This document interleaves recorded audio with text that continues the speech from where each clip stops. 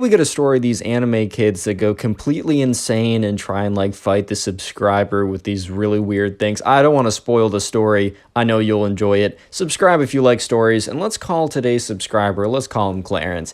And right off the bat, I just gotta let you know that like if you like anime, literally nothing wrong with that. In fact, I enjoy a little bit of anime myself. I mean, you got yourself some Death Note, some Attack on Titan. No spoilers, I've not finished the last couple episodes. I will ban you from my comments forever. No, I'm just kidding. But anyways, this all happened one day when Clarence was just chilling in class. And there was a group of 3 kids who always sat in the back of the room, and they always wore like anime t-shirts or sweatshirts or whatever, and they were kind of known as like the anime kids. They were known for this not just because they would always wear like anime t-shirts and sweatshirts or whatever, but they would literally only communicate to each other with anime references. And one of them sat like L from Death Note, just little, which I don't know, that's just funny to me, man. I've tried sitting like that. It hurts, bro. I was like, oh, dude, I guess is this gonna give me 50% more brain power like L?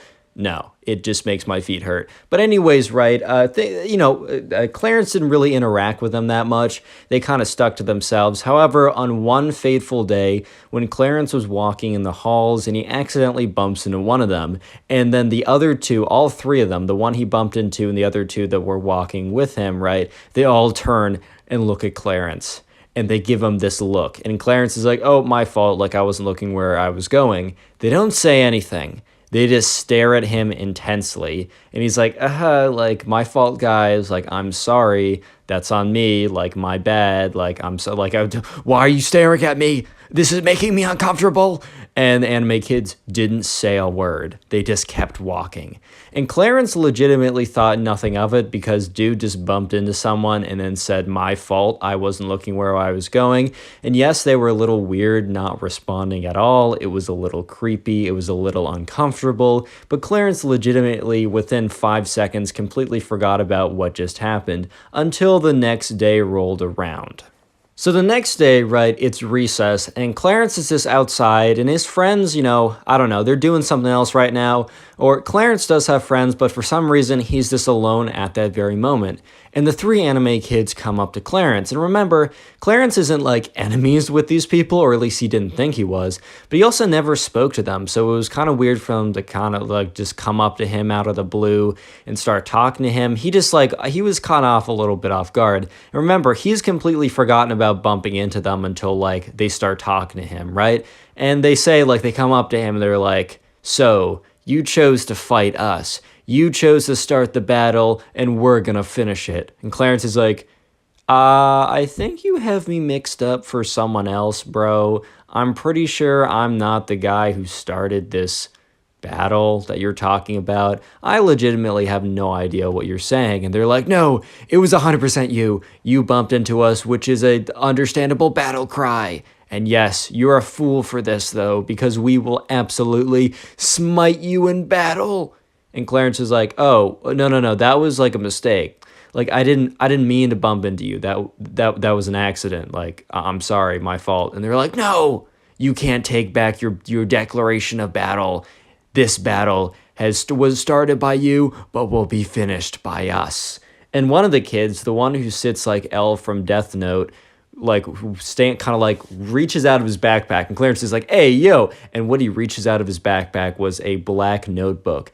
And on the front of the notebook says Death Note on it. If you don't know, there's like an anime Death Note where basically, I'm not going to spoil anything too important, but the main thing is there's a book, and if you write someone's name in it and like what they died from, like the person will die within like 40 seconds or something. I might have butchered that a little bit. It's been a second since I watched it. Great show, by the way. But anyways, he whips out like a replica Death Note, and the other 2 anime kids are like, you don't want him to write your name in this book. And Clarence has never seen Death Note before. He was explained the premise by his friend afterward when he told his friend about this story. But basically, right, one of the anime kids whips out a fake Death Note, and he's just like, you don't want me to do this, bro. You don't want me to do this. And Clarence is like, do what? He's like, write your name in the Death Note. And Clarence is like, bro, what? I don't know what that is. This is like a book or something. He's like, no, it's not just a book, you idiot, you fool, you simpleton, you moron. If I write your name in the Death Note, you will perish. And Clarence is like, what? And Clarence is just like, all right, bro, write my name in that silly book. He's like, ha, you fool. And so the anime kid writes Clarence's name in the book. And he waits 40 seconds and he's grinning the whole time. And then 40 seconds passes and nothing happens. And he's like, Ryuk must have just nerfed this one. Ha ha ha. The other anime kids kind of look at him. And then they look back at Clarence and they're like, you might have won this battle. But this is not simply a battle.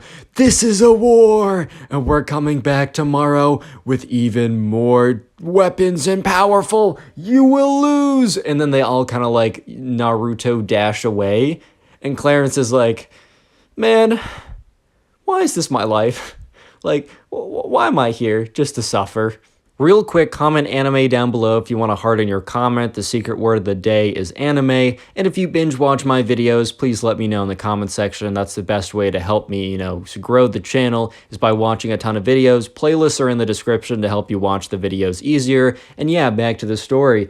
But anyways, right, Clarence is kind of just like, oh, so this is going to be like a thing. Because Clarence is this, he's hanging on to the words where the anime kids were like, oh, we're coming back tomorrow with even more. And Clarence in his head is like, bro, I don't want to have to deal with you guys tomorrow as well. Like, isn't today enough? Like, isn't like you writing my name in that book and then nothing happening? Isn't that enough for all this nonsense? But no, the days just get stranger and stranger because the next day rolls around. And once again, it is recess. And this time, Clarence is with one of his friends. And he notices out of the corner of his eye, the anime kids are rolling up. And he's just thinking to himself, like, bro, I'm not trying to do this right now. I'm hanging out with my friend. I'm having a good time. This is recess. This is supposed to be my break from the nonsense. This is not supposed to be the nonsense, ×2 extended edition. Like, I'm not trying to do this. And the anime kids come up to him and they're like, ha ha ha, you might have won yesterday's battle, but you will never win the war. And then all three of them whip out these fake plastic Pokeballs. And at this point, Clarence is like, bro, you cannot be serious. And they're like, oh, so you know what we're about to attack you with. And one of them yells, Charizard attack! And they just chuck the plastic Pokeball at Clarence, and it hits him. And look, it's not like actually like, okay, ooh, yeah, duh, Connor, it's not a real Pokeball, shut up, right? But it's like, it's plastic, it's hard. And it kind of hurt a little bit. And Clarence is like, ow. By the way, a massive real-life Charizard did not come out of the Pokeball they threw. It just kind of bounced off Clarence, and it hurt a little bit. So Clarence is like, bro, don't do that. That kind of hurts. And then the other one's like, Bulbasaur, attack! And just chucks the Pokeball again. And Clarence is like, dude, stop. That hurts. It's going to leave a bruise. And the final one's like, Pikachu, I choose you. And just chucks the Pokeball. Once again, bounces off of Clarence. And he's just like, bro, can you not? And then another one takes out another Pokeball. Actually, it's the first one. And he's like, Blastoise. And he chucks it and just completely misses Clarence. He's like, bro, I'm going somewhere else. Like, screw you guys, I'm going home. So him and Clarence and his friend, like, they just walk away, and his friend's like, bro, what? So Clarence explains the story as I've explained it to you guys so far, and his friend is like, bro, that's so weird, like, I'm sorry you have to deal with this. That must be pretty annoying. So the next day rolls around, and this is like the craziest day yet. So once again, Clarence is at recess, and he's with a pretty big group of people. He doesn't know all of them super well, but, he knows enough of them well enough that, I don't know, they're doing some big activity or whatever. And once again, the anime kids come over.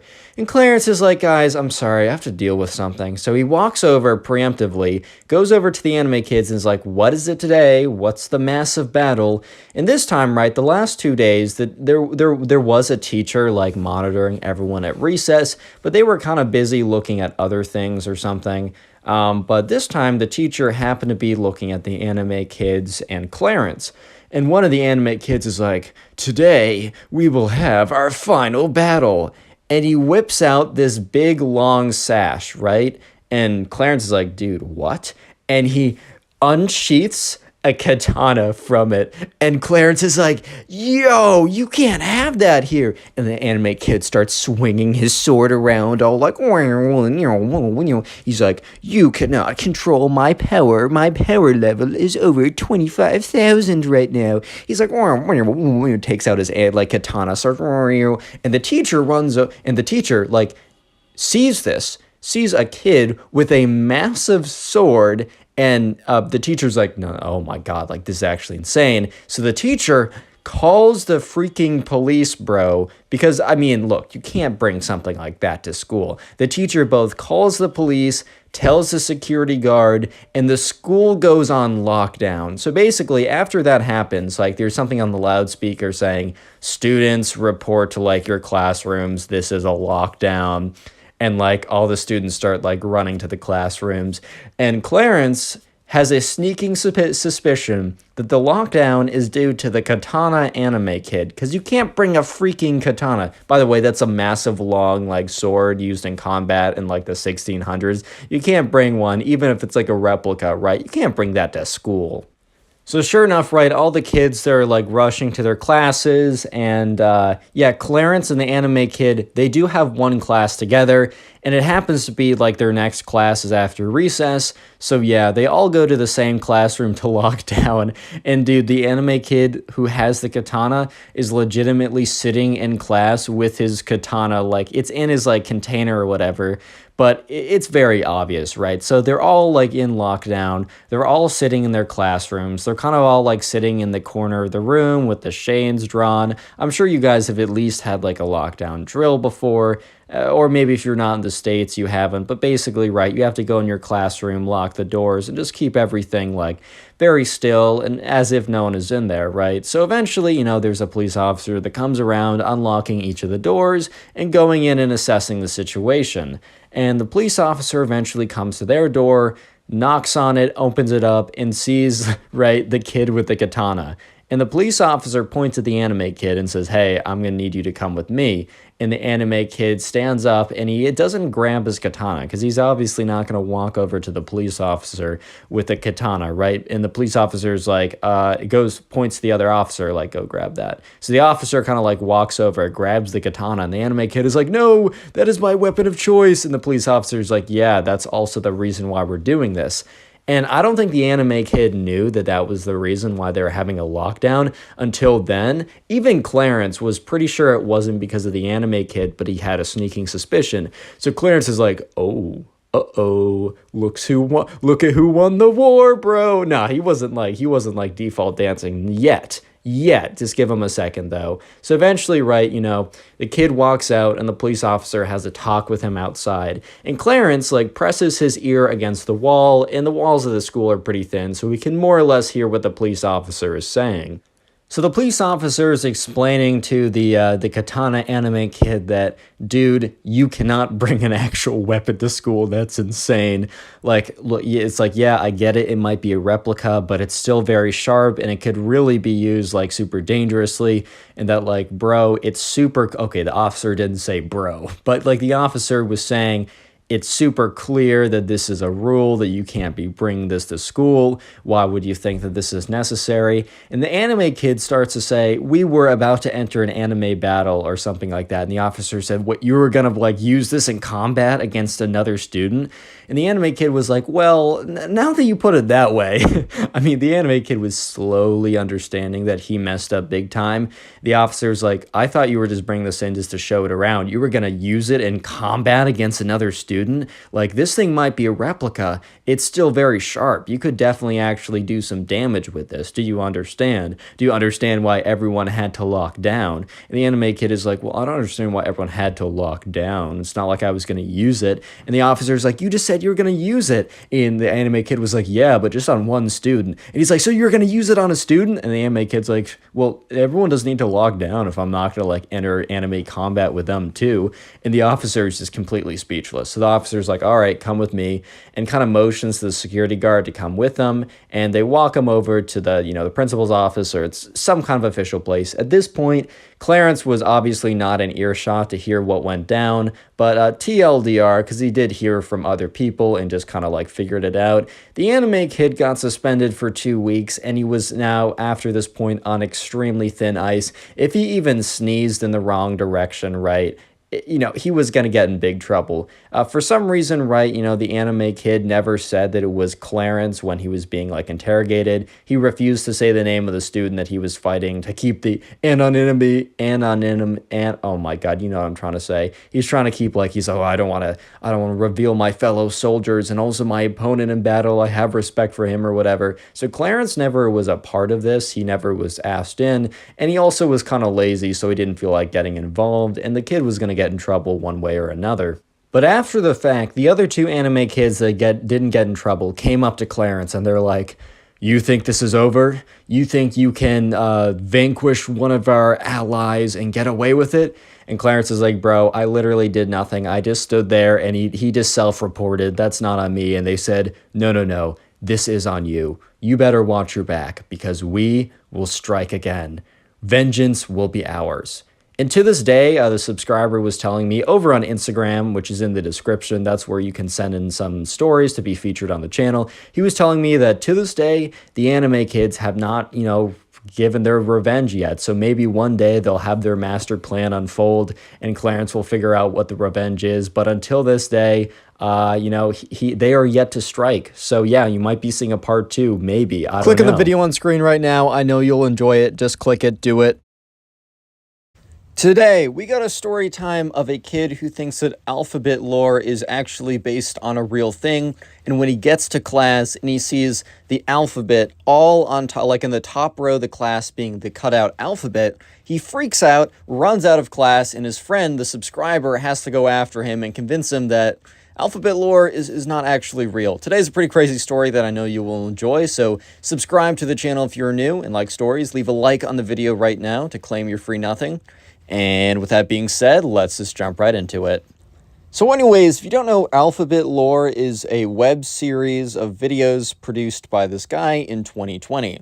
Anyways, though, the kid in this video, he basically over the winter break discovered the Alphabet Lore videos and got like really into it, and also thought that it was like talking about something that happened in real life. Like he got himself to the point where he was convinced that this was like based on a true story. I don't know, man. I feel like, oh my God, why would someone ever lie on the internet, guys? Everything on the internet is true. Anyways, though, so this story all happens when they get back from winter break. And when they get back from winter break, they have a new class. So, in this new class, it is, they're in 3rd grade. So the very, I don't know if you guys have this in your class. Like, I don't have this in my, like, college classes, right? But especially back in, like, 2nd grade, 3rd grade, 4th grade, you know how there'd be, like, cut out letters, like, in the top, like, the entire alphabet's, like, in the top of the, like, the very top of the class or whatever, cut out, along with, like, maybe a globe and maybe, I don't know, a grammar chart or maybe multiplications, timetables. I don't really know. But anyways, the important thing to know is like the alphabet is all on the top of the class, as this will be important later on. So anyways, right, the subscriber meets up with his friend. We're just going to call this kid Ben, who thinks that alphabet lore is actually real. And so anyways, they meet up together. They kind of like talk about what they were doing. And Ben is just going on about like, well, like, basically just spamming about, like, alphabet lore or whatever that is, and the subscriber's like, okay. The subscriber knew it was, like, some web series that was hosted, like, I don't know, on the internet, but he didn't really think much of it. Like, he was like, oh, I guess it's fine. Like, I guess. I don't even know, man. But anyways, right, so sure enough, they walk into class, because they have a class together. And I don't know about you, but I always, like, thought it was really cool when I had a class with my friend, because I'd be able to talk to someone in there. If I was really bored, I'd have someone to hang out with. It was always cool to have a class with your friend. So the subscriber was pretty excited. But they walk into class, and Ben, right, doesn't immediately notice that there is, the alphabet, right, on the wall. And the subscriber does, but he doesn't really think that much of it because it's the freaking alphabet, dude. Who cares? Like, he doesn't actually expect his friend to lose it because he sees the alphabet. So yeah, they walk into class, and they're just sitting there. And Ben must have looked up and saw, like, the alphabet up there, and he's just sitting there.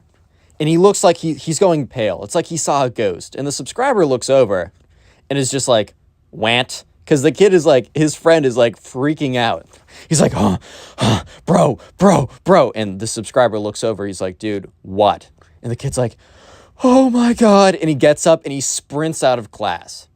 And the teacher, who's about to start class, is like, Ben, where are you going? Where are you out of the classroom, right? So the subscriber runs up to the front of the class and says, hey, I know this is our first class together, but can I go after him? Like, that's my friend. And the teacher's like, I mean, I guess, but just make sure he's okay and be back. If you're not back in the next 10 minutes, I'm going to have to send out someone to go find you. And, you'll be in trouble if you don't be back by then. So the subscriber's like, okay, cool. He runs out. He's trying to find Ben. And Ben, he just hears like sprinting down the hallway. He's like, oh my God. So he starts running after him. He shouts out like, Ben, what is up, dude? Like, why are you freaking out right now? Eventually, Ben like runs into a closet and like slams it behind him. And the subscriber hears this. So he walks up to the closet. And he's like, dude, like, come on, man. Just let me in. Like, what's up? What's going on right now? Yeah. So anyways, right. Ben's like, dude, I can't go back in there. And the subscriber's like, Ben, open up the door. We're going to go back in there. He's like, no. The subscriber's like, okay. Can you explain to me, like, what happened? And, Ben's like, okay. I went online and I found a ritual. And the subscriber's like, dude, what? You went online and you found a ritual? Like, okay. And then Ben goes on to say, yeah, it was to summon the characters from Alphabet Lore and make them real. And I did it. It was like you go at 3 a.m. in your bathroom mirror and you say a bunch of stuff. And I did it because I was like, it's totally not real, dude. And up until this point, I was like, okay, yeah, that's such a lie. But I was thinking, why would someone lie on the internet like that? But like, they didn't show up in real life. But we got into class today, and they were just sitting on the wall, and they were staring. And the subscriber's like, dude, that's just a cutout of the alphabet. Like, you're good, bro. Like, you're good. Trust. Yeah, so at this point, the subscriber's like, bro, are you serious right now? Like, really? But he doesn't want to, like, antagonize his friend. He's like, okay, dude, well, I just want to let you know that those are just, like, paper cutouts. You gotta trust me on this. And Ben's like, dude, like, they were, like, looking at me. And the subscriber's like, they were not looking at you. They're just paper cutouts. I need you to trust me on this. And the kid's like, well, how do I not know that you're not working for them? And the subscriber's like, wait, what? Working? Like, how does that even work, dude? Like, legitimately, how does that even work? And the kid's like, well, they might have, like, I don't know. And the subscriber's like, see, look, people lie online. You probably went on some forum and someone was trying to, like, mess around. And I'm not trying to say you fell for it, but maybe you fell for it. The alphabet was there. I guarantee you that the alphabet was there before you did the ritual. And the subscriber says, if I can prove that, will that be enough? And Ben's like, I guess. So anyways, the subscriber has to walk back into the classroom. It's been about 5 minutes. And the teacher looks at him, and Ben kind of like motions for the teacher to come out, and the teacher's just like, what? So the teacher walks out, and Ben is mentally preparing exactly how he's going to explain to her, hey, so my friend thinks that this webcomic online has appeared in real life in your classroom because he did a ritual spell, and I need you to prove that those cutout alphabet letters have been on your wall for longer than before winter break, and then he'll come back in. Like, that is not an easy thing to explain to a teacher who probably barely knows how to turn on her Chromebook, bro. Yeah, but anyways, right, sure enough, the teacher is just kind of like standing there, just like listening to what the subscriber is trying to explain. And the teacher says, look, I have legitimately no idea what you just said or what any of what you just said means. However, I'm just going to like put that aside and assume that if I can show you a photo of my classroom that shows the alphabet, I don't know why, but shows the alphabet predating winter break, then Ben can come back to class and we can have a more or less normal first day of class together. The subscriber says, yes. So So the teacher's like, okay. Teacher takes out her phone, looks back, finds a photo from September of that year, so many months before winter break. It shows her like in the classroom. Someone took a photo of her. I think this is like her first year here, so she wanted like a photo on the first day of school in her classroom. And sure enough, the alphabet was like behind her. So they don't rush over, but they walk over to where Ben is in the closet. And the subscriber's like, hey, Ben, I have proof. So Ben opens up the door, and the teacher's like, look, I don't understand what's going on. I don't understand a single thing that's being said, and you guys probably can't explain it to me, or it'll take me like months of research to figure out what is even going on. However, I was told by the subscriber that if I showed you a photo of the alphabet being there before winter break, that you will come back to class, Ben. And Ben's like, yeah, that's right. And the teacher's like, okay, I'm not even gonna look into it. She says, okay, here's a photo that my friend took on my first day of teaching. As you can see behind me, this is the same like room. And as you can see, the alphabet is behind me. And Ben is like, well, how do I know that this isn't like Photoshop? And the teacher's like, you really think I'm going to Photoshop this? And Ben's like, well, I mean, maybe the alphabet lower characters did that for you. And the subscriber's like, because the teacher looks at the subscriber like, you told me if I showed him this photo, we'd be good. Yeah, so the subscriber's just looking at Ben like, dude, come on. And then Ben's like, wait a minute. And takes a very much like closer look like, how do I even know that this isn't Photoshopped? And Ben's like, dude, or the subscriber's like, dude, you just said that. And he's like, okay, Ben, look at me. So Ben turns to the subscriber and he's like, do you really think, no offense, it turns to the teacher, says no offense, do you really think Miss Janet over here knows how to use Photoshop? Like, do you think she even knows how to turn on a computer? And Miss Janet's like, hey, wait a minute. Like, I'm showing you a photo on my phone. Anyways, though, the subscriber kind of motions her, like, relax. Like, I'm trying to help us out. And Ben's like, that's probably a good point. He's like, fine. But if the alphabet's in there, start attacking me, bro, it's going to be your fault. And the subscriber's like, you know what? If we'll make a $5 bet that I pay you, you don't pay me. Here's the bet. I will pay you $5 if the alphabet attacks you. And if the alphabet doesn't attack you, then nothing. And Ben's like, well, that's a pretty good deal for me because I don't lose anything and I only have upside, so I guess I'll take you up on it. Anyways, the three of them walk back into the classroom. Ben and the subscriber sit down. The alphabet does not attack him because he did not actually summon the characters from alphabet lore in real life because doing a ritual online doesn't actually mean anything. And with that being said, if you enjoyed today's video, click on one of the videos on screen right now. And if you're listening on Spotify, well, listen to another podcast, and peace. How's it going, everyone? Welcome back to the channel. Today I have a story that my friend told me about where basically his little brother was telling him about this time where basically this kid came into his class and tried to convince everyone that he was Dream. Believe it or not, he wasn't Dream, but it actually turned out to be pretty funny because, the kid really did believe that he could pull it off, but at the end of the day, man, no one was buying it, and it was a pretty good story, so I thought I'd tell it on here. Real quick, make sure you are subscribed to the channel with notifications on. If you don't turn on the notifications, you won't see my storytime videos that I try and upload every single day. And also, if you leave a like in the video right now for a limited time, I will give you literally nothing in return, just because I'm feeling extra generous. And with that being said, let's get right into the story. Alright, so this story was told to me by my friend, and so basically my friend has a little brother, and his little brother is in the 5th grade. Let's call his little brother Ryan, right? So Ryan is, he's going to school, and this story took place last year, so it was pretty recent, right? So Dream was pretty popular at this time. Dream is still very popular now, but last year was kind of like the rise of Dream and his popularity. It was also kind of a very high point for Minecraft as well, so it was very popular, and obviously there's like a younger demographic that does tend towards those videos.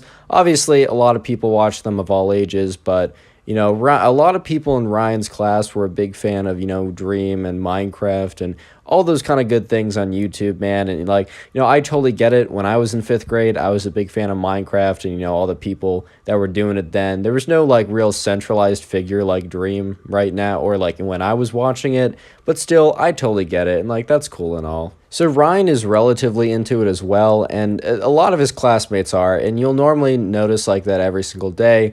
someone will be talking about it. It'll be some part of the discussion. So one day, Ryan is sitting in class, and him and his friends are talking about Dream. I don't know exactly what they're talking about, but, maybe the new Minecraft manhunt video or something. Honestly, dude, if I was in 5th grade, I would probably be, as hyped as they are about the Minecraft manhunts. I mean, to be fair, man, whatever you think about Dream, those videos are entertaining. There's a reason why they get so many views. But anyways, Ryan and his friends were sitting in class talking about Dream's new video, whatever that was at the time. And then he noticed that one of his friends was kind of like looking at them and kind of like smirking a little bit and was trying to be super obvious about like smirking and like kind of like doing this big old smile. And this friend, let's give this friend a name. Let's call this friend Sam, right? So Ryan and his friends are talking about this Dream video, and Sam is just there smirking the whole time, looking at them. And eventually he walks over and he joins the conversation. He's like, so you guys really like this Dream guy on YouTube? And then he has this big old smile.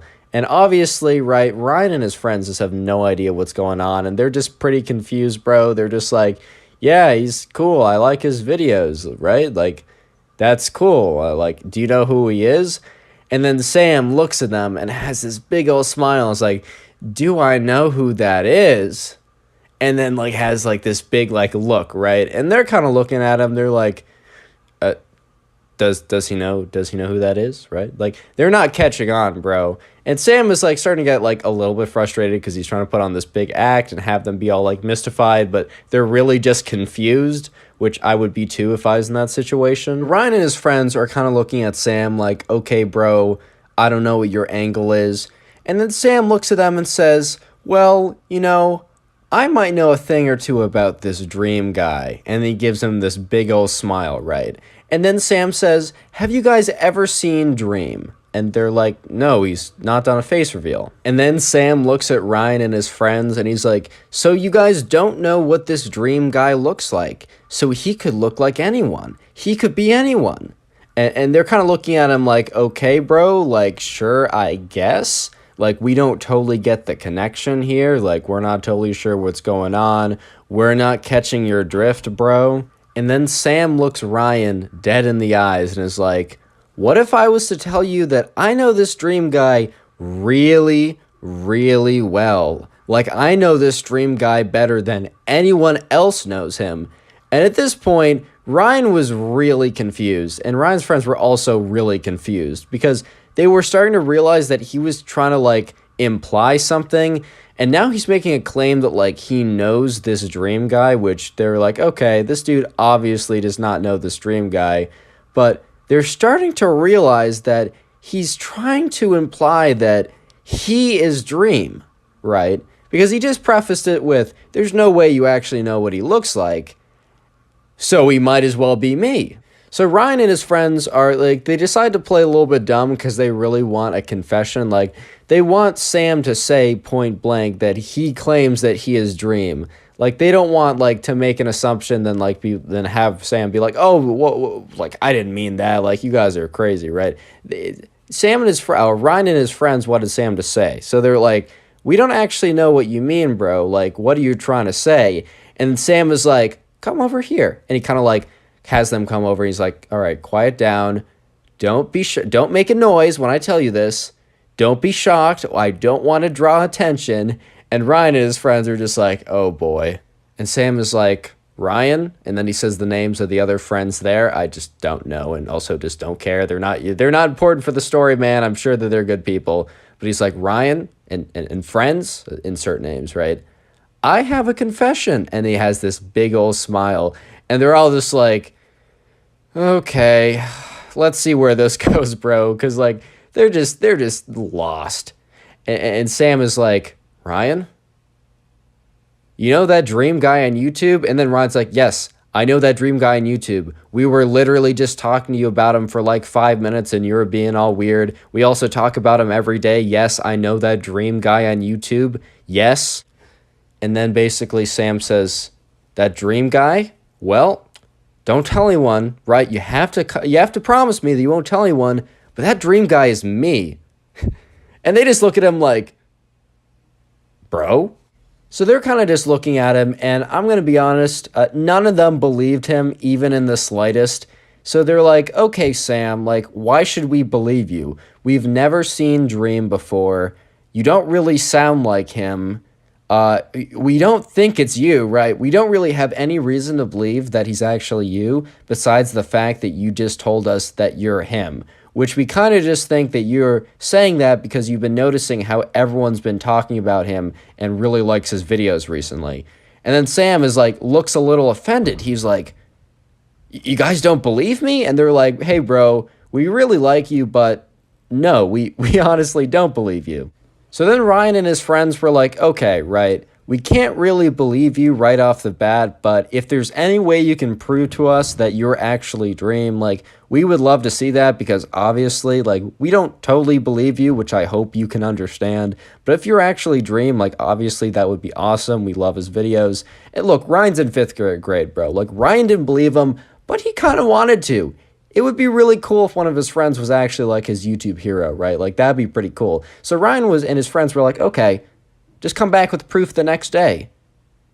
And then the next day rolls around, and Ryan and his friends are waiting, and they see Sam walk in with a big smile on his face. Sorry to interrupt the video real quick, but if you made it this far into the video, which you obviously did because you're listening to this right now, I would like you to go into the comment section of this video and comment door down below, like DOOR, the thing you enter a room or a building with, right? Just comment door down below. It's kind of like a fun community thing we do just to see who actually watches the videos. And I've been trying to heart as many of those comments as possible. So if you want the top commenter achievement next to your name, go ahead and comment it down below. There's a good shot you'll get a heart this time, if not next time. And you can always comment it on old videos. I just comment heart whatever I see. Anyways, with that being said, let's hop right into the story. Right, so Ryan and his friends kind of get together because they see Sam walk in. Sam looks at them, and Sam has this big smile on his face. So Ryan and his friends were like, oh, wait, is he smiling because he actually has proof? And then for a second, they're like, and if he actually has proof, does that mean he's actually... Because look, let's be fair, bro. In 5th grade, I believed a lot of dumb stuff. Like, I was super gullible in 5th grade, right? So Ryan still didn't really believe it, but... he really wanted to, bro. So he was kind of excited to see what, the proof was going to be, because while he didn't believe it, he really wanted to. So Ryan basically goes up to Sam and is like, hey man, like, how are you doing? Like, do you have any proof? And he's like, by the way, if you were just saying that yesterday, like, we really don't care. Like, it's all good, bro. Like, it's fine. If you don't have any proof, like, don't worry about it. And Sam's like, no, I got proof. And he has a little smile on his face and he walks away. So all of a sudden, right, Ryan is like, oh my God, wait, he actually has proof? Like, he has to be...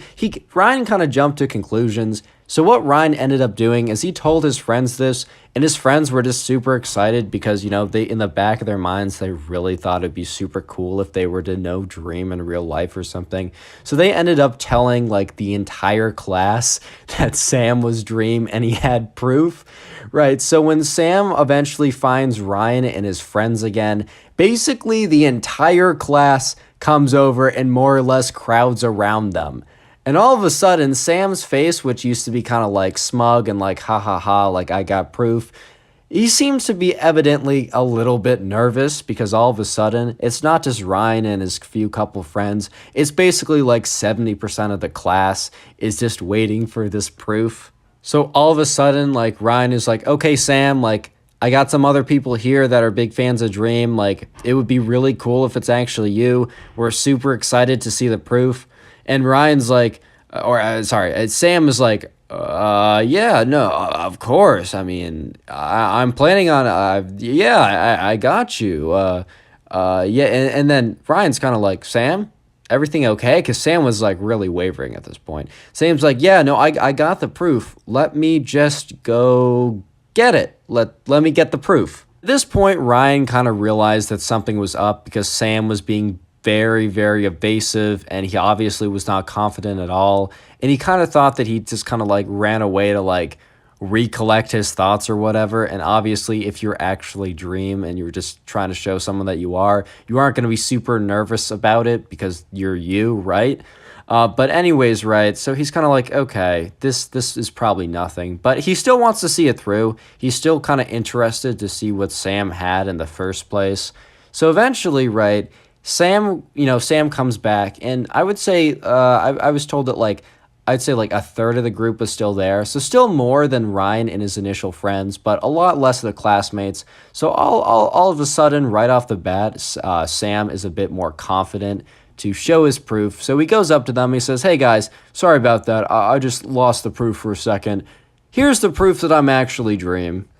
So he pulls out his phone and he shows a text message conversation.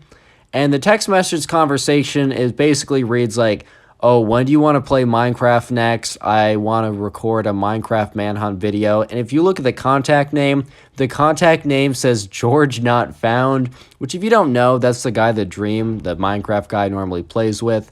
But right off the bat, everyone was like, whoa, whoa, whoa, whoa, whoa. If you're actually right, if this is actually George Not Found, Dream wouldn't have his contact labeled as his Minecraft username, right?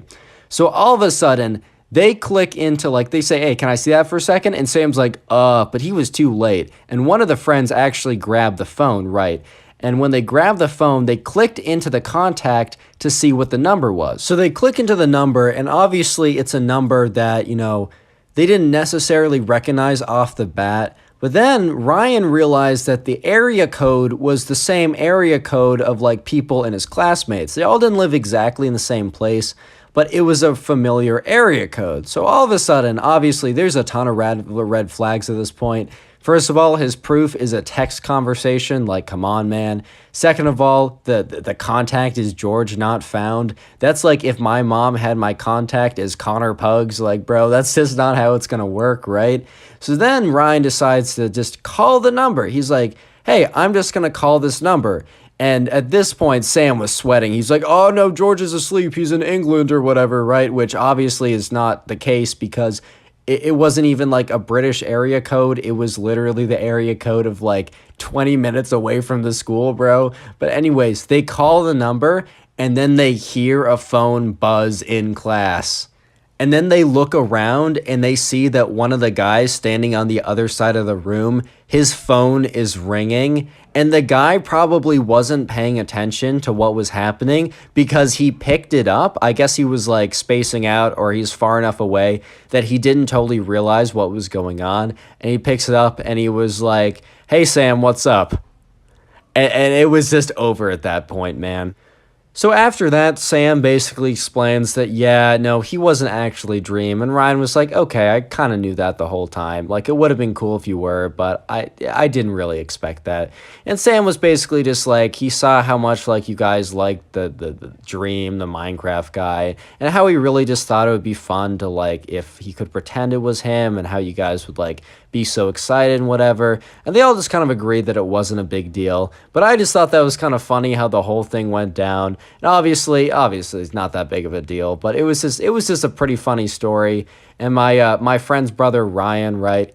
He had a good story to bring back home, which was eventually brought to me and was brought to you on the channel. If you enjoyed today's video and want to support the channel, literally just go ahead and watch another one of my videos. I'm going to have some old storytime videos up on screen right now, or if you don't see them on screen, just go ahead and click on my channel, or you can watch the storytime playlist, which will be on screen, or it'll be linked in the description. And with this, guys, thank you so much for watching. Like, subscribe, and yeah, see you in the next one. How's it going, everyone? Welcome back to the channel. Today I have a story time for you that was told to me by one of my subscribers, where basically the subscriber went to a summer camp and he met this guy, and this guy claimed that Dream went to his school, right? So it turns out that this guy that claimed that did not live too far away from my subscriber. So my subscriber actually decided to fact check his claim and showed up at his school one day, and it was absolutely hilarious, and I had to tell the story. If you enjoy storytime videos, make sure you are subscribed to the channel with notifications on. You need to turn on notifications to make sure you do see all the new videos. And also leave a like on the video, as I'll give you nothing, which is pretty cool. Anyways, let's get right into the story. So this subscriber went to a summer camp, and the summer camp was towards the end of the summer, and he had to go back to school in about 2 weeks after the camp ended.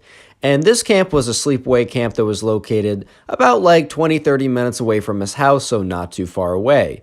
And anyways, he gets to the camp and, he's a little nervous because he doesn't really know anyone there. And his mom drops him off. He's like, hey, and she's like, hey, you're going to be totally fine. Like, I'm sure you'll meet people, all that good stuff. This subscriber was a pretty big fan of Dream. This was about like a year ago or a year and a half ago when Dream kind of like was really like popular for his Minecraft manhunts. And I'm not going to lie, like I don't really watch Minecraft content anymore, but back when Dream's Minecraft manhunts were like super popular, like he just came out with them, they were pretty entertaining. I'm going to be honest. Like feel free to hate on me, bro. Like those things were entertaining back in the day. Anyways, he was a pretty big fan of Dream, so he gets to the camp, right? And that detail is more important later on. So he gets to the camp, and they basically say, okay, well, we're gonna have a little meet and greet thing before we head off into groups or your cabins, so you'll have an opportunity to meet people. And also, you'll have an opportunity to meet people at your cabin. And when they said that, the subscriber is feeling much better. He's like, okay, you know what? I'll definitely be able to meet people here, right? The subscriber goes to this area where all these other kids are, and he's kind of standing by himself, but he also notices that everyone else at this camp is more or less standing by themselves because no one really came here with friends except for a couple guys, right? But basically, what they do is when the camp counselors come out and they're like, okay, guys, right? Let's break up into smaller groups. So they counted off like into 9 different groups. So they went around going like, you're a 1, you're a 2, you're a 3, if you guys have had that happen before. So this guy gets a 4, a pretty unnecessary detail. I just remember it from being told it, right? So this guy gets a 4, he's in group 4. He goes over and he starts talking to some of the other people. And they start off with like the hey, like, where are you from? What grade are you in? How old are you? What sports do you play? And then you kind of move on to what do you do in your spare time? And some people were like, oh, I play whatever sport. Some people are like, yeah, I play some games, right? Kind of standard stuff. And then someone brought up how they watch a lot of YouTube. And then some people were kind of talking about like, oh, I also watch a lot of YouTube. And they're like, oh, what YouTubers do you like? And some people said that they liked, I don't know, Logan Paul. Some people said that they liked like some kind of makeup YouTuber guru because it was a pretty diverse mix of people. But there was a couple people that were like, oh, like I really watching Minecraft videos. And then another guy says like, oh, which ones? And then like the subscriber actually pipes up and says, hey, I also like watching Minecraft videos. I like watching Dream's Minecraft manhunt videos. I'm a pretty big fan. And then this kid kind of speaks up. And by the way, this kid lives near the subscriber because earlier they said where they're from, and the subscriber and this kid live basically in the same area. However, they're in like different area codes or districts, so they go to different schools, right? But they live in more or less the same area. So this kid kind of pipes up, and I don't think he totally realized how like close the subscriber lived, or he heard it and kind of just forgot. I'm not 100% sure how, but anyways, he says, oh, you like Dream? I know something very special about Dream. And then like the few people, including my subscriber who knew Dream, their ears kind of perked up because they're like, I like this guy. I watch him on YouTube. That's pretty cool. Like, I like this guy. What's the interesting thing? Like, I'm curious. And the guy said, Dream actually goes to my school. And they just kind of looked at him like, no, he doesn't. And he says, no, he really does. And he's being very firm about it. Like, he's being very matter of fact. And then they're just like, they're not 100% sure why he would lie. I mean, maybe because like he just heard that they like Dream and like he's trying to like impress them or something. But then he says, no, here's a photo. And he takes out a photo and he shows them some blonde guy. And you have to remember that at this time, and even at this time, Dream has never done a face reveal. I think he's maybe blonde or brown hair, but no one really knows what he looks like. So they're all like, okay, dude, we don't actually know what Dream looks like, but that could be him. The subscriber was thinking to himself, well, that could be him, I guess. Like, I don't see why it would be, but I also don't see why it wouldn't be. So if he's being so like, if he really thinks so. Anyway, so the breakout group ends, and then they're asked to go to their sections, which they were told in the beginning. Basically, that's where their like sleepaway camp area is.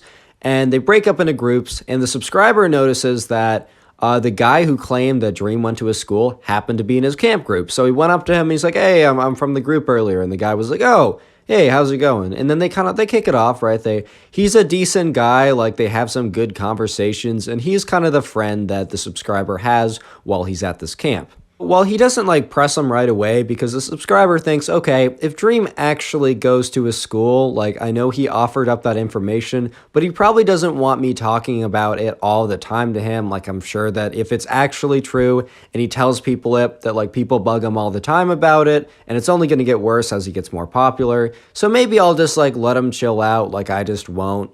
Like, you know, I just won't ask him for a second. Like, that seems fair enough. But after about a day or two of them just hanging out, they're at lunch together, and the subscribers is like, okay, it's been enough time. I gotta know. Like, I gotta ask some questions. This is just way too interesting. So the subscriber asks this guy, like, okay, well, how do you know that it's actually Dream? And so this guy goes on to say, like, Dream goes to my school, and I knew him for a long time. I was never super close with him, but, you know, he was just telling people like that he had this channel and that he was posting videos about PewDiePie's seed back in the day before those videos blew up in popularity. So like he told people to subscribe and such, and then I did. But then his videos started getting really popular and I just knew about it before. And while he didn't really go around telling people this afterwards, I was just one of those guys that he told before because I totally had a class with him, and yeah.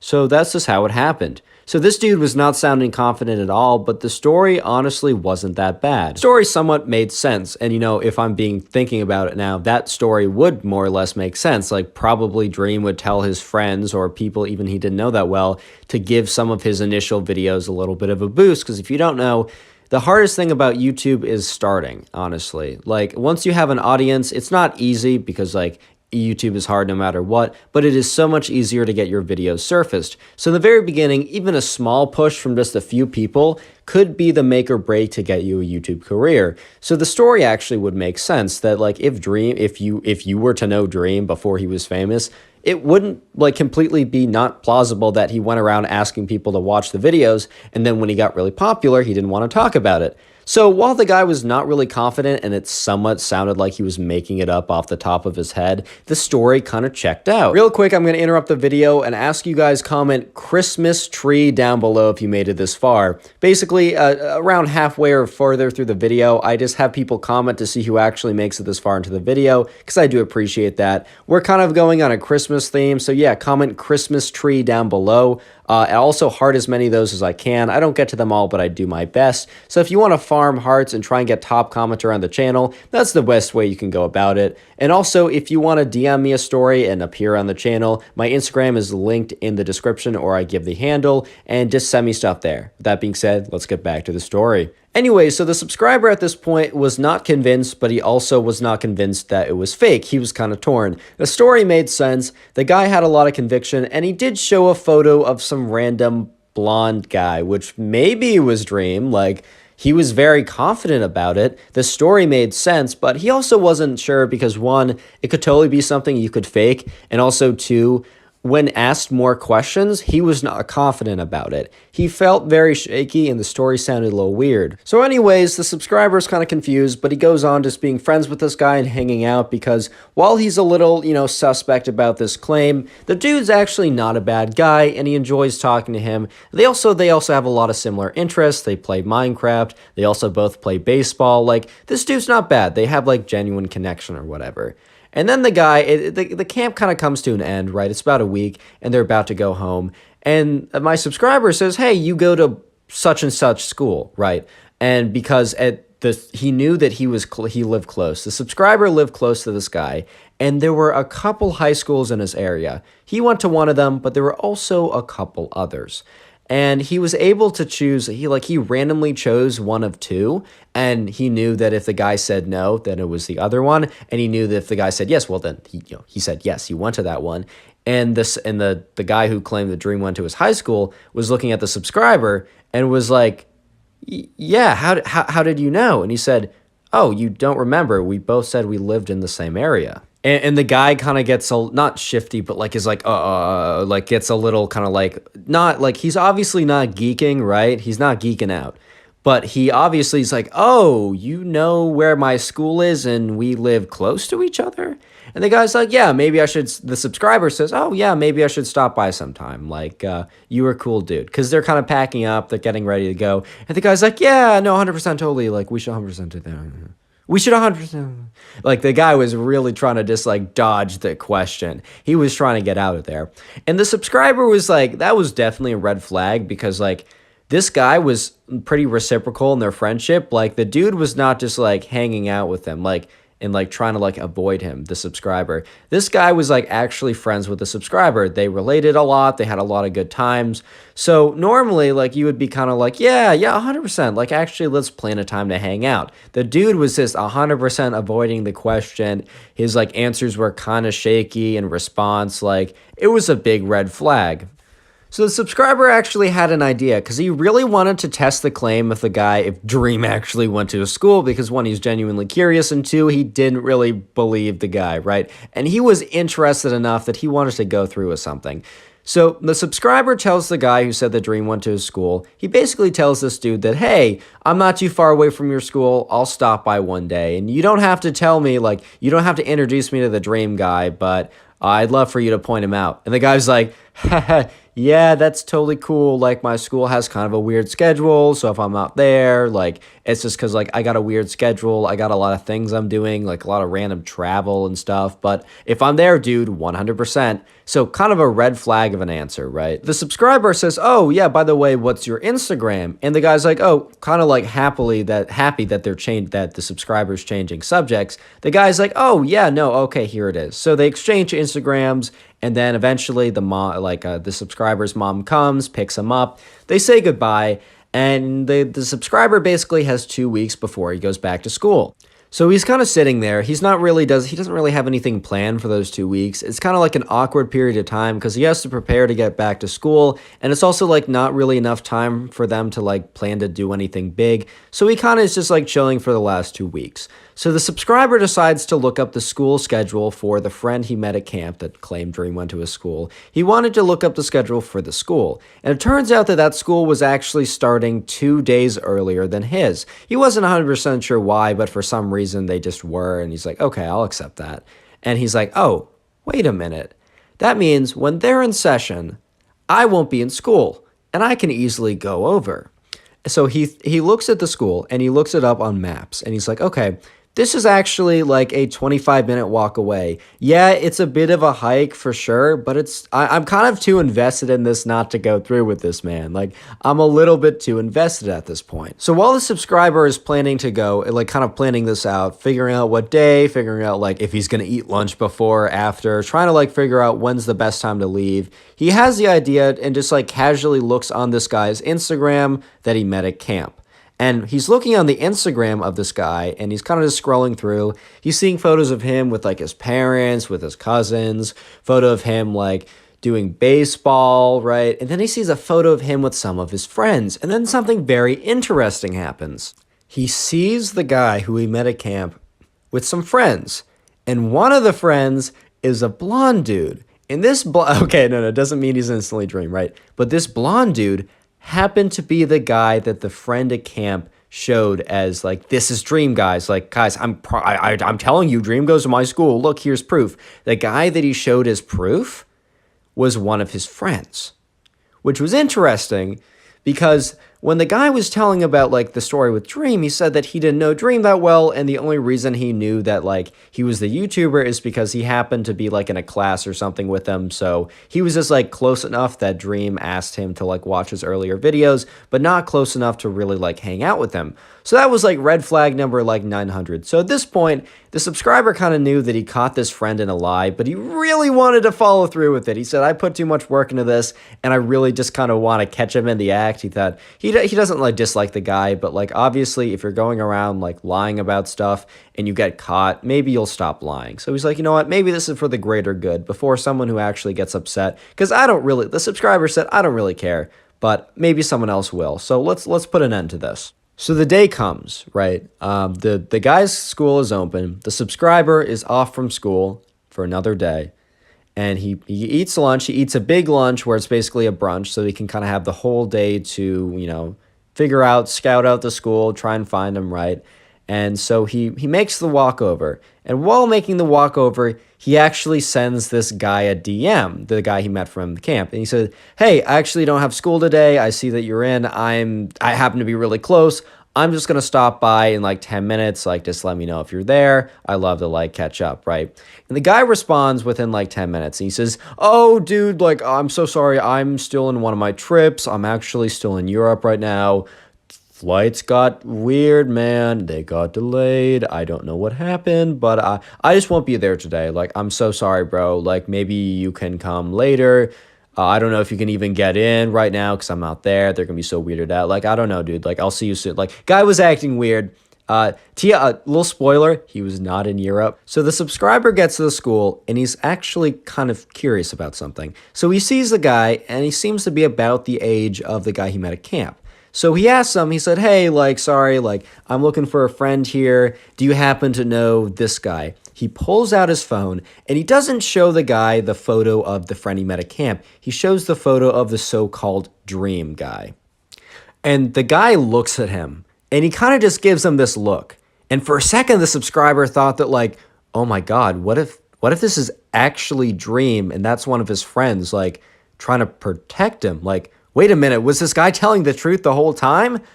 No. This guy says, "Look, that's like one of my best friends, and I think I know why you're here. So did so-and-so," and he lists the name of the guy. Let's just call him John. Let's say that the guy who said the dream went to a school at the camp, let's call him John. So the guy that, like, the subscriber meets, he said, "Hey, did John say that this guy is Dream?" And the subscriber says, "Yeah, he did." And the guy kind of lets out a sigh. He's like, "Oh boy, another one of these." So the guy says, "Look, this is one of my best friends. He doesn't even play Minecraft. We just play Call of Duty together.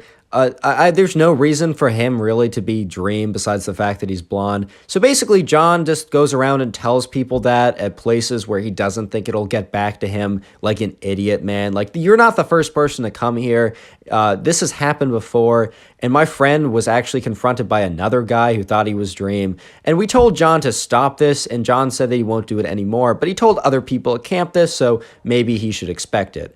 And the subscriber was like, "Oh, wow. So I'm not the only one who came to the school to see if this guy was actually Dream or not?" And the guy's like, "No, John told like a bunch of people at camp. It's super annoying. My friend's really annoyed. And honestly, since there was this one guy, we really let him off. Like, we let him off. But since there's like multiple guys and you're the second guy and maybe there's going to be more people coming, you know what? I think we're going to tell on John to the principal." And then my subscriber is like, bro, like, I'm sorry. Like, I didn't mean to cause any trouble. Like, John's a decent guy. I don't know why he'd lie about this. And the guy says, "You know what? It's really been causing a lot of trouble, but maybe we won't tell on John. We won't tell on John. But maybe you should talk to John. And John's in class right now." And the subscriber says, "He said he was in Europe." And the guy laughs. He said, "Europe, bro? If he means Europe by over there, then maybe he's in Europe, but he's right there, bro." And he points to like a classroom. And he said, "Hey, they're out in like 5 minutes. Just stand outside." So the subscriber's like, "Okay, I got nothing better to do. And if it's really 5 minutes, might as well do that." He's like, "Sorry, man, for like bothering you. I probably shouldn't have actually come. Even if it was Dream, like, that's not cool for me to invade the privacy." And the guy's like, "No, man, you're honestly fine. It's just not cool what John has been doing."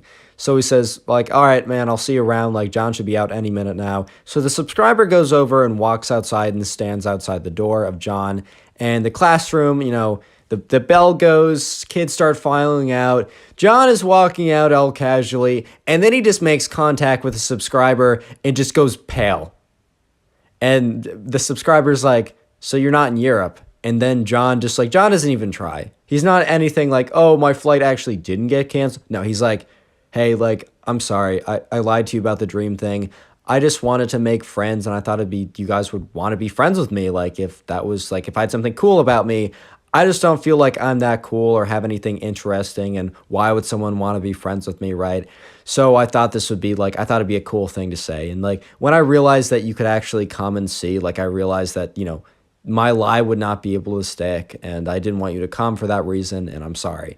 And the subscriber was taken aback by how honest John was all of a sudden. And he's like, "Dude, I'm kind of hurt that, you know, that you lied to me consistently and didn't eventually just tell me, like, right away. Like, but I do think you're cool, and you don't need to lie about these things, man. Like, I genuinely enjoy being friends with you. Yeah, I'm a little shaken because you lied to me, even though I kind of suspected that, but everything else was kind of cool." And he said, if you want to hang out, like, I'm down. Like, you know, maybe give me a sec to like get over this, but you're kind of cool, bro. Like I would enjoy hanging out with you. And the guy John was like so taken aback by that he's like, yeah, man, I'm so sorry about that.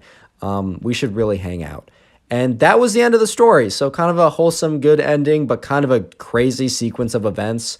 And I thought you guys would really enjoy that. If you have a little bit of time and want to support the channel, literally just go ahead and watch another one of my story videos. Watching old story videos really helps promote the channel, and you can do that by watching any of the videos on screen right now, or even more easy, you can just click on the Storytime playlist that has all my Storytime videos together in one place. If you don't see it on screen, it's also first link in the description, so go ahead and watch that. Thank you guys so much for watching. Leave a like, subscribe, and yeah, see you in the next one. Peace. Minecraft kid of, well, I mean, you can read the title. Normally, I tell you guys to grab something to eat, but dear God, please do not grab anything to eat while you listen to this story. Anyways, let's call the subscriber Nico, and subscribe if you like stories anyways. The subscriber who sent in today's story, which you can send it to my Instagram, we're going to call him Nico, right? So this all happened one day when, you know, Nico was in class, and he was kind of just chilling, thought it would be a normal day, but his teacher comes in and announces that today is going to be a really special day, and it's not even going to be a special day, it's going to be a special fun day. So not like, ooh, it's special because we have a massive final exam,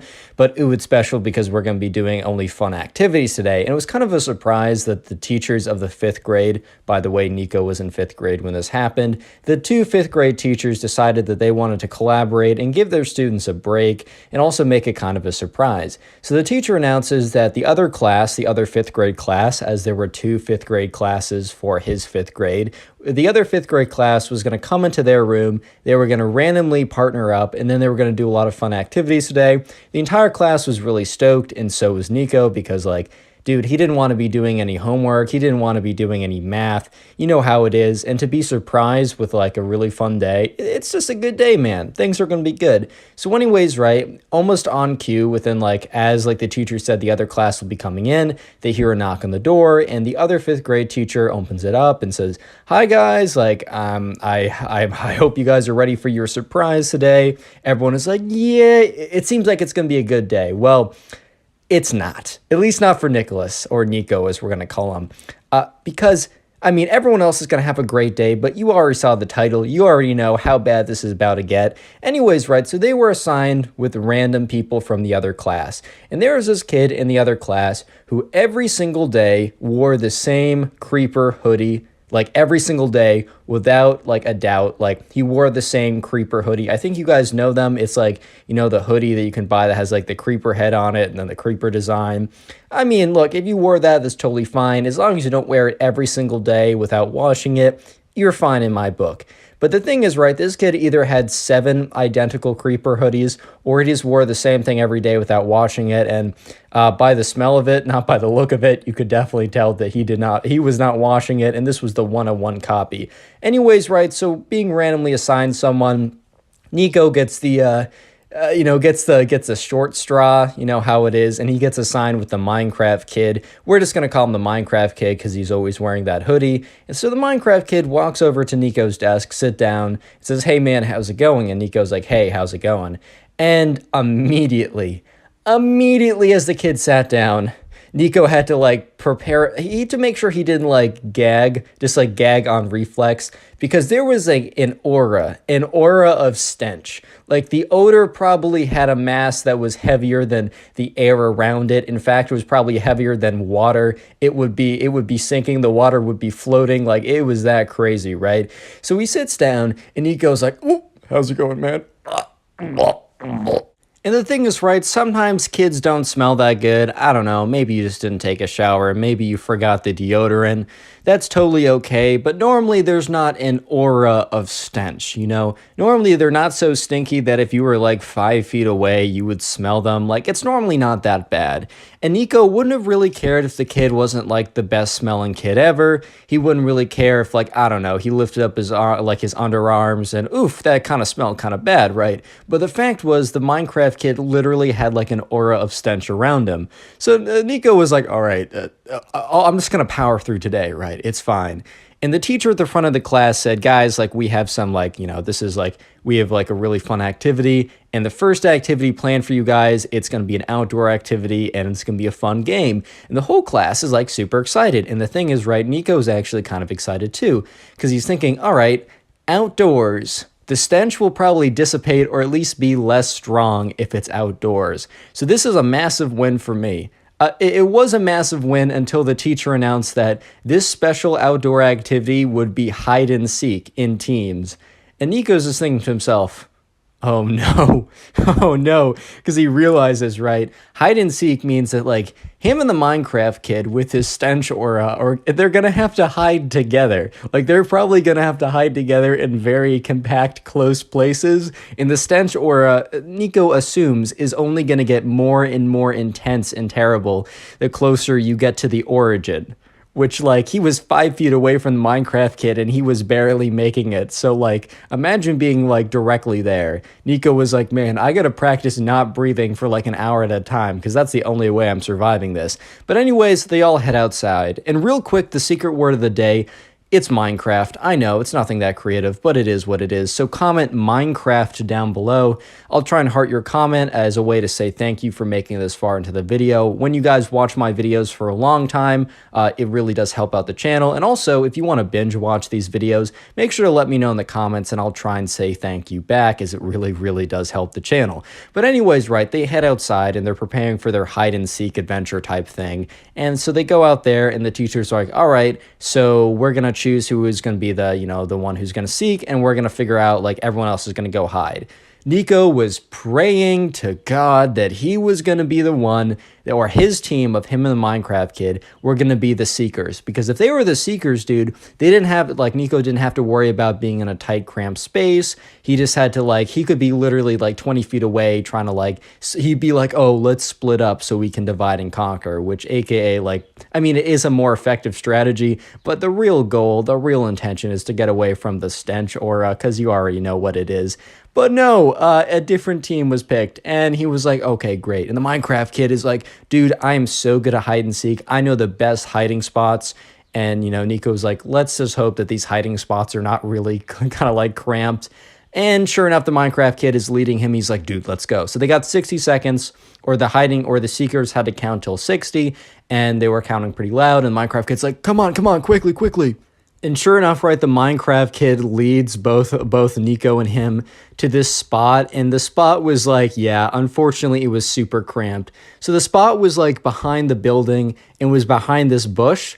And the thing was, right, the little spot behind the bush that, like, someone could hide in, it was really only a good hiding spot for one person, and it would have been incredibly cramped for two. The Minecraft kid's like, don't worry, man, like, I can squeeze in. We totally got this. No one has ever found me in this hiding spot. And Zach is thinking to himself, wow, this is actually a really good hiding spot, because it was. However, the problem is, the better the hiding spot, right, the longer the duration that he's going to have to stay in that hiding spot, and also the longer the duration that, he's going to be in that hiding spot with the Minecraft kid with his, like, literally, like, life-threatening stench aura. And he's like, okay, this is going to be the hardest challenge of my life. And the Minecraft kid hops in there. He's like, dude, come on.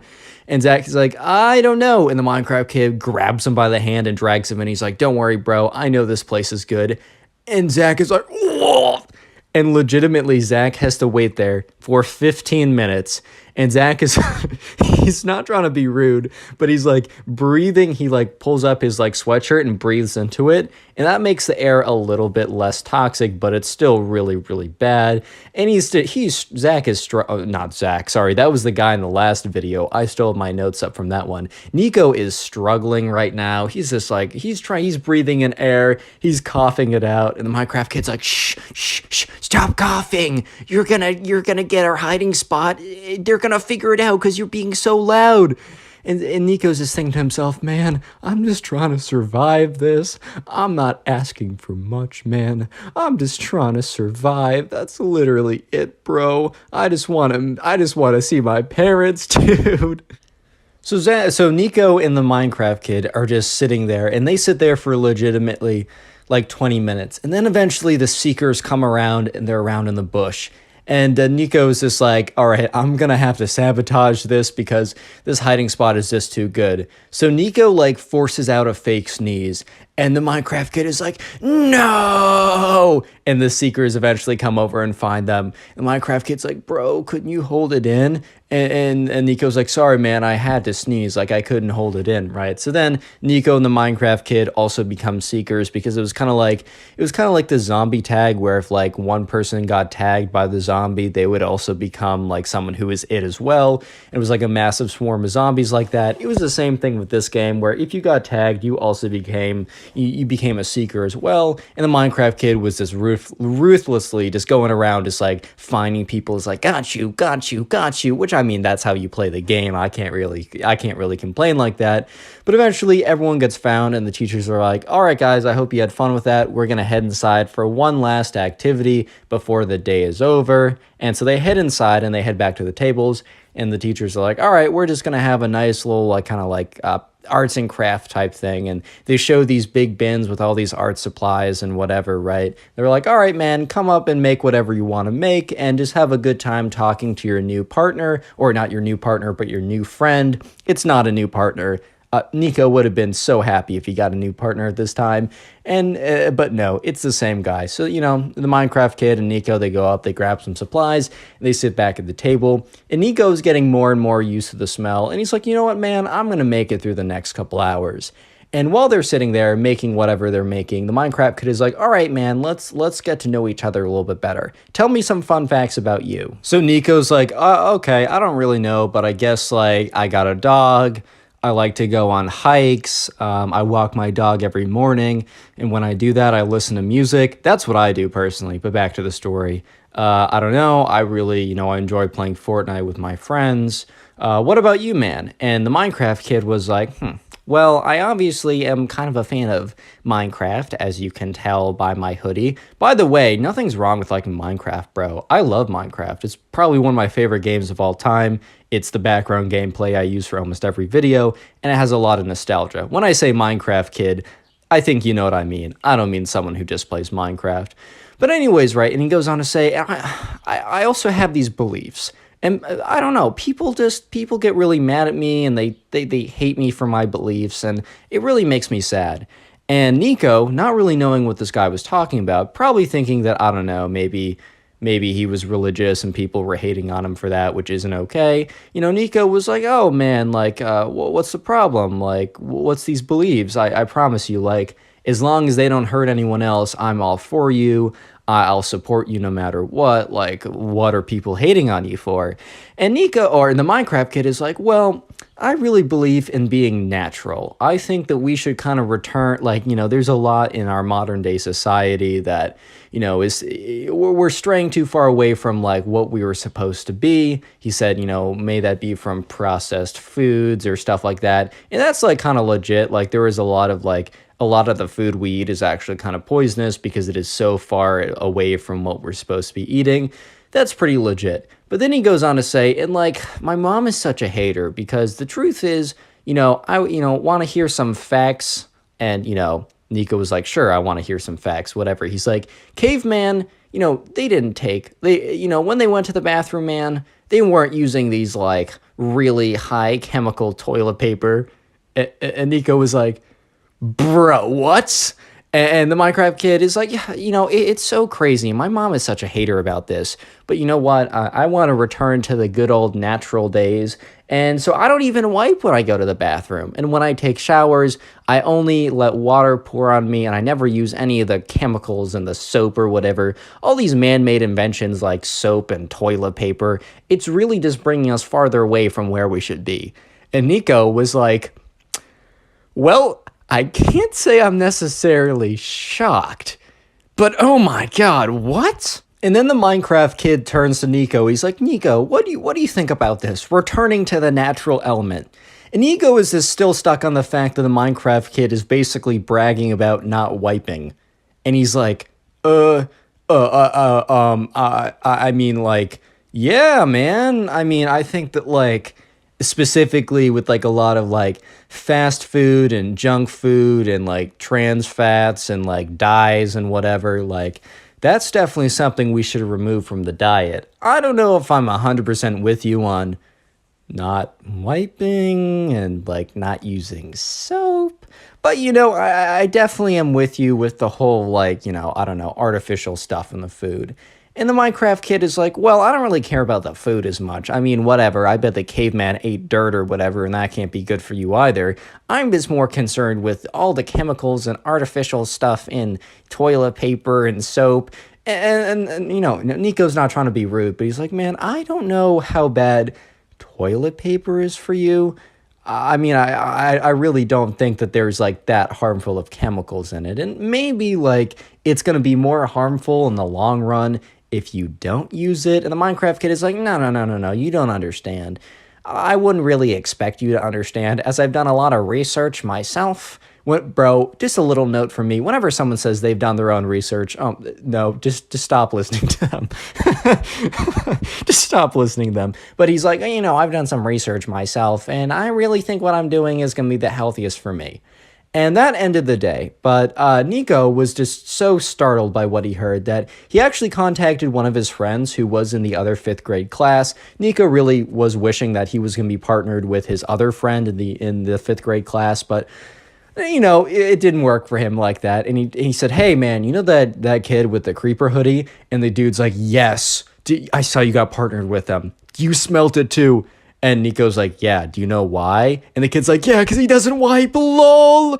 And Nico's like, bro, what? He tells everyone that? And the other kid in, like, Nico's friend in the other class is like, yeah, bro, he's bragged to everyone about it. Like, legit, everyone here knows. I should have given you a heads up. I just wasn't able to. I'm sorry about that. And Nico's like, wow, like, I spent a day with them. You got to spend, like, the entire year with them. You're a trooper. And he's like, dude, I know. I once got partnered with them. I had to go to the bathroom to, the insides of his stomach came out on the outsides is what I'm trying to say from the smell.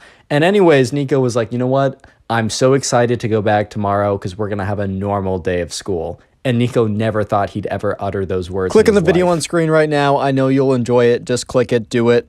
We get a story of these anime kids that go completely insane and try and like fight the subscriber with these really weird things. I don't want to spoil the story. I know you'll enjoy it. Subscribe if you like stories, and let's call today's subscriber, let's call him Clarence. And right off the bat, I just got to let you know that like if you like anime, literally nothing wrong with that. In fact, I enjoy a little bit of anime myself. I mean, you got yourself some Death Note, some Attack on Titan. No spoilers, I've not finished the last couple episodes. I will ban you from my comments forever. No, I'm just kidding. But anyways, this all happened one day when Clarence was just chilling in class. And there was a group of 3 kids who always sat in the back of the room, and they always wore like anime t-shirts or sweatshirts or whatever, and they were kind of known as like the anime kids. They were known for this not just because they would always wear like anime t-shirts and sweatshirts or whatever, but they would literally only communicate to each other with anime references. And one of them sat like L from Death Note, just little, which I don't know, that's just funny to me, man. I've tried sitting like that. It hurts, bro. I was like, oh, dude, I guess is this gonna give me 50% more brain power like L? No, it just makes my feet hurt. But anyways, right, Clarence didn't really interact with them that much. They kind of stuck to themselves. However, on one fateful day, when Clarence was walking in the halls and he accidentally bumps into one of them, and then the other 2, all 3 of them, the one he bumped into and the other 2 that were walking with him, right, they all turn and look at Clarence. And they give him this look. And Clarence is like, oh, my fault, like I wasn't looking where I was going. They don't say anything. They just stare at him intensely. And he's like, like, my fault, guys. Like, I'm sorry. That's on me. Like, my bad. Like, I'm so, like, why are you staring at me? This is making me uncomfortable. And the anime kids didn't say a word. They just kept walking. And Clarence legitimately thought nothing of it because dude just bumped into someone and then said, my fault, I wasn't looking where I was going. And yes, they were a little weird, not responding at all. It was a little creepy. It was a little uncomfortable. But Clarence legitimately, within 5 seconds, completely forgot about what just happened until the next day rolled around. So the next day, right, it's recess, and Clarence is just outside, and his friends, I don't know, they're doing something else right now. Or Clarence does have friends, but for some reason, he's just alone at that very moment. And the three anime kids come up to Clarence. And remember, Clarence isn't like enemies with these people, or at least he didn't think he was, but he also never spoke to them. So it was kind of weird for them to kind of like just come up to him out of the blue and start talking to him. He was caught off a little bit off guard. And remember, he's completely forgotten about bumping into them until like they start talking to him, right?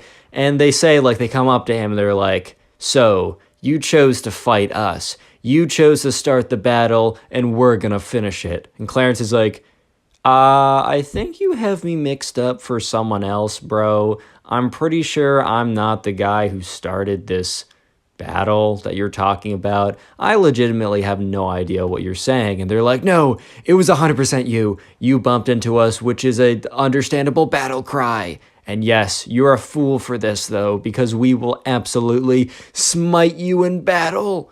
And Clarence is like, oh, no, that was like a mistake. Like, I didn't mean to bump into you. That was an accident. Like, I'm sorry, my fault. And they're like, no, you can't take back your declaration of battle. This battle was started by you, but will be finished by us. And one of the kids, the one who sits like L from Death Note, like who kind of like reaches out of his backpack, and Clarence is like, hey, yo. And what he reaches out of his backpack was a black notebook. And on the front of the notebook says Death Note on it. If you don't know, there's like an anime Death Note where basically, I'm not going to spoil anything too important, but the main thing is there's a book, and if you write someone's name in it and like what they died from, like the person will die within like 40 seconds or something. I might have butchered that a little bit. It's been a second since I've watched it. Great show, by the way. But anyways, he whips out like a replica Death Note, and the other two anime kids are like, you don't want him to write your name in this book. And Clarence has never seen Death Note before. He was explained the premise by his friend afterward when he told his friend about this story. But basically, right, one of the anime kids whips out a fake Death Note, and he's just like, you don't want me to do this, bro. You don't want me to do this. And Clarence is like, do what? He's like, write your name in the Death Note. And Clarence is like, bro, what? I don't know what that is. This is like a book or something. He's like, no, it's not just a book, you idiot, you fool, you simpleton, you moron. If I write your name in the Death Note, you will perish. And Clarence is like, what?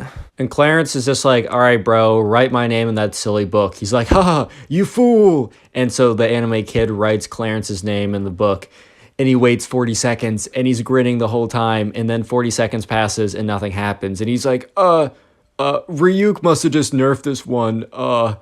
The other anime kids kind of look at him, and then they look back at Clarence, and they're like, you might have won this battle, but this is not simply a battle. This is a war, and we're coming back tomorrow with even more weapons and powerful. You will lose. And then they all kind of like Naruto dash away. And Clarence is like, man, why is this my life? Like, why am I here? Just to suffer? Real quick, comment anime down below if you want to harden your comment. The secret word of the day is anime. And if you binge watch my videos, please let me know in the comment section. That's the best way to help me, to grow the channel is by watching a ton of videos. Playlists are in the description to help you watch the videos easier. And yeah, back to the story. But anyways, right, Clarence is kind of just like, oh, so this is going to be like a thing. Because Clarence is this, he's hanging on to the words where the anime kids were like, oh, we're coming back tomorrow with even more. And Clarence in his head is like, bro, I don't want to have to deal with you guys tomorrow as well. Like, isn't today enough? Like, isn't like you writing my name in that book and then nothing happening? Isn't that enough for all this nonsense? But no, the days just get stranger and stranger because the next day rolls around. And once again, it is recess. And this time, Clarence is with one of his friends. And he notices out of the corner of his eye, the anime kids are rolling up. And he's just thinking to himself, like, bro, I'm not trying to do this right now. I'm hanging out with my friend. I'm having a good time. This is recess. This is supposed to be my break from the nonsense. This is not supposed to be the nonsense, ×2 extended edition. Like, I'm not trying to do this. And the anime kids come up to him and they're like, you might have won yesterday's battle, but you will never win the war. And then all three of them whip out these fake plastic Pokeballs. And at this point, Clarence is like, bro, you cannot be serious. And they're like, oh, so you know what we're about to attack you with. And one of them yells, Charizard attack! And they just chuck the plastic Pokeball at Clarence and it hits him. And look, it's not like actually like, okay, ooh, yeah, duh, Connor, it's not a real Pokeball, shut up, right? But it's like, it's plastic, it's hard. And it kind of hurt a little bit. And Clarence is like, ow. By the way, a massive real-life Charizard did not come out of the Pokeball they threw. It just kind of bounced off Clarence, and it hurt a little bit. So Clarence is like, bro, don't do that. That kind of hurts. And then the other one's like, Bulbasaur, attack! And just chucks the Pokeball again. And Clarence is like, dude, stop. That hurts. It's going to leave a bruise. And the final one's like, Pikachu, I choose you. And just chucks the Pokeball. Once again, bounces off of Clarence. And he's just like, bro, can you not? And then another one takes out another Pokeball. Actually, it's the first one. And he's like, Blastoise. And he chucks it and just completely misses Clarence. He's like, bro, I'm going somewhere else. Like, screw you guys, I'm going home. So him and Clarence and his friend, like, they just walk away, and his friend's like, bro, what? So Clarence explains the story as I've explained it to you guys so far, and his friend is like, bro, that's so weird, like, I'm sorry you have to deal with this. That must be pretty annoying. So the next day rolls around, and this is like the craziest day yet. So once again, Clarence is at recess, and he's with a pretty big group of people. He doesn't know all of them super well, but, he knows enough of them well enough that, I don't know, they're doing some big activity or whatever. And once again, the anime kids come over. And Clarence is like, guys, I'm sorry, I have to deal with something. So he walks over preemptively, goes over to the anime kids and is like, what is it today? What's the massive battle? And this time, right, the last 2 days, there was a teacher, like, monitoring everyone at recess, but they were kind of busy looking at other things or something. But this time, the teacher happened to be looking at the anime kids and Clarence. And one of the anime kids is like, today, we will have our final battle. And he whips out this big, long sash, right? And Clarence is like, dude, what?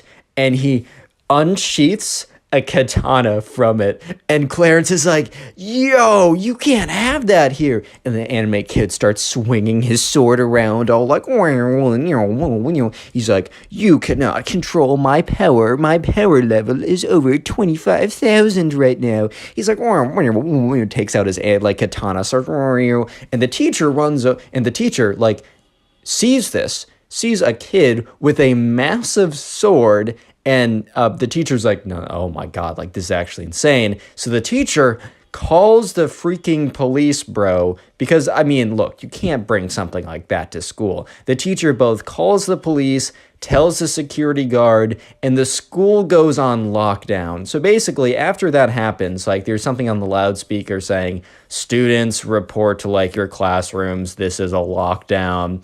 And, like, all the students start, like, running to the classrooms. And Clarence has a sneaking suspicion that the lockdown is due to the katana anime kid. Because you can't bring a freaking katana. By the way, that's a massive, long, like, sword used in combat in, like, the 1600s. You can't bring one, even if it's, like, a replica, right? You can't bring that to school. So sure enough, right, all the kids, they're like rushing to their classes, and yeah, Clarence and the anime kid, they do have one class together, and it happens to be like their next class is after recess. So yeah, they all go to the same classroom to lock down. And dude, the anime kid who has the katana is legitimately sitting in class with his katana, like it's in his like container or whatever.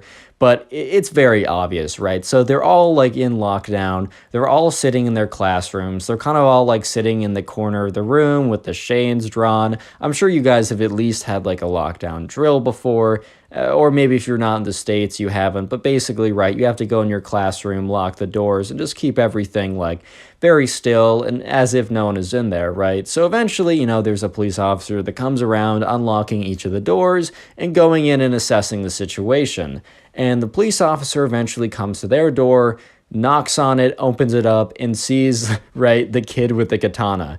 And the police officer points at the anime kid and says, hey, I'm going to need you to come with me. And the anime kid stands up and he doesn't grab his katana because he's obviously not going to walk over to the police officer with a katana, right? And the police officer's like, points to the other officer, like, go grab that. So the officer kind of like walks over, grabs the katana, and the anime kid is like, no, that is my weapon of choice. And the police officer's like, yeah, that's also the reason why we're doing this.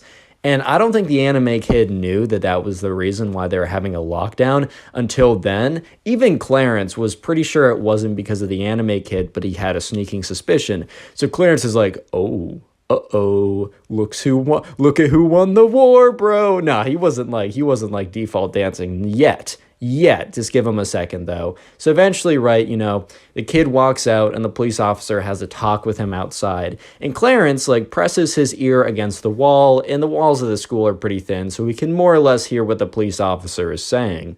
So the police officer is explaining to the katana anime kid that, dude, you cannot bring an actual weapon to school. That's insane. Like, look, it's like, yeah, I get it. It might be a replica, but it's still very sharp, and it could really be used like super dangerously. And that, like, bro, it's super. Okay, the officer didn't say bro, but like the officer was saying, it's super clear that this is a rule, that you can't be bringing this to school. Why would you think that this is necessary? And the anime kid starts to say, we were about to enter an anime battle or something like that. And the officer said, what, you were going to like use this in combat against another student? And the anime kid was like, well, now that you put it that way, I mean, the anime kid was slowly understanding that he messed up big time. The officer's like, I thought you were just bringing this in just to show it around. You were going to use it in combat against another student? Like, this thing might be a replica. It's still very sharp. You could definitely actually do some damage with this. Do you understand? Do you understand why everyone had to lock down? And the anime kid is like, well, I don't understand why everyone had to lock down. It's not like I was going to use it. And the officer's like, you just said you were going to use it. And the anime kid was like, yeah, but just on one student. And he's like, so you're going to use it on a student? And the anime kid's like, well, everyone doesn't need to lock down if I'm not going to like enter anime combat with them too. And the officer is just completely speechless. So the officer's like, all right, come with me, and kind of motions to the security guard to come with them. And they walk him over to the principal's office, or it's some kind of official place. At this point, Clarence was obviously not in earshot to hear what went down, but TLDR, because he did hear from other people and just kind of like figured it out. The anime kid got suspended for 2 weeks, and he was now, after this point, on extremely thin ice. If he even sneezed in the wrong direction, right, he was going to get in big trouble.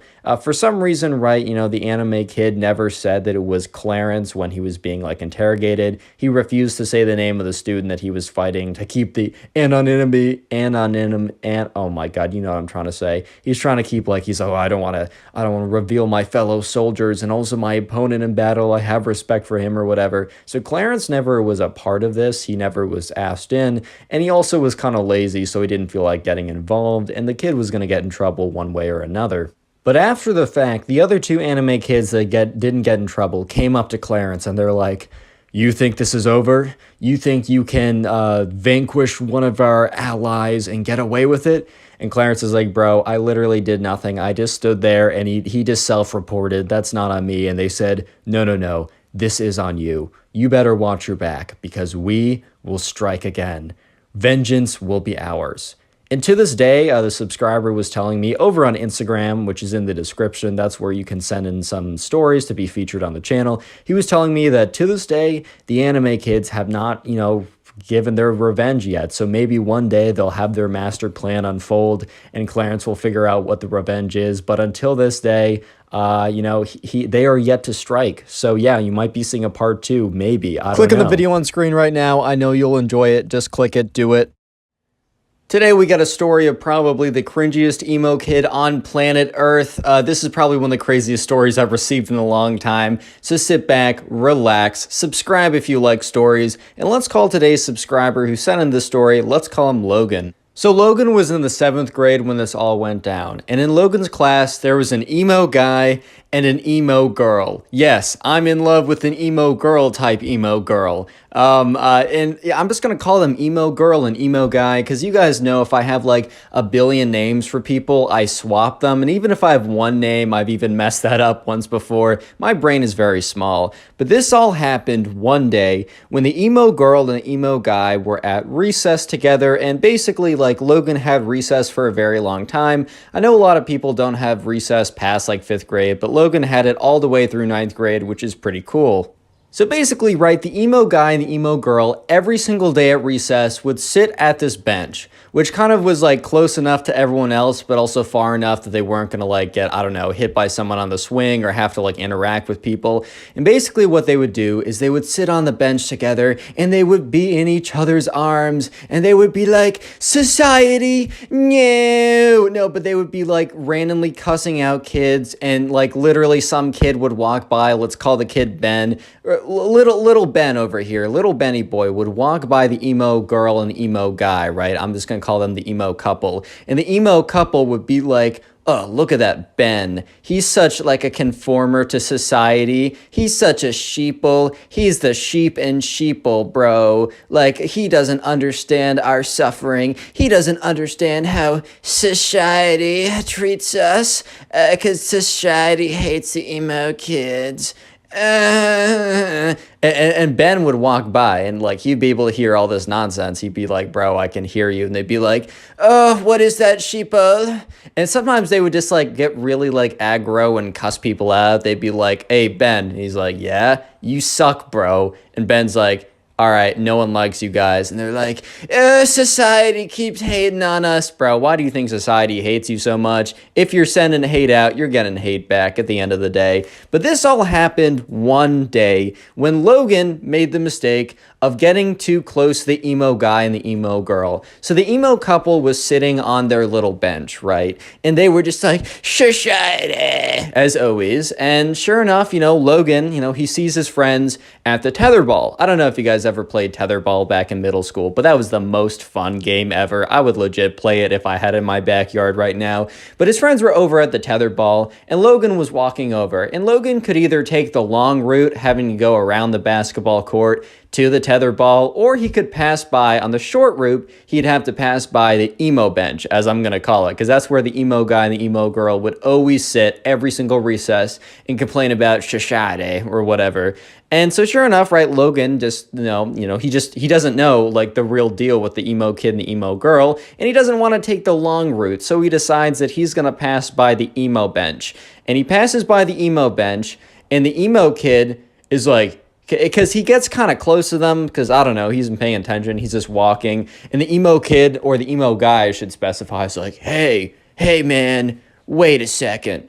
And Logan turns around and is like, oh, it's that weird emo-looking guy, like, whatever. By the way, if you dress emo, I really don't care. Like, you can do whatever you want, man. You're good in my book. Just don't act like these kids, and we're chilling, bro. But anyways, Logan's like, oh, it's these kids. Like, I know they're kind of weird or whatever. And the emo guy's like, dude, I saw that you were looking at my girl. And Logan's like, bro, what are you talking about? And the emo kid's like, bruh, it's obvious. You're in love with my girlfriend.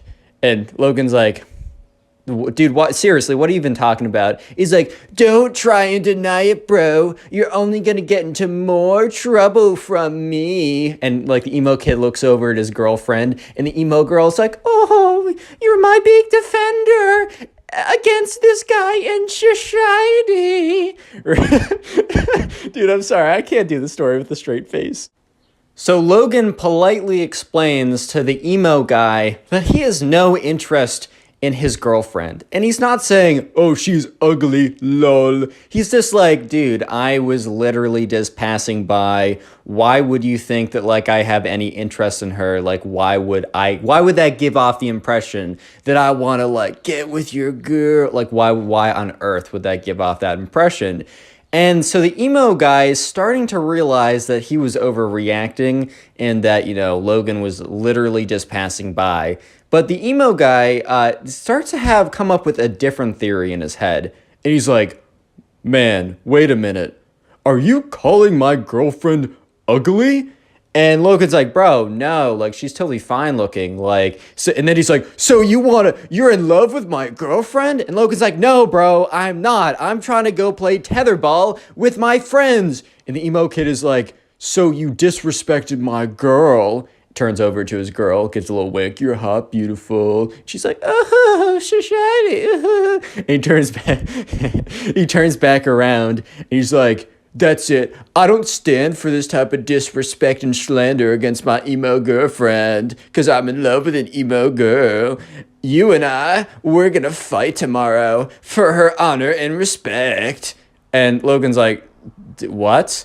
And the emo kid's like, yeah, bro, we're gonna fight. You and me at recess at this time, it's you versus me. I don't want to see you chicken out because I'll find you either way. And Logan's like, all right, bro, whatever. I'm gonna go play some tetherball. Logan thought that was it. Logan thought the emo kid was just being like, I don't know, overreacting just to like impress his girlfriend. But unfortunately, he was wrong. Real quick, comment emo down below if you want to heart on your comment. I'll try and heart as many comments that say emo as possible, as that is the secret word of the day. And by the way, if you really do want to support the channel, binge watch a bunch of my videos. I got playlists, or just watch videos in the recommended from me. It really helps the channel. And please leave a comment telling me that you're doing it so I can personally thank you. Recently, I've also been getting a lot of comments of people saying that they put on my videos to go to sleep, which I don't know if that's an insult or a good thing, but either way, like, here's the thing, man, watch time is watch time and it supports the channel. So look, I'm not saying to put on a playlist of my videos, turn the volume down to 1% while you're sleeping to boost the channel, but I'm also not saying to not do that, wink. Anyways, back to the story. So anyways, right, the next day rolls around and Logan doesn't think anything of it. Yes, in the back of his mind, he's thinking about the crazy experience of when he passed the emo kid bench, but he doesn't really think anything of it, and he really doesn't think that the emo guy is going to, I don't know, oh my god, I got hiccups. But he doesn't think the emo kid is actually gonna do anything, man. Like, he's just like, okay, whatever. He's just trying to impress his emo girl. So, like, whatever, bro. Like, it really doesn't matter. And anyways, the next day rolls around and it's recess. And sure enough, you know, Logan goes out once again to go to the tetherball, because that's where the boys were at. And he had a great day at tetherball the day before. That is a really fun game. I don't know why I keep bringing it up. I just really enjoyed it as a kid. But anyways, Logan goes over and he's just planning on walking to the tetherball, having a good time with his friends. But you know who's standing there blocking his way? Yeah, it's the emo guy. And the emo girl is sitting on the bench and she's looking at her emo boyfriend, right? But the emo boyfriend is standing there and he's like, yo, do you remember when you disrespected my emo girl? And Logan's like, what? And the boyfriend takes out, like, you know, there's like at the Halloween decoration stores, those big like foam fake skull swords. It's like the big gray swords that are made of foam and super bendy, but have like the skulls on them or whatever. So the emo kid must have bought one of those or had one of those already, because he whips one of those out and he's just like, it is time to battle, man. And Logan's just like, bruh, like, what? Man, I'm just trying to play some tetherball, bro. Like, I don't know about you, but... And he's like, no, you disrespected my emo girl. Like, so sure enough, right, the emo kid, or the emo guy, I should be specific, is like, and you will pay the price.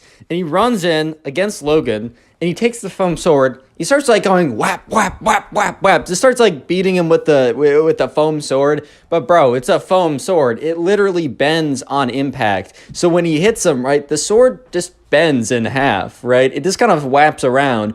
However, he's kind of whapping it pretty hard. He's like pop, pop, pop, pop, pop. So it's like almost like slapping him. And sure enough, Logan's getting kind of little red marks. It's like if someone was like, you know, they're slapping you. I slapped my knee, by the way. Don't be weird. If someone's like slapping you, they might leave like some red marks. They're not going to do any actual damage though, unless you're in a professional slapping contest and your head explodes or something. But yeah, sure enough, the teacher saw that and is like, hey, you there, stop that. And you know, the emo kid's like, dude, this guy started it first. And the teacher's like, no, I saw the whole thing. You just came up to this kid and you were just slapping him. Go to the principal's office. You have detention for the rest of recess. And the emo kid looks at Logan and is like, this is not over, man. This is not over. A week goes by and nothing happens to Logan. Logan kind of purposely avoids the emo bench.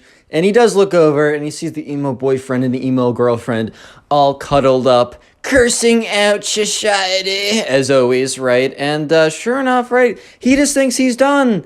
Logan thinks he's in the clear, that the emo kid has stopped his nonsense, but no. No, wrong. The emo kid has not stopped his nonsense. It's about to get much worse, believe it or not.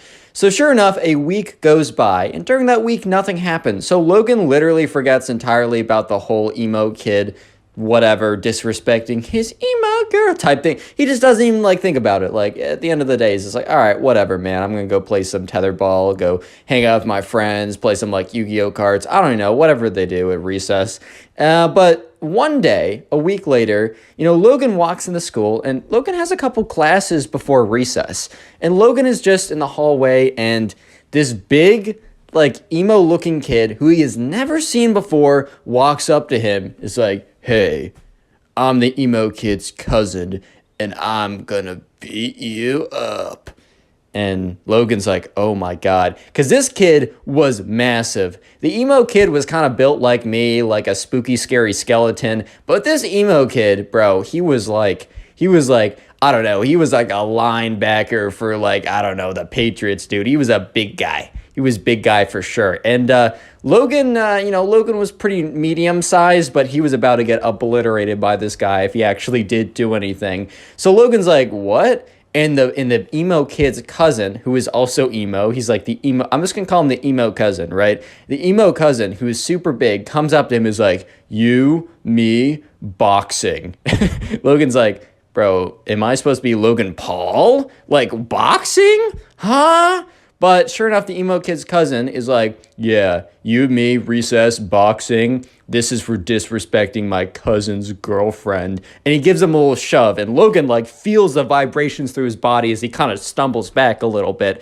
Kind of sizes it up and realizes, oh my God, this is not going to end well. So Logan is kind of struggling to pay attention in class because he's kind of thinking about, what's going to happen at recess. This big guy, the big emo cousin guy, said he wanted to box him, whatever that even meant, but he was a little scared. I mean, he didn't think he was going to do that well if he actually did end up boxing this guy. Just because this guy was big and he was kind of medium big, or he was kind of medium small, to be honest. So he was like, all right, man, I'm not going to do so hot. And Logan really knew that he was in trouble when he walked out, because he walks out of the building to go to recess, as he's trying to avoid the whole thing and maybe hang out with his friends instead.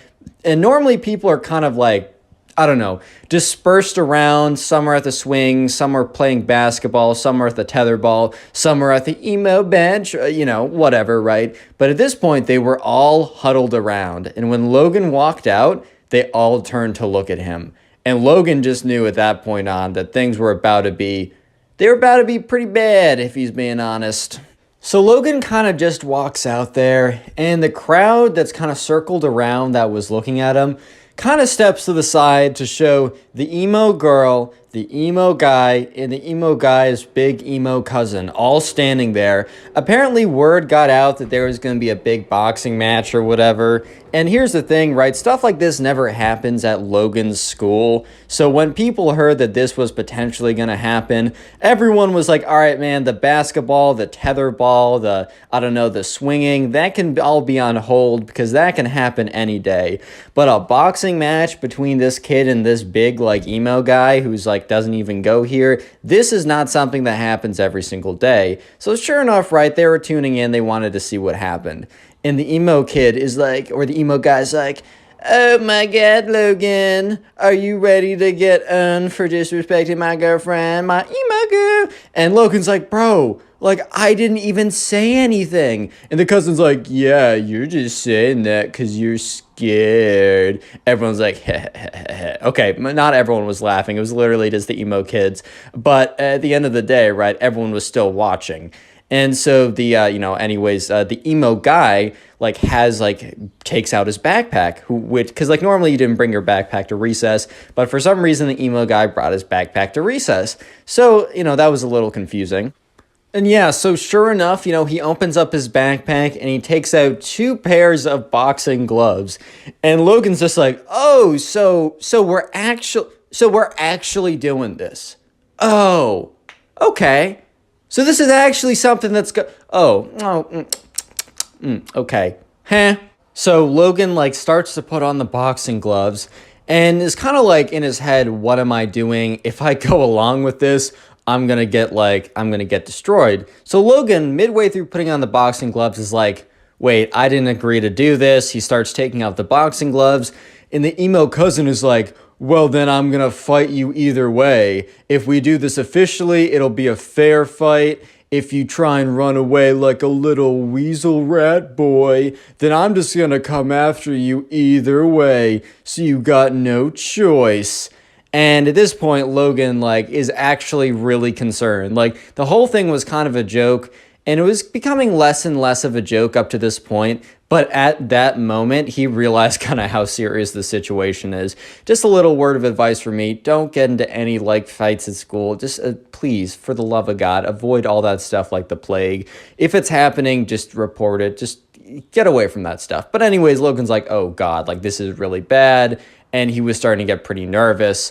And that's when his guardian angel came, in a sense, because the school principal, 2 teachers, and 6 security guards, the entire security guard force at the school came in. People started dispersing. They started running away. The teachers pointed at all 3 of the emo kids. They also pointed at Logan, and the security guards didn't apprehend them. They didn't tase them and tackle them to the ground or anything. But they're kind of like, you 4, you gotta come with me. And the emo kid's cousin's like, I don't even go here. And the security guard's like, yeah, you still gotta come with us. And he's like, no, I don't. And they're like, we'll legit call the police on you if you try and leave. Don't even try. He's like, okay, whatever, man. So sure enough, all 4 of them, they were sent to the principal's office. And the principal and all the security guards were sitting around, kind of sat them down, and kind of just wanted an explanation of what happened. So the emo kids explained from their perspective, and then Logan explained from his perspective. And obviously his perspective is the perspective I just told. And apparently the emo kids' perspective was the same thing, but a little bit more dramatic, of Logan disrespecting the girlfriend or whatever. But honestly, the stories were practically the same, which is a little weird. Why would the emo kids say exactly what was happening when obviously they were in the wrong? Apparently they didn't realize how dumb they were being.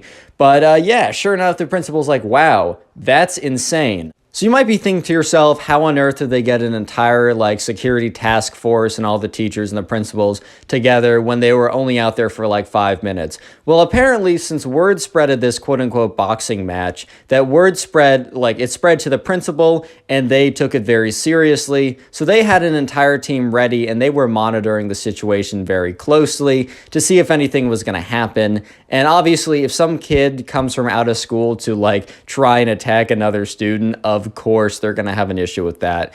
So what happened was, Logan, since he was totally in the right, he was set free. He was totally fine. But and so was the emo girl, because she was kind of just a bystander, even if she did cheer it on. You could say the same for Logan for not standing up earlier. So those 2 were totally fine. But the emo guy, he was suspended for an entire week since he kind of orchestrated the whole thing. And the emo cousin, couldn't be suspended or expelled because he didn't go to the school. But basically what happens is they ended up actually calling the legitimate police about this whole thing, explaining what happened, and the police ordered kind of a semi-restraining order. I don't know if it was super official, but basically it said if this big emo cousin ever stepped foot on the school again, he would be trespassing, and the police would have their rights to come and arrest him or whatever. So yeah. What even happened? That's what I'm asking myself. Click on the video right on now. screen right now. I know you'll enjoy it. Just click it. Do it. Today we get a story of a Minecraft kid that gets angry at his teacher, so decides that, his revenge will be farting in the teacher's face and then going completely insane. This is probably one of the weirdest stories I have ever received, so sit back, relax, subscribe if you like stories, and let's call today's subscriber Noah. So this all happens one day when Noah is just chilling in his class, and there's another guy in his class, and we're gonna call this guy the Minecraft kid because he's obsessed with Minecraft. He's always wearing the creeper hoodie. You already know how it goes. And obviously, right, if you like Minecraft, this video is not against you because, bro, I love Minecraft. Look at the background gameplay. But anyways, right, so Noah was just chilling in class. And he looks to his left, and directly to the next of him, directly adjacent to him, is the Minecraft kid. And him and the Minecraft kid weren't like best friends or anything, but he had nothing necessarily against the Minecraft kid. And the teacher was beginning the lecture on whatever it was, and he sees the Minecraft kid, he had his computer out because everyone had their computers out. It was like 6th grade, and that was like the first time that they were given school computers or whatever, or Chromebooks, or I don't even know. He had his computer out though. And you could have your school given Chromebook or school issued Chromebook, or you could bring your own computer. So the Minecraft kid, brought his gaming computer. And the difference with today and any other day is Noah looked over and saw the Minecraft kid reach into his backpack, pull out a mouse pad and a gaming mouse. One of those gaming mice that all light up and glow and all that stuff? Yeah, he whipped out one of those. And at first Noah's like, oh, he just wants to use a mouse instead of the trackpad. That's totally understandable. Trackpad sucks. I 100% agree. And anyways, right, Noah doesn't even really pay that much attention. And that is until he hears the Minecraft soundtrack. Super, super, super loud. Minecraft soundtrack is beautiful. I've actually gone to sleep to it a couple of times on Spotify, but that's beyond the point, right? Anyways, right, so Noah is he realizes that the Minecraft kid next to him is not only not really caring that, he has his entire gaming setup out, he also just doesn't care that Minecraft music is blasting away. And sure enough, right, you hear the Minecraft soundtrack, you hear the walking footsteps in Minecraft, you hear him beating up some chicken and the chicken making squeaking noises or whatever. And so Noah's just oh my God, this kid's gonna get in a ton of trouble. But sure enough, right, the music was just so loud that the teacher turns around and looks at the Minecraft kid and is Minecraft kid, turn down that music. You can't be playing music in class. So the teacher didn't realize that this was just music to a video game. The teacher just thought that the Minecraft kid was playing music in class, which, sometimes kids have tried to listen to music, but normally they'd use headphones or whatever. And the teacher says, hey, no listening to music in class, you gotta be paying attention. So the teacher kind of doesn't think anything more of it and goes back to their work.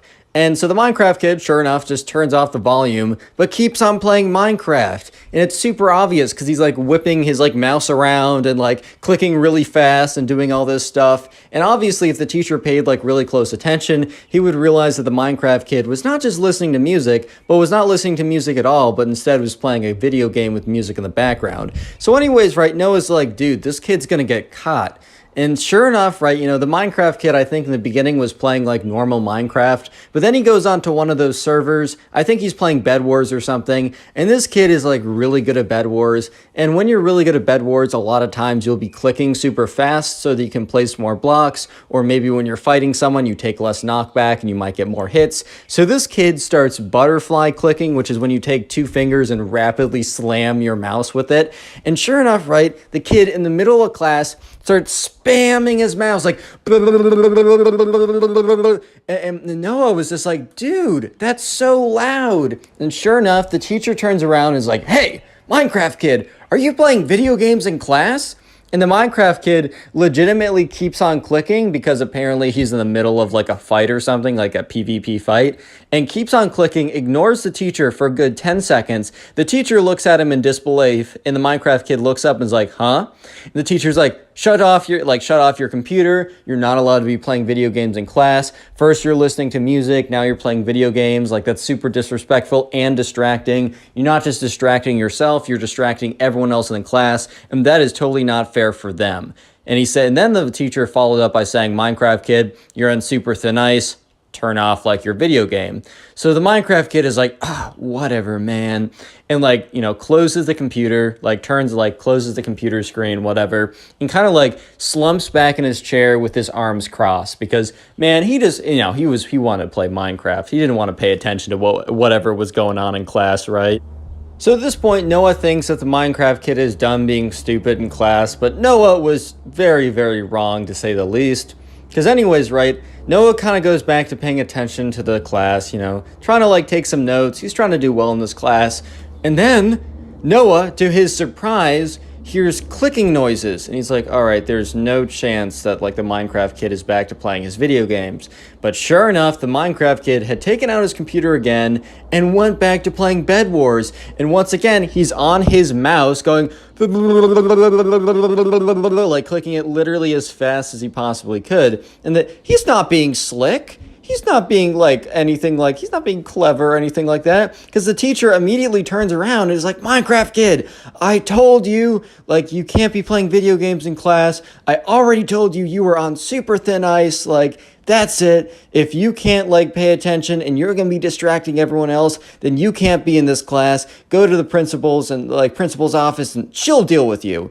And the Minecraft kid just looks at him and says, what did you say to me? And the teacher's like, no back talk. Go to the principal's office now. And from here on, things were about to get much, much worse. But real quick, comment Minecraft down below if you want to harden your comment, as Minecraft is the secret word of the day. And by the way, if you've been binge watching my videos, please leave a comment like this down below so I can heart it, maybe reply, just so I can know that you're doing it and say thank you. Because when you watch a bunch of my videos in a row, it really does help out the channel more than you can even imagine. And I mean, also, if you want to be like this guy, I'm not saying to leave a playlist of my videos on overnight when you go to sleep with the volume on 1%, but I'm also not saying not to do that. Wink. Wink, wink, wink, nod, smile. Anyways, back to the story. This is where it gets crazy. So at this point, the teacher has told the Minecraft kid that, you know, he needs to go to the principal's office right now. And the Minecraft kid is not happy about this at all.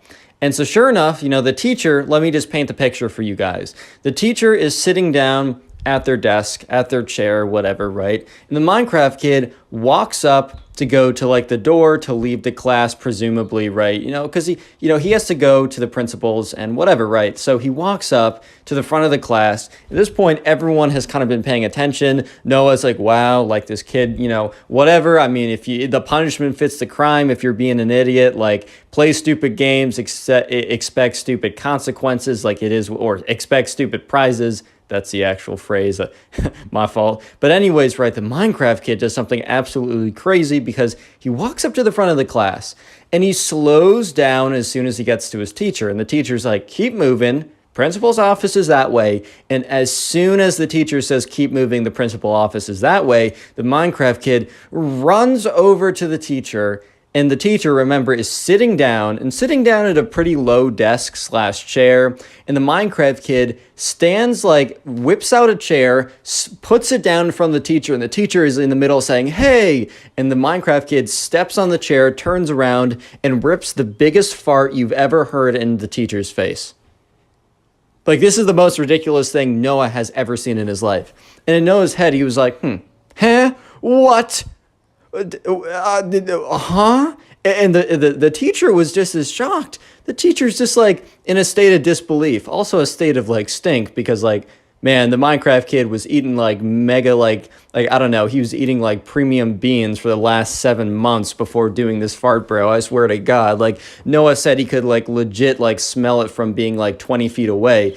And the teacher's like, oh God. And then the Minecraft kid's like, yeah, and then runs away. So the teacher is now steaming mad because he's got this big old fart that was just like landed in his face. This kid is destroying his entire class. So now the Minecraft kid is like, catch me if you can, and starts running around the class. And the teacher is so mad right now. Like the teacher is so angry. So the teacher starts sprinting after the kid. And the Minecraft kid is like, it just starts like running around the class, pushing over chairs to make it harder for the teacher to get. And the teacher's like, that's it. You're gonna be suspended for so long. You'll be lucky if you don't get expelled. I'm calling up your parents and I'm writing a full report. And Noah and everyone else in that class was just sitting there with their mouths dropped their mouths dropped open to the floor. They were just like, what is going on? Like, oh my God. Like, I knew this kid was a little weird, but seriously,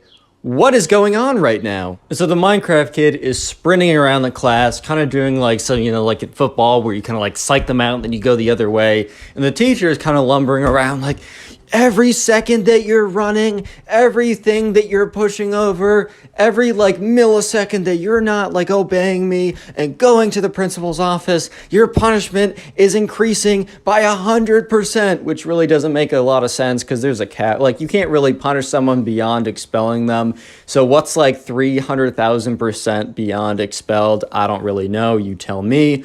So anyways, right, the Minecraft kid's like, nyeh, nyeh, and then eventually, right, the Minecraft kid accidentally, like, trips on something. The Minecraft kid falls, and at this point, the teacher has made up enough ground to grab the Minecraft kid by the hood of his, by, like, the scruff of his creeper hoodie, and it's like, you are coming with me.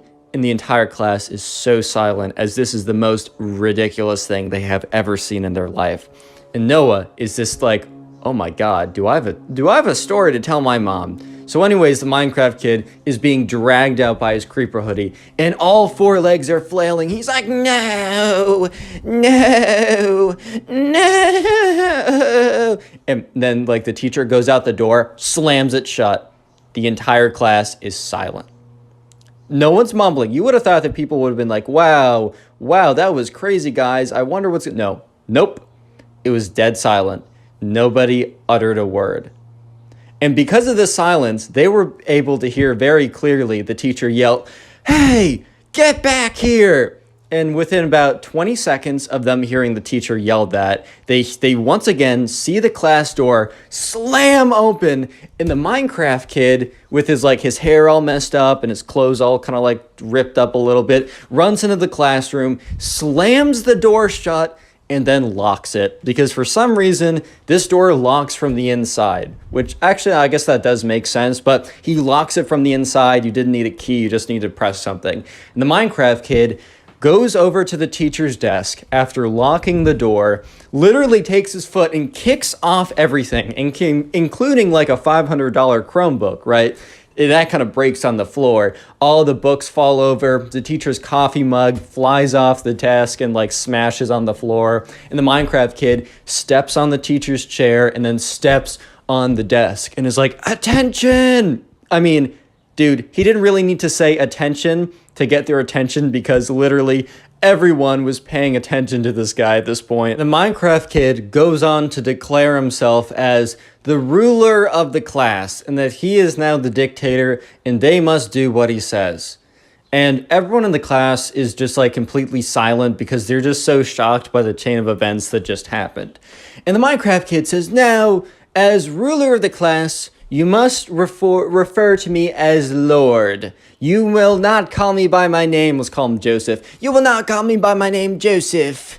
You will only call me by Lord. And everyone in the class is just like, huh? This has been like, they're just like, what happened in the last 7 minutes of this class? How did we get from learning about the quadratic equation to this, to having a kid like fart in the teacher's face, run away from them, close the door, slam all their stuff off the desk, and declare himself ruler of the class? How did we get here? So anyways, right, they're basically held hostage by the Minecraft kid because, sure enough, like people come to the door, they're slamming on it. They're like, hey, let us in. And the Minecraft kid is like, nobody go to that door. Like, nobody dare do it. And one kid is like, hey, like, I got to go to the bathroom because at this point, they were kind of like accepting that the Minecraft kid was the de facto ruler, at least for the next like 10 minutes or so. And, the Minecraft kid's like, no, that's treacherous. You just want to let them in. And the kid's like, dude, no, like I really got to pee. And the Minecraft kid's like, that's too bad. You should have thought of that before I took over. And the kid's like, bro, like, how would I have known that any of this nonsense was going to happen? The Minecraft kid is like, too bad, so sad. So at this point, Joseph was sitting in, or Noah, not Joseph, sorry, that's the name I gave the Minecraft kid. At this point, Noah was sitting in class, and he was getting he was getting pretty upset. He just didn't want to deal with, the Minecraft kid anymore. He was like, this kid is a menace, he's totally insane. The thing is, Noah's actually trying to pay attention in class. Like, Noah is trying to, get his grade back because he was struggling on the first couple tests, so he was really committing to learning the material. And he was getting kind of angry that he was kind of being robbed of this experience.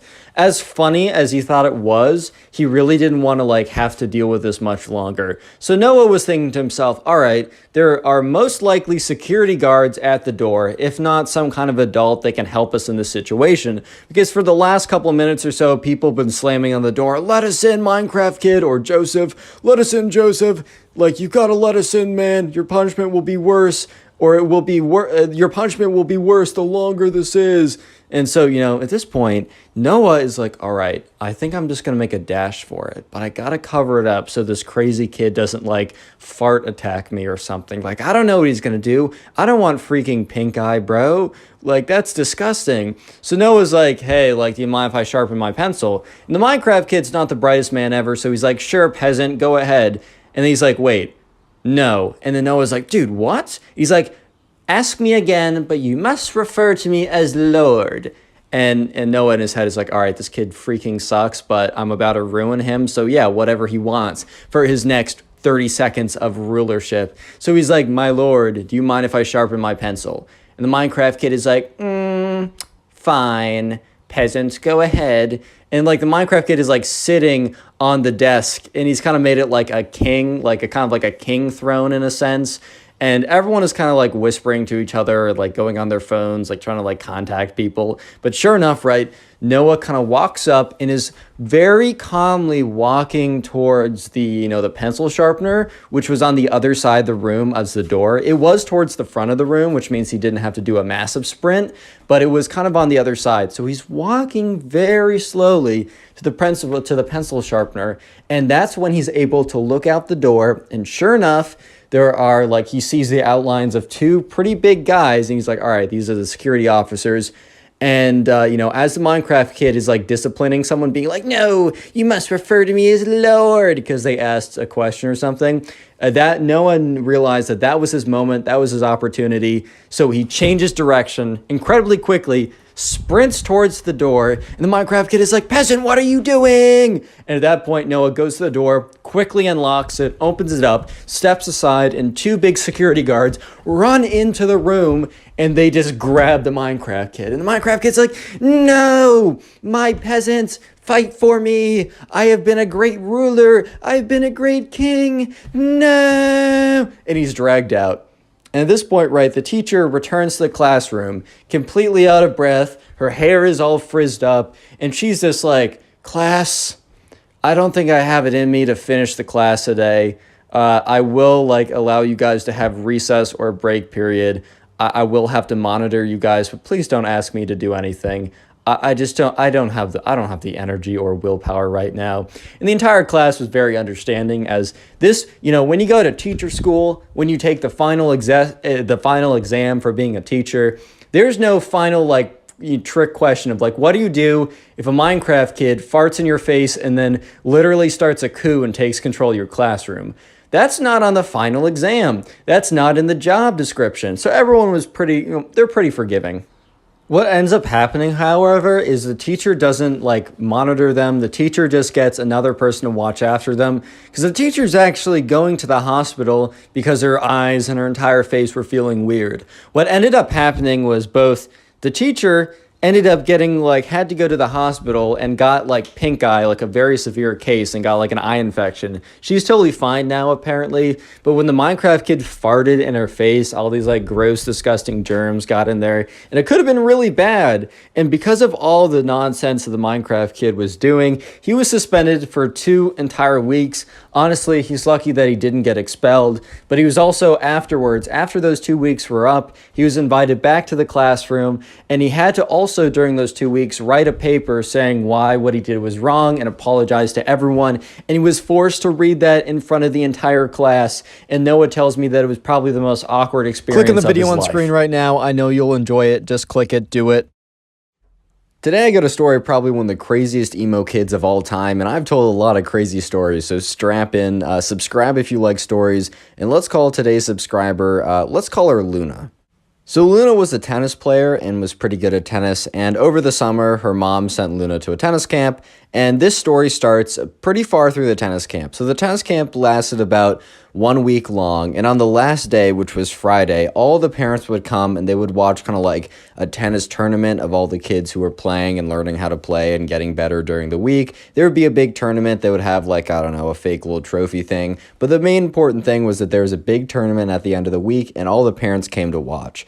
So this story starts on that Thursday. So this is the day before the last day, which is the big event. And this tennis camp took place at a college, so they had access to a college dining hall. And Luna and her two friends were walking, to go try and find a table. And Luna's two friends said, "Oh, look over there," or one of Luna's friends said, "Oh, look over there. There's a table." So Luna's two other friends, went over and sat down at the table. Luna said, "I'll be right back. I'm gonna go get something." So Luna walks over to the dining hall, grabs something to eat, and is walking back. And while Luna's walking back, she's not really paying attention. Like, she's kind of like, I don't know, spacing out or looking on her phone, or for some reason, she's not paying full attention to her surroundings. So unfortunately, she bumps into this guy. And, the guy had a tray of food, and the food, honestly, it wasn't even that bad. Like, the food, sure, like a little bit got on his shirt, but it wasn't like the entire tray exploded all over his shirt and his clothes were soiled and ruined beyond repair. Like, yeah, dude, you got sprayed a little bit. That sucks, but it's time to move on. And Luna was like, "Oh my God, I'm so sorry. That's so embarrassing." And like, she's like, "I'm so sorry. Like, I wasn't paying attention." And this kid, Luna's looking at this kid, and this kid is very clearly like an emo kid. And by the way, there's nothing wrong if you dress like goth or emo or whatever. It's a style, and I think a lot of my viewers have the style, and I don't personally do it myself. That isn't my style, but I rock with you if you do that. No hard feelings. However, if you're like this emo kid, bro, you got to change some things in your life. That's all I'm saying. Because this emo kid looks at Luna, looks her dead in the eyes, and then takes out a book. And Luna's like, what? And the emo kid, so he has this book in his hand, and Luna notices that there's like ancient hieroglyphics. Dude, my brain is not working right now. There's like ancient like letters and all these like symbols on the book. Basically, it looks like a wizard or witch book or something. And Luna's thinking to herself, all right, there's no shot that like that's actually like a wizard book or something. And the emo kid reaches into his back pocket and takes out a wand. So he opens up the spell book and he's waving his wand around. He's like, "You have made a great enemy. You have made a great mistake bumping into me on purpose." And Luna's like, "It wasn't on purpose, man. Like, I swear to you, like, I wasn't paying attention, and I apologize for that. I should have been paying attention. You're right. Like, that's on me. However, like, come on now. It was an accident. I don't know what you're doing. I don't know what kind of nonsense doobly-doop you're doing right now." But he's like, "Silence, mortal." And he's like waving his wand around. He's like, "Hibbity-bibbity-bobbity-boo. I put a something like super goofy, but like supposedly like, I don't know, wizard tongue or something." He's like, "Beepity boop, boppity bee." I'm like, okay, bro, like, let's calm down now. And he's like, "There, you've been cursed." And he slams the book shut with one hand, puts the wand back in his pocket, puts the book back into his backpack, which he was carrying around. Or I guess not a backpack. I guess it was like a tennis bag with a racket in it. And the emo kid walks off. And Luna is just standing there, just kind of like, what just happened? Like, can we just have like a little pause and a rewind of what just happened here? Because I don't think that like I really understood what was going on, because there's not a shot that actually just happened. So Luna goes back to the table with her two friends, and her two friends are like, "What took you so long?" And Luna's like, "Well, I actually have a very interesting answer that I bet you guys were not expecting." So Luna tells them the story, and they're like, one of them was just like, "Oh my God, that's crazy." The other one was like, "Dude, like, I know that kid. Like, I was in a tennis group earlier this morning. We're practicing forehands. I know that kid. He was so weird, bro. He was all like, shut." Okay, he wasn't like the other emo kid, bro. I'm just playing around. But he was like all like in the corner, hushed away. And when the coach like said to him it was his turn, he kind of like looked up at him and flicked his long dark hair back, kind of sighed, and then like, hit a forehand or something. And they're like, "That kid was super weird," but I had no idea that he was like that weird. Because there's a difference between being kind of weird and putting spells on people randomly. Like, that's just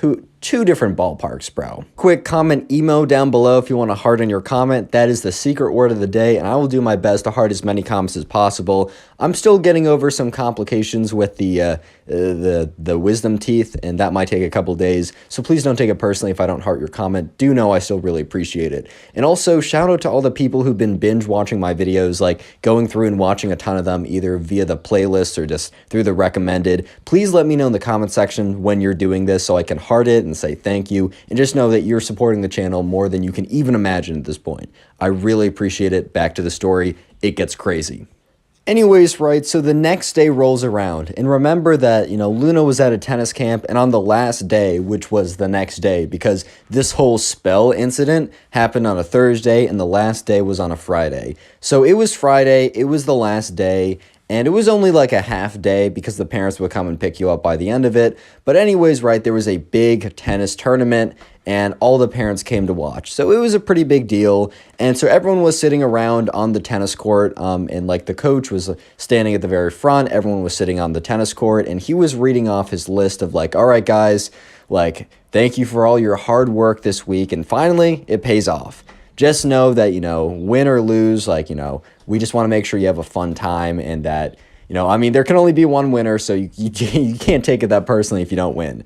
The most important thing is to, like, good sportsmanship and have a fun time. And anyways, let me read off the pairings. So the pairings were read off, and Luna had a first round match where she played against some random guy or something, and she was better. She was probably one of the top 10 people at the camp. She didn't expect to win the tournament. The other people, were some people that were much better than her, and maybe they're having a bad day or whatever, but Luna just wanted to go out there, have some fun. So Luna's first round match went down really well. She won 6-2, 6-3, which is pretty solid win. If you guys know tennis, I used to play tennis a lot back in the day. That's why I can tell this story so well, at least the tennis parts. But anyways, things get really interesting when Luna goes into her second round match. The second round match is against a familiar character that you guys may or may not remember from earlier in the story. Yes, Luna is playing the emo kid, and let me just say that Luna did not forget the emo kid, but very well the converse is true too, because the emo kid had not forgotten about Luna either. Which means, yes, Luna versus the emo kid are about to play after the emo kid put a spell on her. And Luna's just looking at her opponent like, there's no way. There's no way, man. There's no way. So anyways, right, Luna, so when you play tennis, you normally, like, you will warm up with your partner and then you'll get into playing. But basically, you both stand on two sides of a net, just very quickly for people who don't know. And so Luna was standing on one side of the net, and the emo kid was, like, sulking over and kind of, like, was all hunched over and kind of, like, wandered over to the other side of the net.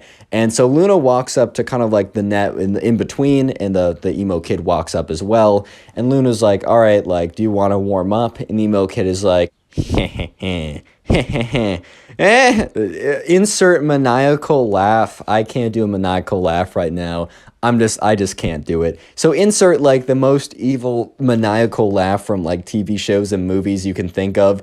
And dude, out of all the responses Luna was expecting, okay, Luna was either expecting, like, yes or no. It was a yes or no question. But out of all the responses that Luna was expecting, let me just say that a maniacal laugh was not on the list, dude. Like, it just was not on the list. And so Luna's kind of just thinking, like, okay. And then the emo kid goes on to say, like, finishes up his maniacal laugh and is like, why would I need to warm up when I have the curse on my side? And Luna was just like, oh, so we're still going with that. We're not just going to, like, because Luna was kind of thinking, all right, well, let's just put yesterday behind us because that was very weird. You know what? Luna gave this guy, the privilege of allowing, just to put that behind them. Because normally that's not a thing you just put behind, right? The fact that, like, you got a spell put on you, normally you don't just forget about that. But Luna was like, oh, okay, so no warm-up? And the emo kid said, yeah. Well, I have the curse on my side, so why would I need to warm up anyways? And Luna was like, all right, fine, I really got to smack this kid. So Luna and the emo kid kind of go immediately into playing the match, and so Luna spins the racket, and sure enough, it is the emo kid's choice. So basically, in the beginning of tennis, you spin like heads or tails, and if you get it right, you can choose to serve or have the other person serve. And the emo kid starts maniacally laughing. So once again, insert the like maniacal evil villain laugh after the racket is spun. And, Lunas is kind of looking at him like, dude, what? And the emo kid is like, looks like my curse is already working. Insert again another maniacal laugh. And Lunas is thinking to herself, all right, bro, like, let's not jump to conclusions. There's a 50-50 chance that you were going to get that. Like, come on now. In the back of Luna's mind, she was like, well, I wonder if the curse is real, but her rational mind was able to take control and be like, all right, let's just smack this kid. I know I'm better than him. So sure enough, right, the emo kid starts serving. Basically, that's the way you start a tennis point. So the emo kid throws it up, bops it in, and the serve is not that good. Serve is the hardest part of tennis, in my opinion, but the serve is not that good. And Luna, really wanting to have a good impression to kind of quote-unquote break the curse, winds up a massive forehand, completely crunches it, and obliterates the emo kid in the first point. Like, this ball is blazing off of Luna's racket and just smack right past the emo kid. The emo kid wasn't even, like, the emo kid plus the curse were not good enough to give him the reaction time to be able to deal with it. That's how bad this whole thing was, dude. So Luna looks up at the emo kid, giving her the dirtiest look ever, because I don't think the emo kid realized that Luna was one of the top players at the tennis camp, but he now realized that, he was probably not going to win this. I think he walked in with a lot of confidence, also trying to scare her off because of, like, he remembered, oh, this is the girl I put the curse on. Odds are he would have, like, if this was a different person, he would have put a curse on them beforehand. Like, he would have walked up to the tennis net, whipped out his magic wand, and been like, blah, blah, blah, you're now cursed or something, just to mess with their head. But since he's already done that, right, he was trying to use that as leverage. But anyways, the match continues, and the emo kid is getting destroyed. So at this point, the emo kid is down about 3-0, and they're only playing one set. Basically, in tennis, you play to 6 games. Whoever gets to 6 games first but win by 2 wins, and if you get to 6-6, you play a tiebreaker. But anyways, right, Luna's up 3-0, so absolutely smoking the emo kid. And it's Luna's serve, and she serves it in, and it is very clearly a winning shot. However, it was close, right? It wasn't like, it was clearly in, but it wasn't like in by so far that like you'd have to be like crazy to say that it was out, right? And the emo kid was like out. Because if you don't know, you make your own calls when you play tennis. There's no umpire unless you're really good. And this was a lower level. I think in the final match, like the final match of their big tournament, they might have like someone like officiating it. But the emo kid was like out. And Luna kind of looked at him like, no, dude, that wasn't. But, like, she can't really do anything. So they keep playing, right? And Luna continues to crush this kid. Continues to crush this fool, bro. Like, and the emo kid continues to cheat. However, the emo kid is really only cheating when it's, like, I don't know, kind of close. So if, like, Luna hits a really good shot, but it's kind of close, the emo kid will just call it out. And this is super frustrating to Luna because she's losing a lot more points than she needs to, but she's still winning. It's currently 5-1. So if Luna wins one more game, then it's over, right? She wins the match and like it's done with the emo kid. And at this point, right, I think other matches were kind of like getting on with, and like there were like more people were finishing, so parents were kind of like coming over and they were watching, and like more of the staff officials decided to watch this game just because less matches were being played because more people were winning and losing and kind of less matches were going on. So at this point, right, it was like 5-1 Luna, and there were a bunch of people watching at this point. And so Luna hits a shot that is very clearly a forehand winner. She hits it, smacks it. It's not even like the other ones that is kind of close. This one was so clearly in, it was in by like 2 or 3 feet. And the emo kid is like, that was out, by the way. And Luna's like, dude, Like, I've been letting you have some really close calls recently, but that was so clearly in, I don't know how else to say it. Like, I give you the benefit of the doubt of all the other stuff, but that one was so clearly in, I can't let it stand. Luna basically slips and she's like, nah, I'm done, bro. And the emo kid starts getting mad and he's like, hey, like, you must respect my authority for point calling. And I guess technically you do, but then again, like, one of the camp people was watching the whole thing go down, and he started to pay more attention. So he's watching the emo kid, and the emo kid is getting so angry. So once again, they start another point. The emo kid takes that point, even though he's obviously losing, right? And Luna hits another shot, and the emo kid, it's not even that Luna's shot was good. The emo kid just shanks it into the net, like he completely misses it. And the emo kid was like, oh, by the way, your shot was so out.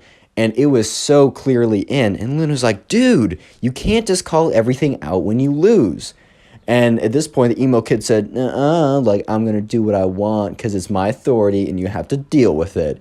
And at this point, right, the camp counselor had kind of noticed what was going on and was like, I got to come in here. I got to put a stop to this. So the camp counselor, starts to walk on the court and is like, what's going on, guys? And the emo kid is so angry at this point because he's losing and he's just mad. And oh my God, this is where the emo kid snaps. So the camp counselor is walking over to the emo kid and is like, all right, can you explain what's going on here? Like, it looked like that point was very clearly in. Why did you call it out? And when the camp counselor says to the emo kid that it was clearly in and asked him, kind of questioned his call, the emo kid, already super salty and already mauling super hard, being super angry already, just completely loses it. And he takes his racket and he goes, rah, and he whips around and he smashes it into the camp counselor. And, like, the camp counselor stumbles back, and it's like, oh, my God. Because, like, the racket had hit his arm. It had, like, broken the skin a little bit, so it was a little bloody. And it wasn't that bad. He didn't break anything. He didn't, like, hit a major artery or something. But the racket smashed into the camp counselor and, like, kind of, like, broke into his skin. So the camp counselor starts yelling, like, are you crazy? Like, why would you do that? I was literally asking about a call, and you attacked me. And there was another camp counselor watching the whole thing, and he starts walking in. But before they could do anything, you see this woman with kind of like a side part, like it kind of like the Karen haircut. Maybe she was a nice woman, but I'm just describing what I was told. By the way, the story was sent into my Instagram. Go ahead and follow me there. It's in the description. Even if you don't want to send in the story, just follow me there. It makes me feel good. But anyways, this woman walks on the court. She kind of looks like a Karen. Maybe she's super nice. I'm just saying it how it is, right? Walks on, grabs the emo kid by the back of by like the scruff of his shirt and drags him away. And he's like, ma'am. He's like, ma'am, I was winning. The emo kid literally had the audacity, as he was being dragged off court for attacking one of the camp counselors, to say that he was winning. What? Yeah, so the other camp counselor, I mean, the one that got hit with the rackets, like, I got to get this checked up. Like, I think I'm fine, but, like, I just want to make sure that, like, it didn't break anything farther because his skin was kind of bloodied up. And the other camp counselor, the one that was not attacked by the emo kid, walked up and said, hey, Luna, like, sorry you had to deal with that. We're giving you the win, obviously. And so sure enough, Luna went on. Luna didn't win the tournament, but, did pretty well. And the emo kid was nowhere to be seen after he's dragged off by his mom. Presumably, his mom was like, all right, like, we're done. Grabbed him and just dragged him off. Click on the video on screen right now. I know you'll enjoy it. Just click it. Do it. Today we got a story of this kid who thinks that he's a wizard and tries to put spells on the subscriber, bro. It's pretty funny, so sit back, relax, subscribe if you like stories, and let's call today's subscriber who sent in the story, let's call him Jacob. So Jacob's in middle school. I don't know exactly what grade, but there's this kid in his class that was always kind of known as, like, the strange kid. And he was kind of known as the strange kid because he was known as the kid who last year, ran into the girls' bathroom and said, hi, ladies, how's it going? And then obviously got escorted out by the security guard, sent to the principal's office where they were like, bro, what are you even doing? Like, that's super weird, yada, yada. And from that day forward, he was kind of just known as the weird kid. So fast forward a year later, and this happened at PE. So Jacob still had PE class, aka physical education, for any of you guys who don't call it PE. And today, what they kind of did was they mix it up every single day. They play a different sport or some different activity that was kind of like physical exercise or whatever, right? And today was dodgeball. And so basically, the class was split in two, and half the kids went on one side, one of the teams, and the other half of the kids went on the other team, and Jacob just happened to be on the weird kid's team. And we're no longer going to call him the weird kid, we're going to call him the wizard kid, as you will see quite soon why he's called the wizard kid.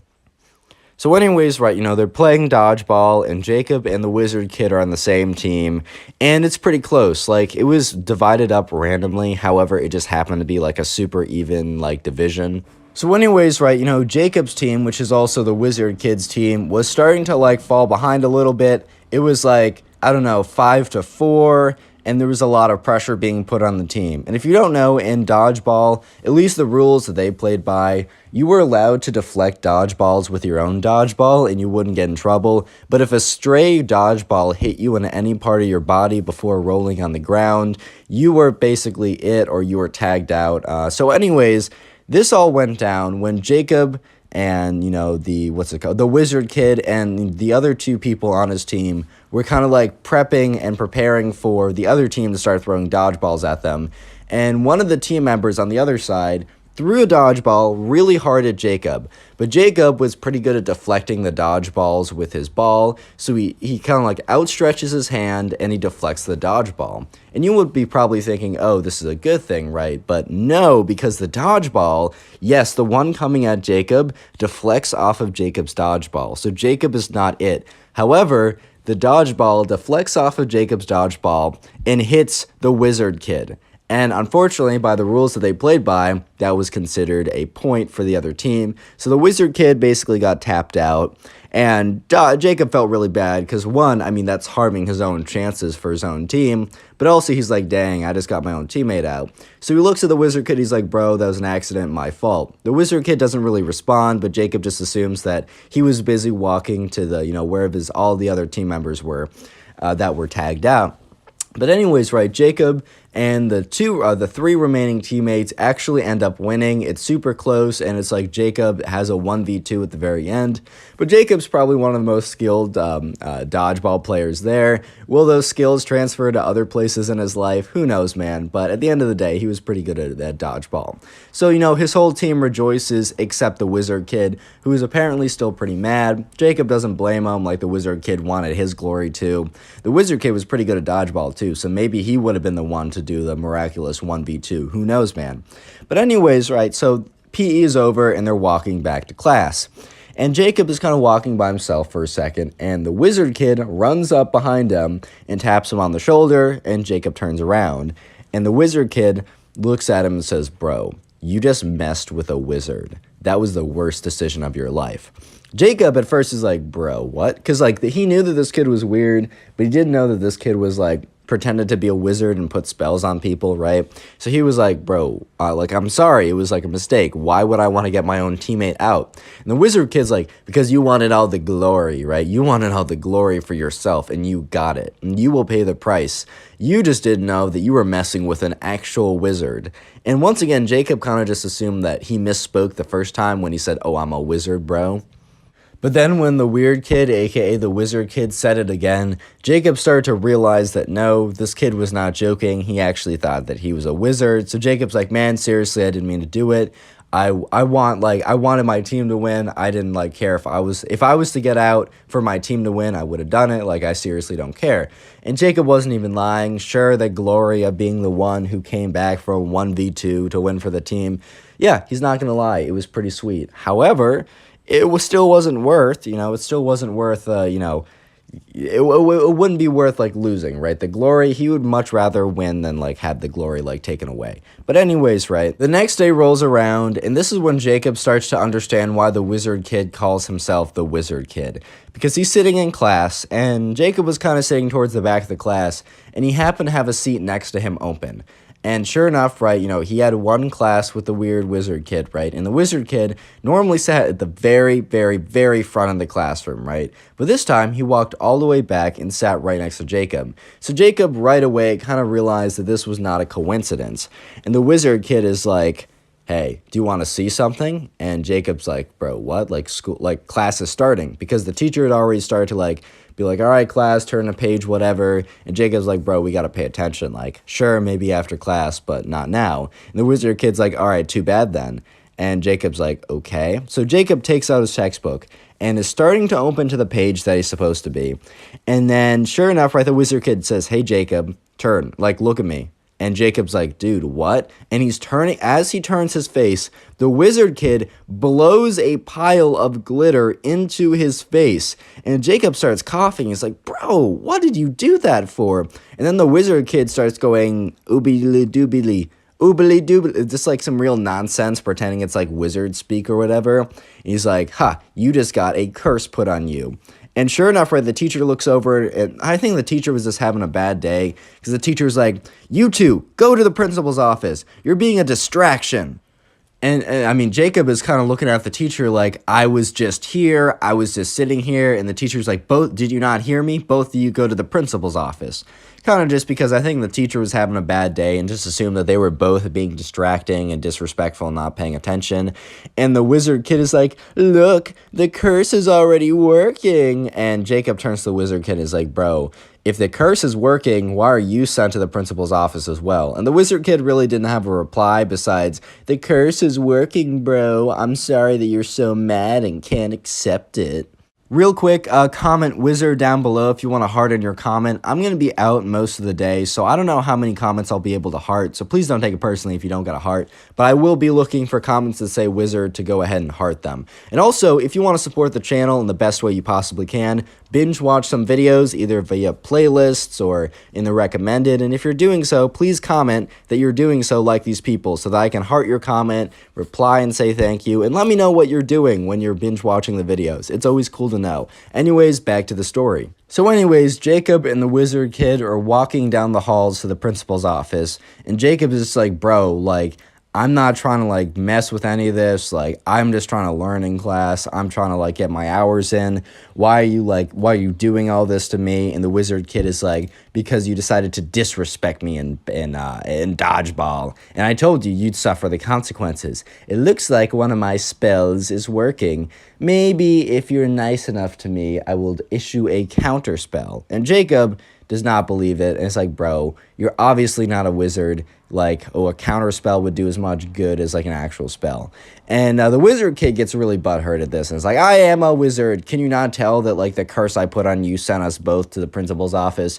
And Jacob goes on to say, as they're walking to the principal's office, bro, I don't believe it actually worked, because if the curse was actually effective, it would just be me going to the principal's office, not both of us. Sure enough, they eventually get to the principal's office, and the principal is kind of just like, all right, guys, I got a note from your teacher, or an email, I guess not a note, that you were like being distracting in class and distracting others and distracting yourself. Like, can you just tell me what was going on? And the wizard kid is like, I put a spell on him. And the principal's like, okay. And then turns to Jacob, like, why are you here? And Jacob's like, I don't know why I'm here. Like, I was just sitting here, and this kid decides to like, quote unquote, put a spell on me, which basically just means blows like, I don't know, not fairy dust, but like sparkles and stuff into my face and then say a bunch of nonsense. And then for some reason, I got in trouble too. And when like Jacob said for some reason, the wizard kid turns and says, not for some reason, because of the curse. And Jacob's like, you're not a wizard, bro. Like, there's no curse. And the principal's like, guys, I don't know what's going on. I think it's just like both you guys just go to detention later today and we'll be done with this. And Jacob's like, what? And the wizard kid is like, heh. The curse continues to work. And Jacob once again says, I will reiterate this, but if it was actually a curse, why are you receiving the same punishment as me? And the wizard kid is like, you're just mad because you're realizing the curse is real. And Jacob's just so mad at this point. He's like, bro, this is so stupid. So sure enough, Jacob and, the wizard kid, they go back to class, and, Jacob he's just not paying attention because he's just so mad that he has to go in and, he has to go to detention later that day. He's not trying to do that. And sure enough, time eventually comes around, and it's time for them to go to detention. And Jacob and the wizard kid, they get up and, they walk over and they go into detention, and there's like a few other kids there or whatever. And sure enough, right, Jacob sits on the back, and the wizard kid sits right next to him, and Jacob's like, bro, I don't want to talk to you. I don't want to sit next to you. Can you please just leave me alone? And the wizard kid's like, well, if you don't believe in my spells, I'm going to keep putting spells on you till you believe it. And Jacob's like, fine, put as many spells as you want on me. Like, trust me, anything that's happened today is just bad luck on my part. And the fact that you're getting the punishment too kind of proves to me that these spells aren't real. So the wizard kid's like, fine, well, I'm going to, how we're getting, so basically, they had a pretty big test that they were getting back. They did it about a week ago, but they were receiving their grades back the next day. So the wizard kid's like, fine, well, I'm going to put a spell on you, and because of the spell, you're going to fail the major test we're getting back. And Jacob's like, well, I know I did pretty well on it because I knew the answers to basically every question, and the teacher's already graded them, so it's not like the grade will be changed, so sure, let's, put a spell on it, right? And Jacob's like, well, how about you also put a spell on your test to make you do well, so that I'll fail and you get an A. And if that actually happens, both of those things happening, right? I'll believe that you're a wizard, I'll bow down, I'll accept your glory as a ruler or whatever, right? The wizard kid's like, fine, like, fair enough. And the wizard kid, like, takes out a little stick and starts waving it around as, like, biddly boodly, goodly billy. It just says something like nonsense or whatever. And so at this point, Jacob was like, all right, well, this is going to prove to this kid that, like, his wizard powers are fake because I know for certain that, I did well. However, Jacob is starting to feel like, wait, because remember, dude's in middle school, don't make fun of him, but he's like, wait, what if this kid actually does have wizard powers? What if this kid can actually put a spell on me, right? And he's like, no, that's ridiculous, Jacob, come on now. But Jacob's like, wait, did I just give myself an F? But then he realizes, wait, no, like, come on now, like, okay, obviously, I did well on this test. And the kid's gonna realize tomorrow that he's a fraud. Sure enough, eventually, detention or, I don't know, whatever they were in, it ends, and the next day rolls around, and they go back to the class where they both had a major assessment being passed back. And this time, right, Jacob makes sure that the wizard kid sits right next to him. He's like, all right, well, we're gonna see if your spell actually works. And the wizard kid is like super, I don't know, he's like, super full of himself. He's like, I don't know why you'd want to fail an assignment you work so hard on, like, just because, like, you wanted to test if I was actually a wizard, like, that's so ridiculous. You just played yourself, bro, stuff like that. But sure enough, right, the teacher eventually goes around and starts handing back the tests. And the first test that was handed out was Jacob's, and Jacob got an A on the assessment. So he takes the paper, flips it around, and shows it to the wizard kid. He's like, oh, looks like your spell didn't work. And he's like, well, so, and Jacob's like, all right, just admit it, checkmate, I got you. And he's like, well, the problem is actually that, I just didn't do the spell properly. And Jacob's like, all right, well, did you do the spell properly for your test?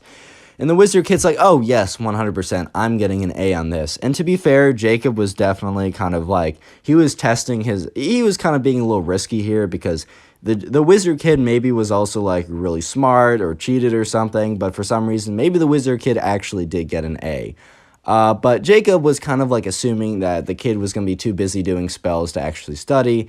So sure enough, the teacher hands back the wizard kid's paper, and you could already tell that the kid did not do well because the teacher handed back every single test face up except for the wizard kid's test, handed that one face down. And yeah, sure enough, the wizard kid flips over the paper and Jacob is watching and there's a big F in a red circle. And the wizard kid, after seeing the F, quickly flips over his paper again and is like, look at that, I actually got an A. Looks like my spells are right. And Jacob's like, bro, I saw the F. Like, I know you failed this. You're probably too busy doing the spells to actually study. The wizard kid's like, no, bro, I got an A. And, like, I think Jacob did this quick enough that the wizard kid was just not able to react. Because sure enough, right, Jacob reaches over and quickly flips over the wizard kid's paper, and there's a big, massive F and a circle on it, being like, oh, so you got an A now? The wizard kid's like, that's just a typo. You can ask the teacher. And the wizard kid kind of just said that because, like, obviously Jacob's not allowed to say, hey, what did this random classmate get on this major assignment? Like, the teacher's gonna be like, mind your own beeswax, bro. Like, obviously. So Jacob's like, all right, wizard kid, you prove to me that you are not a wizard. He's like, no, I'm gonna keep putting spells on you till, like, you realize. And yeah, so for the rest of the week, the wizard kid would come in and blow, like, bubbles on him, or, like, I don't know, fairy dust, or all this kind of stuff, and, like, say a bunch of random stuff. But yeah, Jacob did not have any other negative side effects that happened that week. And the wizard kid eventually realized that, yeah, he was not a wizard, and that he was not able to convince Jacob that he was a wizard. So eventually, the dude stopped, and yeah, Jacob was able to get back to his normal life and would not be sent to the principal's office because someone put a spell on him Click on the anymore. video on screen right now. I know you'll enjoy it. Just click it. Do it. Okay. How do I introduce a story like this, man? I mean, you guys can read. You've read the title. All I can say is strap in, buckle up, because this is going to be quite the ride. Subscribe if you're new and you enjoy stories. And let's call today's subscriber who submitted this. Let's call this guy Mason. So this all happened one day when Mason was in class, and Mason was in 4th grade when this whole thing went down. And there's a kid who, once again, kind of like wore the same creeper shirt every single day. And it was like the creeper hoodie, and really that's not a big deal. They're like, if you want to wear the creeper hoodie, I don't really care. However, we're just going to call him the Minecraft kid, right? Because of the creeper hoodie. He wore it every single day, and maybe, right? Maybe he has a closet full of like 18 different varieties of the creeper hoodie. Or maybe his mom does a load of laundry every single day. Or maybe he's just wearing the same creeper hoodie every single day. I mean, you guys can believe whatever you want, but I think one of those three are a little bit more likely than the other. But anyways, right, so there's this kid called the Minecraft kid because he wore the creeper hoodie every single day. And he was a little bit strange. And there's nothing wrong with you being a little bit strange. Like, I'm a little bit strange. I mean, I run a YouTube channel, man. I mean, that's already putting me in the strange category, unfortunately. But hey, man, I love the YouTube too much to like drop it or anything like that. But sure enough, this all happened one day when the Minecraft kid was in class with Mason. And the Minecraft kid raised his hand.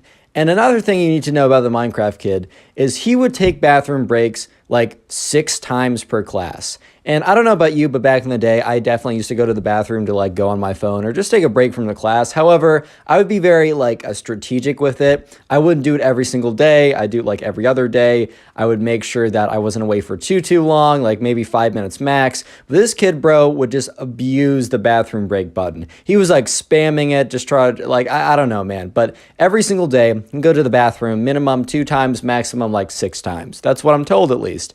And sure enough, once again, one day, the Minecraft kid raises his hand for the 3rd time in class. And this has been going on for months. And I just think at this point, the teacher kind of just snapped. And he looks at the Minecraft kid. He's like, yes. And the Minecraft kid says, hey, can I go to the bathroom? And here's the thing, right? The teacher should not have reacted in the way that he reacted because maybe this kid has like IBS or something. Maybe he has to go to the bathroom like a ton per day. However, if he did, it was not registered with the nurse, or even if it was, the nurse did not communicate that properly to the teacher, which she probably should have, or he probably should have, just because, I don't know, if a kid's going to the bathroom 7 times per day, that might be a little suspicious to the teacher. However, the teacher was kind of just assuming that the kid was just going in to like go on his phone or whatever. And that was probably the case, but I mean, you really don't know. But after the Minecraft kid says like, hey, can I go to the bathroom for like the 3rd time? The teacher's like, you know what? No, you can't go to the bathroom. And the whole class kind of turns around and is like, wait, whoa, pause. Like, hold up now. Like, this kid's been asking you to go to the bathroom like 7 times a day for the last 6 months. And now you're saying no? Like, what changed, man? And the teacher's like, you're going to have to wait till the end of class. You've been going way too much, way too often. I think you're missing too much of classwork, right? And the Minecraft kid was not happy to hear this. For all we know, maybe he actually did have to go to the bathroom. But Mason, to be fair, right? Mason has gone to the bathroom. He's the subscriber who submitted this story. He's gone to the bathroom at times when the Minecraft kid has been in there. And Mason can hear the volume from his iPhone up all the way. The Minecraft kid is in there playing like Flappy Bird or watching TikToks or whatever, man. He's just going on his phone. Maybe he also has to go to the bathroom, but the Minecraft kid obviously definitely was kind of like, most likely was abusing it just to go to the bathroom. But sure enough, the Minecraft kid raises his hand again. He's like, I gotta go. And the teacher says, like, Minecraft kid, you've gone like 6 times during class every single day for the last 6 months. You're missing out on class time. Please try and like conserve your like bathroom breaks. I will let you go, but just give it a second. I just can't let you go and disrupt the class like 1,000 times every single day. And the Minecraft kid was getting kind of angry. And he didn't say anything. He wasn't like, no, I really gotta go. And the Minecraft kid also didn't just stand up. Unfortunately, I think the Minecraft kid watched a little bit too much South Park. If you guys know what I'm talking about, there's an episode of South Park, which is a TV show kind of aimed for adults, so I wouldn't go search this up if you're too young, but there's this kid named Cartman.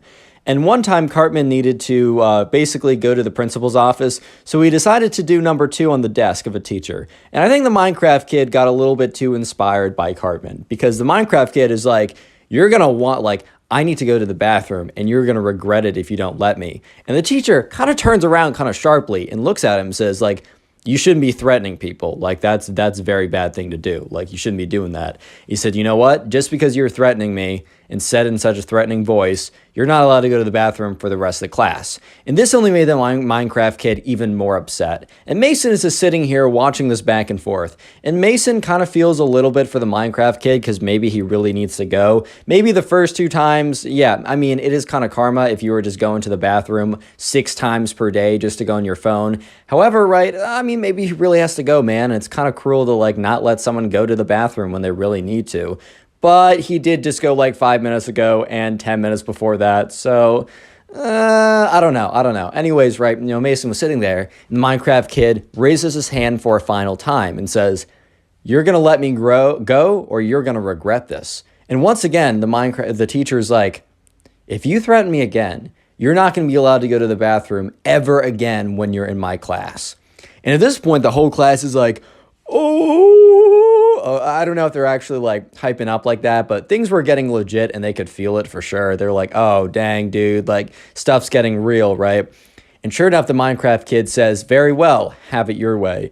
The teacher kind of like has a little bit of a smile, but quickly brushes it off, probably because he felt like he won that discussion. Like, all right, well, this kid who's been abusing the bathroom system has lost, and I won as a teacher and I asserted my dominance.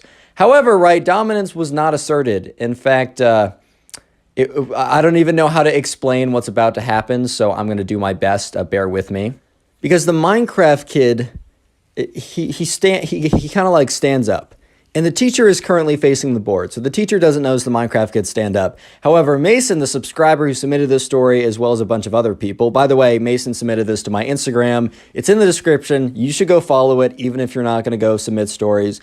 Give me a big number and make me feel good. Anyways, Mason is watching this whole thing go down, and he sees that the Minecraft kid stands up from his desk. And then the Minecraft kid stands on his chair. And then the Minecraft kid stands on his desk. And at this point, almost half the class is turned around watching the Minecraft kid because he's making enough of a commotion. In the next, YouTube, please be nice. YouTube, man, I'm going to describe the next thing without making you mad. So the Minecraft kid, well, he drops his pants. He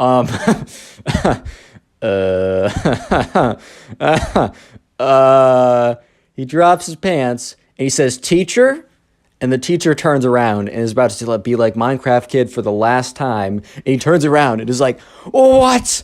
What? Huh? And the Minecraft kid is like, teacher, I told you you would regret not letting me go to the bathroom.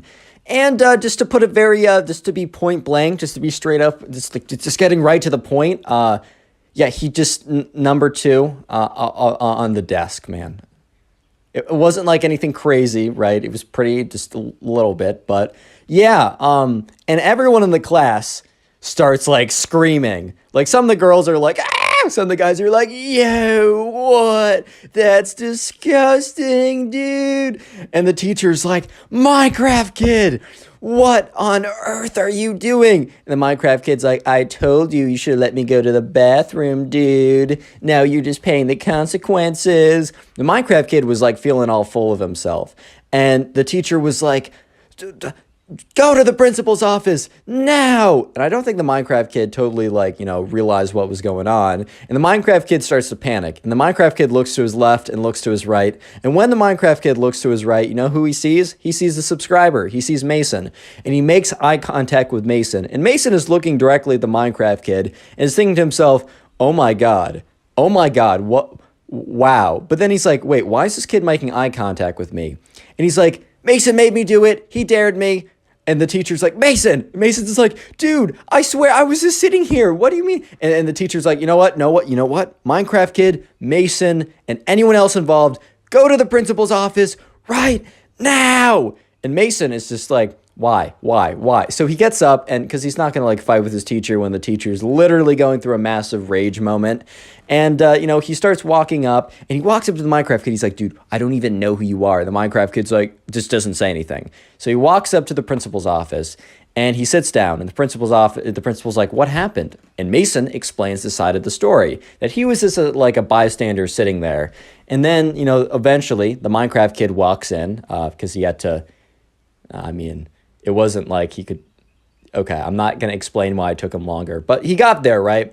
And sure enough, the principal's like, Minecraft kid, why would you do that?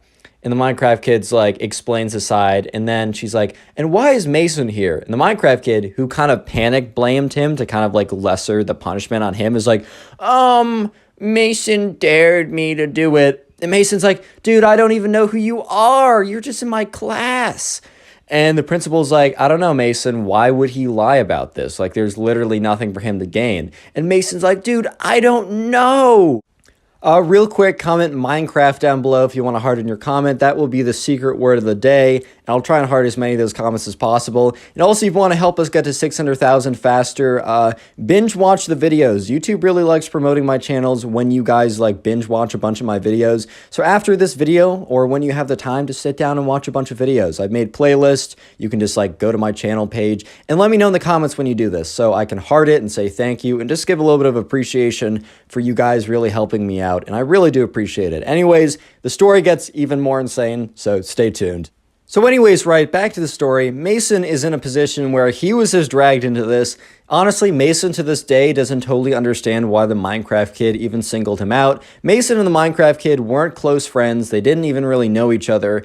And Mason just assumes that he randomly looked around and picked someone who he just happened to remember the name of and blamed them just to kind of lesser the punishment on him. In his mind, or I guess in his panic, the idea was oh, if I blame someone else and say that they forced me to do it, my punishment will be lesser, right? Which is bro, why? Why would you do that? But anyways, sure enough, the principal, unfortunately, is not believing Mason, because Mason is explaining that he doesn't even know this kid and he has no idea why he would lie. And the principal's kind of doesn't believe him, because he's like, Mason, why would the Minecraft kid lie about this, right? It just doesn't make any sense. And the principal's like, well, I guess I just have to make a judgment call in this situation. And Mason, I'm sorry, but I'm going to have to give you a punishment too, because I don't believe you. And Mason is just like, what? Are you serious? And then Mason said, even if I did dare him to do something ridiculous, it's still up to him. I didn't, for the record, and I stand by that because I don't even know this kid. But if someone was to, why would that even matter? And the principal's like, so you're admitting it? And Mason's like, no, I'm just saying it'd be stupid even if I did. But it's double stupid because I didn't even do it. And the principal's like, don't say stupid to me. Mason's like, I'm in 4th grade. And also this is double stupid. What can I say? So eventually, right, the principal's like, all right, well, I'm going to have to call both your mothers and explain what happened. And Mason's just like, dude, this is the most ridiculous day of my life. So sure enough, the principal calls up both their mothers saying, hey, both your sons got in trouble. If you're not busy, can you please come in? And the Minecraft kid's mom was busy at the time, but Mason's mom kind of either had the day off or for some reason wasn't really needing to like be wherever she was. And she said, yeah, I'll come in right away. Maybe she was busy and she thought that this was a good idea to go see like what happened to her son. So Mason's mom comes in and she's like, looks at Mason with this look of like, what have you done? And Mason looks at her with these like eyes of like, bro, I don't know what's going on, confusion, whatever, right? The principal is like, all right, hi, Miss Mason's mom, or, you know, whatever. Well, I'm so glad you could come. And the principal explains what happened. And then she kind of explains how she doesn't believe Mason. And Mason's mom started with a look of concern, and then she almost got a look of like annoyance. And the look of annoyance grew and grew the more the principal told the story. And Mason was looking at this and was like, okay, is my mom on my side, or is the look of annoyance because she's so annoyed with me? Either way, this is just the worst situation ever. So sure enough, right, you know, by the end of the story, Mason's mom's like, why am I here? And the principal's like, well, didn't you hear, like, your son, supposedly dared him to do it? And Mason's mom, like, first of all, my son disagrees with that statement, and you don't really have any proof, but let's say he even did. Why would that matter? And the principal kind of was a little shocked. And Mason's mom's like, you know, isn't it like a cliche saying for parents to be like, if your friend jumped off a bridge, would you as well? Like, are you really just supposed to do whatever the popular kid does? And then Mason's mom's like, even if my son did, which I'm not convinced he did, dared him to do what he did on the desk, right? Why is that my son's fault? Is this kid not like able to function by himself? What, you know, like, is the blame 100% not on, you know, the Minecraft kid anymore? Is any of the blame really supposed to be on my son? And the principal's like, well, I'm sorry you feel this way, but I've made up my mind. Like, your son's going to be suspended for the day. He can come back tomorrow, but he can't come back today. And the Mason's mom is like, are you serious? Like, really? And she's like, yeah. And then Mason's mom's like, all right, what punishment did the Minecraft kid get? And the principal said, well, we're doing equal punishment. And Mason's mom's like, you can't be serious, man. You can't be serious. And the principal's like, I'm sorry you disagree, but this is the punishment. So Mason's mom's like, Mason, come with me. And Mason's like, oh, I can't tell if my mom's mad or not. So Mason gets up, kind of all scared or whatever, and he sits in the car. And Mason's mom's like, well, this was unexpected, but Mason, today you got a day off. It is your vacation day because that punishment is ridiculous. And then Mason's like, okay, she's on my side. And Mason's mom is like, Mason, please be honest. Did you dare him to do it? And Mason's like, Mom, I promise. Since look, it looks like you're not angry at me either way. Why would I lie about this? Because I didn't do it. I don't even know who this kid is. Why would I dare him to do something so ridiculous? Mason's mom's like, yeah, that's what I thought. But even if you did, like, who cares? And this punishment's ridiculous. So you and we're going to get ice cream. Because today you learned a very good lesson. Sometimes there are rules that are ridiculous and you'll be punished. But stay true to your convictions, man. Stay true to your convictions. So Mason and his mom went and got ice cream. And I don't think the Minecraft kid's mom was as excited or as pleased with her son. But click on the video on screen right now. I know you'll enjoy it. Just click it. Do it. Today I get a story time of another one of these Minecraft kids deciding to fight back against his babysitter in a quite unconventional way, you might say. I mean, I bet you can read the title right now. So yeah, with that being said, sit back, relax, subscribe if you haven't already, and let's call today's subscriber who submitted this story to me, let's call him Ryan. So Ryan was friends with this kid who really liked Minecraft. So we're calling him the Minecraft Kid because that always works in the title, and you guys like the Minecraft Kid stories, and I like telling them. But anyways, right, Ryan was invited over to this kid who he didn't know that well, and we're just going to call him the Minecraft Kid. So anyways, right, Ryan was invited over to the Minecraft Kid's house to, well, you know, play Minecraft with him. The idea was he was going to go over on a Friday night and play some Bed Wars with this kid. Honestly, sounds like a pretty sick Friday night, if you know what I mean. However, he didn't really know much about this kid, and he only kind of just started to know him because Ryan's mom and the Minecraft Kid's mom became friends like a couple months ago when they were both volunteering for something, or maybe they just met. I don't know why, but Ryan's mom and the Minecraft kid's mom became friends. And for that reason, you know, Ryan's mom's like, oh, I have a son about your son's age. They should totally hang out. And since Ryan knew nothing about the Minecraft kid, at their first like interaction, which wasn't like a sleepover playdate type thing, he was like, so what do you like to do? And he's like, I like to play Minecraft. He's like, cool, do you like to play Bed Wars? And he's like, yeah, it's my favorite game. So they bonded over it. So anyways, Ryan was heading over to the Minecraft kid's house. And Ryan's mom told him, hey, just so you know, the Minecraft kid's mom is not going to be there. She's going to be out for something. However, they hired a babysitter, and the Minecraft kid's mom should be back by like 10 or 11. And Ryan was like, all right, that's totally fine. I don't really care. It's not like we would have been hanging out with the Minecraft kid's mom and having her play in our Bed Wars trios or something, man. So it's fine. So Ryan gets over to the Minecraft kid's house, and when he gets there, no one greets him at the door. He kind of stands there for a second, and he knocks on it, and he stands there for like a little more time, and he hears noises coming from upstairs. And it's a 2-story house, and there's a window right above him, and the window is open, and he can hear noises. And you know what noises he hears? He hears block placing noises. He hears golden apple eating noises. He hears bed break noises. He's like, wait a minute. Bro, the Minecraft kid is playing Bed Wars right now. And, you know, Ryan was thinking that he would have yelled up to the Minecraft kid, but the door eventually opened, and presumably the babysitter, or who we thought the babysitter was, which, no, was the babysitter. That isn't, like, the big secret of the story, but the babysitter comes and, you know, opens the door and says, hey, so sorry, Minecraft kid's upstairs. I'm, you know, making dinner right now for you guys. It'll be ready in, like, 30 minutes, so make sure you're not in the middle of the game in, like, half an hour. And Ryan's like, all right, that sounds pretty cool. So he goes up the stairs, he opens the door, and the Minecraft kid's like, what's good, bro? I'm in the middle of a game. Get your like laptop out and set your stuff up, and we'll go into like doubles in just a second. And so sure enough, and by the way, guys, Bed Wars it's a Minecraft game where you can like, it's fun. You should go look it up and play it maybe. But just for context, it's a video game on Minecraft. But anyways, right, so he sets up his gaming setup or whatever. He gets that all ready. And yeah, sure enough, the Minecraft kid eventually wins his game. Great work, Minecraft kid.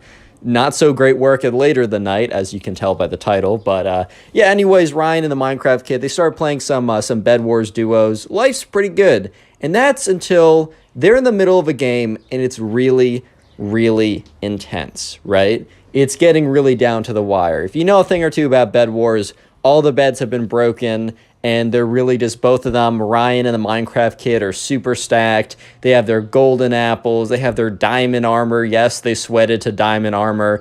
And the two people that were remaining were about as good as they were. And they were playing for all the marbles at this point, man. This was pretty intense. And that's when the babysitter yells, all right, guys, time for dinner.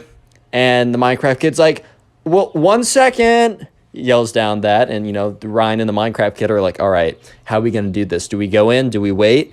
And the Minecraft kid is a big fan of like camping, which in a video game, when you're camping, that basically just means that like you're staying on defensive ground and you're waiting for the opponent to come to you, which in Bed Wars, if you're super, super stacked, that can kind of give you the advantage because you can always drop golems. You got hometown advantage if you have the regen thing.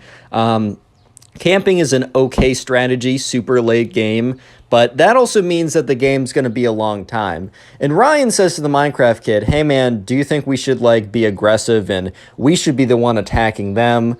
Because like, you know, our food is like, dinner is ready. Do you think we should just go do that for the sake of doing that? Just so we can, and we'll play another game when we come back. And the Minecraft kid's like, no, like I know that we'll win. Like we have prot 4 diamond, they don't. But if we go to them, there's a chance that they knock us off, we fall while going, they fireball us over. It's just a lot more dangerous to go over. He said, we're staying here. And Ryan, who doesn't really care, he's like, all right, man, sure, we'll stay here.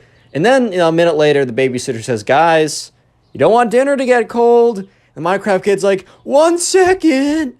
Which it wasn't going to be a second. Like, it was going to be probably like 5-10 minutes on average remaining of the game. And so, yeah, Ryan and the Minecraft kid were waiting it out. And the thing was, the other team was camping too, which basically means that they were both just collecting gear and such, and they weren't attacking each other. So then the babysitter was, yelled up again, like, guys, like, come on, like, I made you something. Like, I told you not to be in the middle of a game. And he's like, once again, the Minecraft kid, instead of saying, hey, I'm so sorry, can we be down there in 5 to 10 minutes? Like, I apologize. He's like, 1 second. He just keeps yelling down 1 second. And the babysitter kind of did something that she probably shouldn't have. Like, it just wasn't that deep, but I think the babysitter was kind of getting mad that, they just were refusing to come down when, she was sweating out some good food or whatever. So the babysitter, what she does is she goes to the Wi-Fi router, and yes, you can probably already guess, unplugs it and replugs it, which basically, if your Wi-Fi, at least in my case, whenever my Wi-Fi is super slow or just kind of sucks, I go to the Wi-Fi modem or router or whatever. Modem?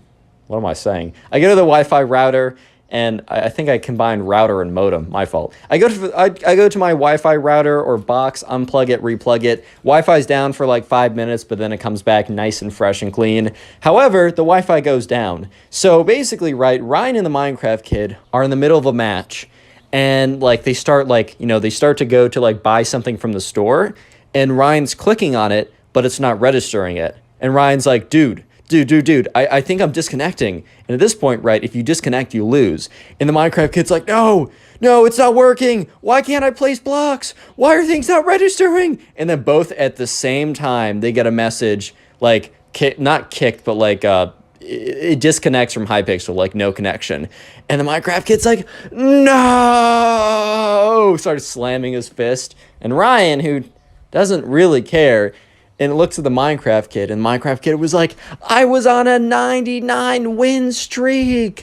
I won 99 games in a row. I was going to go to 100. I've been recording the whole thing. I was going to clip it and post it on YouTube, man. I was about to get 100.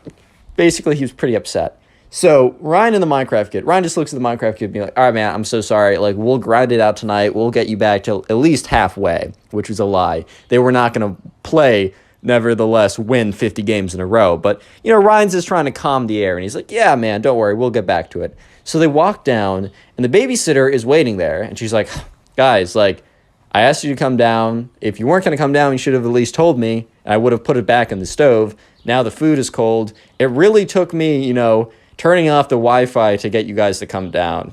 Teenagers these days. Or not teen, I guess. She's a teenager. She's the babysitter. I guess preteens these days. And that's when Ryan is like, oh my God, she turned off the Wi-Fi. That's why we froze in the game. And Ryan looks over at the Minecraft kid, whose face, he's just stood there. Like he's been frozen by like a spell that turns you to stone. He's just frozen there, looking at her. His like jaw starts to slack a little bit, like, oh my God, it was you. It was you who got in between me and the 100 Bed Wars win streak. Real quick comment, Minecraft, if you made it this far into the video, as that will be the secret word of the day. And if you want to support the channel, as always, just go ahead and binge watch several videos or a bunch of videos whenever you have the time. And let me know in the comments if you do this, because it really does support me more than you can probably even imagine. It boosts the channel. YouTube likes watch time anyways. So right now, remember, Ryan and the Minecraft kid just lost in a very important game for the Minecraft kid. He almost got a 100 win streak, which is pretty impressive, I'm not going to lie. But unfortunately, the babysitter, who kind of like overreacted a little bit, got mad and unplugged the Wi-Fi, and that made them lose the game that they probably were actually going to win. And so when they walk down, they have no idea that the babysitter was the reason why they lost the game, until the babysitter is like, oh, guys, like, I really had to pull the Wi-Fi plug to get you guys down here. Like, crazy how like preteens are these days, or kids on their phones too much, like one of that like old man behavior type thing, even though this girl was like 17 or something. And the Minecraft kid is just so angry. And he's like, you're the reason I lost my Minecraft game. And she's like, sorry, like, should have come down faster, or should have at least told me. And she goes to sit down, and Ryan is also like, all right, well, this is going to be a little awkward, but whatever. I'm still going down to sit down, like, whatever. Like, he's not going to react that ridiculously. How do I say this? Yeah, no, he acted ridiculously. The Minecraft kid waits until the girl sits, or the babysitter, she's 17. I guess she's still like a girl, I guess. She is, I don't know. She waits till the babysitter, right, sits down. And when the babysitter sits down, the Minecraft kid runs up to her, grabs a chair. This is like the most ridiculous thing I've ever heard. Grabs a chair, turns around, pulls down his pants, and rips up. Dude, I'm 19 years old, and I'm telling you about Minecraft kid revenge farting in someone's face. I'm doing it. I'm going through with it. I'm already I'm too far in the story to turn around. The Minecraft kid, after getting on the chair, ripping down his pants, farts in the babysitter's face, directly her eye while it was open. If you don't know, the reason why the fart smells bad, because there's a lot of gross particles in it. And when the gross particles get into your eye can get infected, and it can be really bad. So the babysitter legitimately falls out of her chair and starts, like, screaming. Because, like, because apparently he really ripped one. He really ripped one, man. And her eye was open. And it was really close. And Ryan was like, well, so this kid and I have one thing in common. We like Bed Wars. And we have nothing else in common. And this will probably be the last time I ever hang out with him. And, yeah, so the babysitter's like, what did you do? Why would you do that? Like, that's so ridiculous and disgusting. Like, my eye, it burns. Oh, my God. Oh, my eye, it burns. Like, why would you do that? Like, And Ryan looks at the Minecraft kid, and the Minecraft kid is literally laughing. He's like, and Ryan's like, oh my God, this kid's because the thing was, Ryan's thinking to himself, dude, this kid must do this all the time, because, like, you're not just gonna think to yourself, wow, I'm so angry at this person. Let me wait until they sit down, grab a chair, stand on it, turn around, pull down my pants, and fart directly point blank into their face.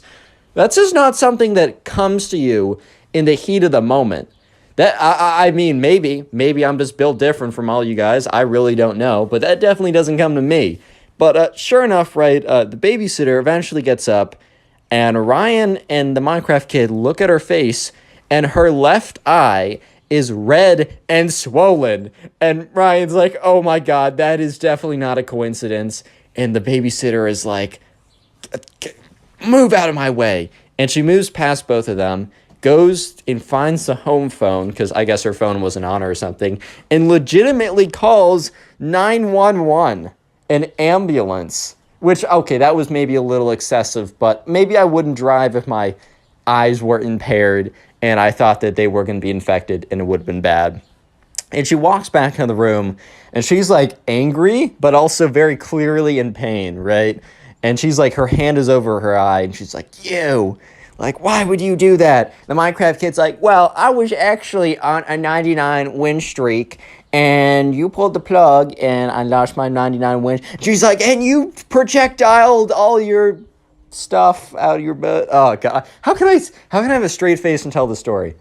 Anyway, she's like, and you probably gave me a raging infection. My eye burns, like, if I lose sight, I'm suing your She was getting mad. And eventually, right, the ambulance does come. She explains the ridiculousness of the situation. The guy, she sits in the ambulance, drives to the hospital. They check her out or whatever. But remember, this is from Ryan's perspective, so we don't exactly know what the doctor says. Ryan's mom, who got really invested in the situation afterwards, said that, like, the doctor's, like, her eye is fine now, but the doctor said that, like, it really could have gone south if she didn't go there, like, immediately, which is insane. So anyways, right, Ryan and the Minecraft kid are legitimately just in this house alone, and that's when the Minecraft kid's mom comes back early, super angry and upset, because the babysitter sent a message to, his mom explaining everything and why that she had to leave the premises immediately.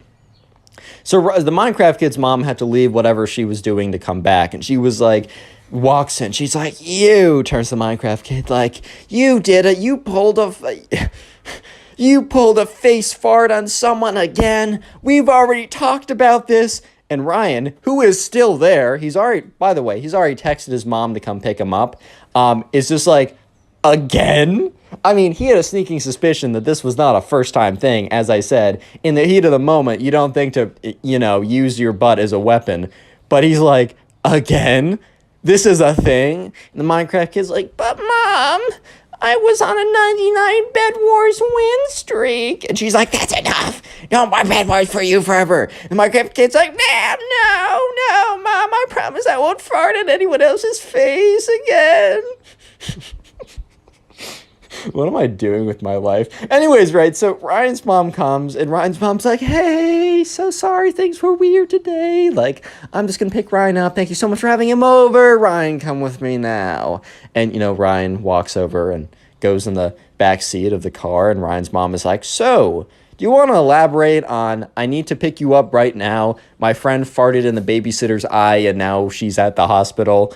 And Ryan did elaborate. And it really didn't add any clarity to the situation. In fact, Ryan's mom just became more Click on the confused. video on screen right now. I know you'll enjoy it. Just click it. Do it. How's it going, everyone? Hope you're having a good day, because today we have a pretty crazy story of this Minecraft kid who believes that after playing Minecraft that he needs to go back to his caveman roots. And going back to his caveman roots literally just meant not showering, I guess. And he thinks that this will get him all the ladies. And let me just say that that may or may not be the case, but you'll have to wait and see. So anyways, sit back, relax, subscribe to the channel if you are new, and let's just jump right into this. So we're going to call the subscriber who submitted this story Alex. And by the way, my Instagram is in the description. It's also connorpugs. Go follow me there, and you can submit stories like this to me on there. I'll get to them when I get to them. And anyways, so Alex was in 8th grade, and he had this kid in his class who we're going to call Ben. Yes, we're bringing back the name Ben for random secondary characters. And anyways, right, Ben was like, he wasn't like super into Minecraft. Actually, he knew nothing of Minecraft until like a couple weeks before the story. And that's when he was introduced to the game by one of Alex's friends. We don't need a name, right? And anyways, right, Ben got super, super into it. Alex doesn't really know how Ben didn't know what Minecraft was. Like, it wasn't like Alex wasn't, or it wasn't like Ben wasn't on the internet. Like, I think Ben might have heard of it, but he didn't know what it was.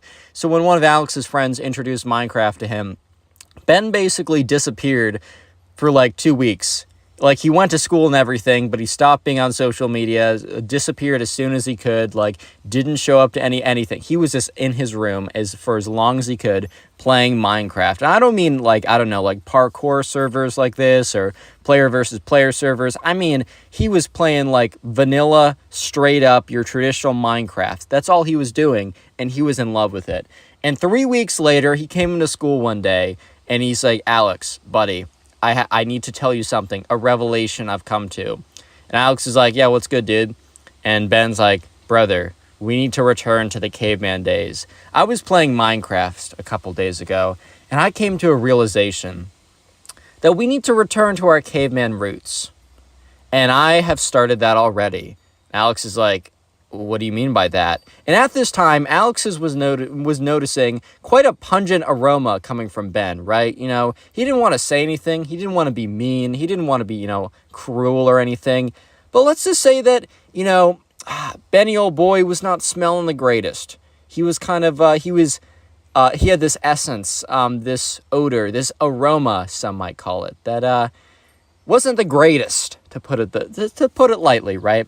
So anyways, Alex, or Ben, goes on to say, yeah, so I've been playing Minecraft, and it just feels so good. It feels so natural. I mean, yeah, playing a block game feels natural, but whatever. I like Minecraft. I'm not saying it's not, but he goes on to say, and I realized that, my failures in the lady department, the reason why women don't love me is because I'm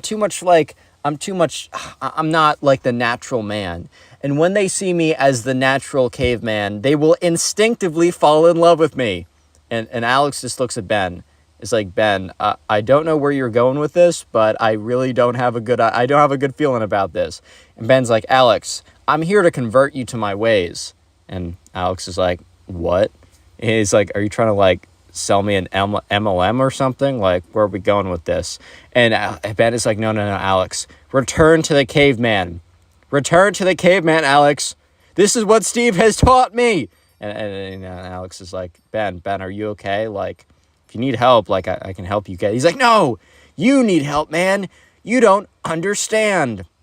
He said, look, I've returned to my caveman roots, but by not doing any of the showering that is in our modern day societies. You really think putting chemicals in our hair and rinsing it with fake water. Alex is like, fake water? What are you? He's like, these are details.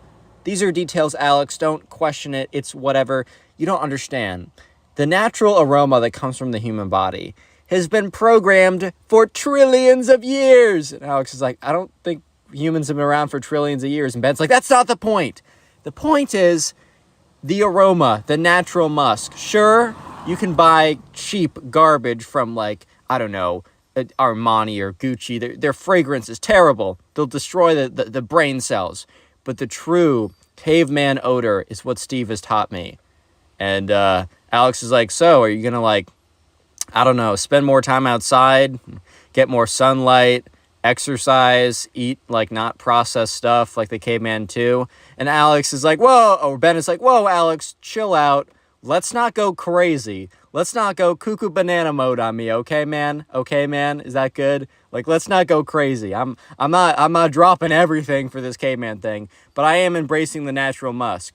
And Alex just looks at him and says, so Ben, you're not really changing anything about what you do besides not showering. That's the only difference. And Ben's like, well, no. It's not just not showering. It's embracing my natural musk, my natural odor. It will instinctively make women love me. And Alex is like, Ben, as your friend, I guess, I strongly suggest you don't do this. And Ben is like, you know what, Alex? I understand that you're a hater, and that's okay. Alex is like, I don't think I'm a hater, and Ben's like, silence. Look, you know that girl over there, Ava? You know how, the prettiest girl in our class? I've always had a crush on her, and I never had a chance. And Alex is like, well, that's also something that has not changed. And Ben's like, look, I'm going to go up to her, and you're going to see. I'm going to go up to her. I'm going to lift up my arms so my armpits are bare. Let her embrace my natural aroma, my natural odor, and you will see that she will just fall in love with me. I'm going to ask her out, and she's going to say yes. It's not even going to be her saying yes. It's going to be her subconscious breaking through to the surface and convincing her that I am the true man for her. Alex is just looking at Ben. It's like, dude, did playing Minecraft make you think this or something? And Ben's like, no, it encouraged me to remember my true caveman days. And, Alex is like, okay, that's cool, man. Like, I'm cool with that. Like, you're cool. That's good. Okay, actually, Ben, yes. Let's see it. I will, too, embrace the caveman if Ava goes out with you because you smell bad. And Ben's like, I don't smell bad. I smell natural. If that is bad to your nose, then you have a bad nose. And Ben's like, or Alex is like, all right, I got bad nose. That's not great. Ben's like, you'll see. Anyways, next day comes around, and Alex is sitting with his friends, and he explains, like, yeah, so you know Ben, right? And they're like, yeah, we know Ben. And Alex is like, yeah, so he's doing something crazy. And they're like, well, I don't know what he's been doing, but he's been smelling like garbage recently. And Alex is like, it's related. You're not going to believe this. He played Minecraft, and then he believed he had to go back to the caveman era, like he had to be a man again. And that doesn't mean working out or, reading. It just means not showering for some reason. It's kind of ridiculous. And they're like, yeah, I mean, Ben has been smelling a little bit more musty, and it kind of smells like spoiled milk at this point. But I guess, I guess that makes sense now. And Alex goes on to say, yeah, and Ava? And they're like, yeah, of course we know Ava. Hottest girl in our class, beauty, right? 10 out of 10. They're like, Alex is like, yeah, so Ben is going to ask her out later today. They're like, he's going to do what? He's going to do, and Alex is like, yeah, so Ben thinks that because he smells like he does, she's going to instinctively say yes. They're like, dude, why did you say yes? Why did you allow him to go on with this? At this point, Alex's friends are like, bro, you're kind of being a bad friend of Ben. And Alex is like, dude, he was so confident. He was being so cocky. And they're like, dude, he's going to get rejected. And there's a chance he gets rejected really hard and really embarrassingly in front of everyone. Do you want that for him? And look, Alex was not happy with the way that Ben went about explaining or teaching him, quote unquote, the ways of the caveman, aka no shower, no more, right? But at the end of the day, they were still friends, and Alex knew that Ava was not just going to say no, but, she had developed a bit of an ego because she did know that she was, the most beautiful girl in the class, and she could have any guy she wanted. She was not going to be nice about letting him down. She was going to be cruel, she was going to be mean, and she was going to crush him, dude. She was going to freaking crush him. And Alex is like, all right, I got to find Ben. I need to find him before he asks Ava out. And as Alex was saying that, he hears, or he looks up, and he looks at the table across, because they're sitting at lunch. He looks at the table farthest away, and that's where Ava and her friends were sitting, and Ben was walking up to her table. Real quick, if you made it this far into the video, comment Minecraft down below. And if you want to support the channel, one of the best things you can do is binge watch the videos. And please let me know in the comment section what you're doing while watching these videos. And also, final thing, a bit of a new request I have. If you haven't already done so, if you have a TikTok account, go follow my TikTok. It is connorpugs. I have about 7,000 followers on there. I'm reposting clips from here. I'm just trying to reach a new audience on TikTok and hopefully bring them to the family over on here.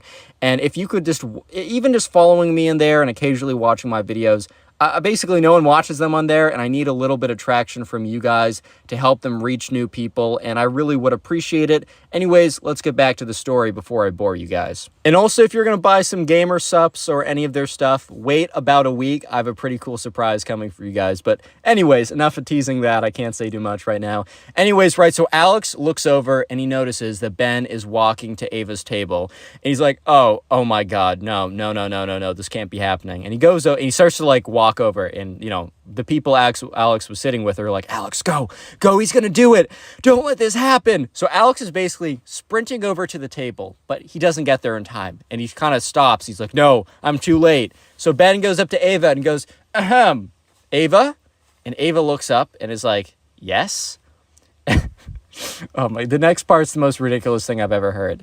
Ben goes up to her and literally lifts up both of his arms. You know how, like, after you run and you're, like, really exhausted, you'll put your arms above your heads to, like, make it easier to breathe, right? Or you're told to do that or whatever, right? That's basically what he did. And you could see Ava's face. Like, first you saw her nose kind of twitch as she was smelling what was going on. And then you saw her eyes water, her face crunch up. And you could almost hear, like, like, it was a bad smell. It was not good. And Alex is like, oh no, oh my God, I'm partially responsible. Oh my God, I'm partially responsible, man. This is on me. Anyways, Ben goes on to say, so, Ava, now that, I've let your senses, acclimate themselves, and if you have any primal urges, wink wink, that are coming up from the surface that are breaking through, would you like to go on a date? You know what, let's just skip that. Would you like to be my girlfriend? And Alex is like, in his head, he's like, no, Ben, no, and so sure enough, Ava's just looking at him, blinking, not even responding, not laughing or anything. She's just blinking because she's just so dumbfounded by did this kid just straight up ask me out? Because remember, Ava and Ben, they're not friends. They're not dating each other. They're not close like that. What? And he also smells terrible. And Ben is like, if you don't know your answer yet, maybe you'll know it in a second. And Ben literally gets closer to her and like pushes his armpit in her face. And she's like, ew, get away from me, and kind of pushes him back. He's like, looks over at Alex, and Ben's like, yells over, don't worry, Alex, don't worry, give it a second, you'll see, man, you'll see, it's crazy, you're not gonna believe it, she's gonna fall in love with me. And Ava looks up, fall in love with you? I don't know who you are. I just know that you're a guy who came over here and is smelling terrible and is pushing his stinky armpits in my face. No, I will not go out with you. And like at this point, everybody in the cafeteria has turned their heads. Everybody has turned their heads and is looking at this because it's a scene. It's a spectacle. I mean, Ben is standing up there with his greased out armpits, and Ava, known as the prettiest girl in the class, has just demolished him in front of everyone, spectators of the entire class. At this point, there's an awkward silence because people have stopped speaking. Like, they have stopped speaking because they want to hear what's going on. And Ben is like, I see. Let me know if you change your mind. And Ava's like, no, I will never change my mind. As I said, she's a little extra, right? And Ben just walks over to Alex. And Alex looks at him. He's like, dude, I was trying to come over to tell you not to do it. Like, I'm sorry. This is my fault. Ben's like, bro, this is not your fault. She just needs time to realize. Like, Ben goes on to say that, this is totally part of the plan. He knew that there's a chance that, her like primal senses would be stopped by her like brain, but it was only a matter of time till like they break through. And now that he's like broken through to the senses through like essencing out the stink or whatever, that like eventually within like the next 24 hours, she will come to her senses, maybe privately, maybe not publicly, but they will be dating. And Alex is like, dude, you can't seriously think that. And Ben is like, it's my theory. Like, I know it's to be true. You have your opinions, and I have my facts. I'm sorry, I stole that from Baskets. Greatest show ever. Rip Christine Baskets, bro. Brings a tear to my eye. Anyways, and so sure enough, next day rolls around. It has been 24 hours. And Alex just goes up to Ben. He's like, yo. Ben's like, yeah, what's up? He's like, hey, did she ask you out yet? And he's like, no, it hasn't been 24 hours. Ben looks at his phone, looks at the time. He's like, dude, it's been like 22 hours. And Ben goes on to say, see, you're proving my points. Once again, my facts destroy your opinions. And Alex is like, okay, but I mean, she hasn't asked you out yet. And 2 hours go by. Alex goes up to him and Ben's like, dude, I don't want to talk about it. Alex is like, that's fine, man. Like, you don't have to prove anything to me. Like, I get it. Alex is like, dude, you're good. Don't worry about it. Just please go home and take a shower. And sure enough, Ben, while he actually continued to play Minecraft, no longer believed the whole caveman philosophy of you must smell like garbage for women to like you. And that was partially due to the fact that it doesn't work, and he has firsthand experience in why it doesn't work. And yeah, him and Ava did not ever date from that point on. It was a pretty bad first impression. By the way, that was a first impression practically. I think they knew of each other beforehand, but yeah. Moral of the story is, don't do that, guys. Click on the video on screen right now. I know you'll enjoy it. Just click it. Do it. Do you guys all know that one kid in school who thinks that they're the hero in the anime, but in actuality, they just smell bad and are really weird around girls? Well, this story time is about a kid in the subscribers class who is just like that. This is a bit of a crazy one, so prepare for the cringe and let's jump right in, bro. So we're going to call the subscriber who submitted today's story Alex. So there was a kid in Alex's class who we're going to call Ben. So Ben was a very interesting kid. Very interesting, right? He went around, just to give a little bit of context, he went around telling people that he is the CEO of Riz, that he is also not just the CEO of Riz, but that his primal stink gets all the ladies, and that he is also the main character. He has said all of these things. Yeah, and in fact, he literally, so basically what happens is, he wrote on a sticky note, how it's supposed to say your name or whatever. On one of the first days of school, in one of his classes, the teacher was like, oh, write your name on this, not sticky note, but name tag. And so, they're handing out name tags, and in the class, the kid literally writes, the Rizzler. Bro actually said, the Rizzler.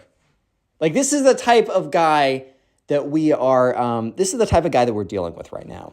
So one day, and this is the guy, we're going to call him Ben. So one day, Alex and Ben have a class together, and the teacher's coming around to collect the homework because, I don't know, man, one would expect that you would do the homework in a class.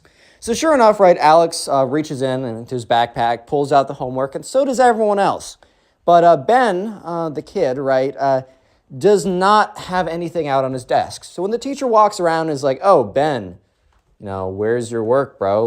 What's up with that? Ben literally says, sorry, teacher, I was not able to do such an archaic task, aka what you call arithmetic. You just got to understand that that is significantly beneath me. I have been working on my studies as the Rizzler.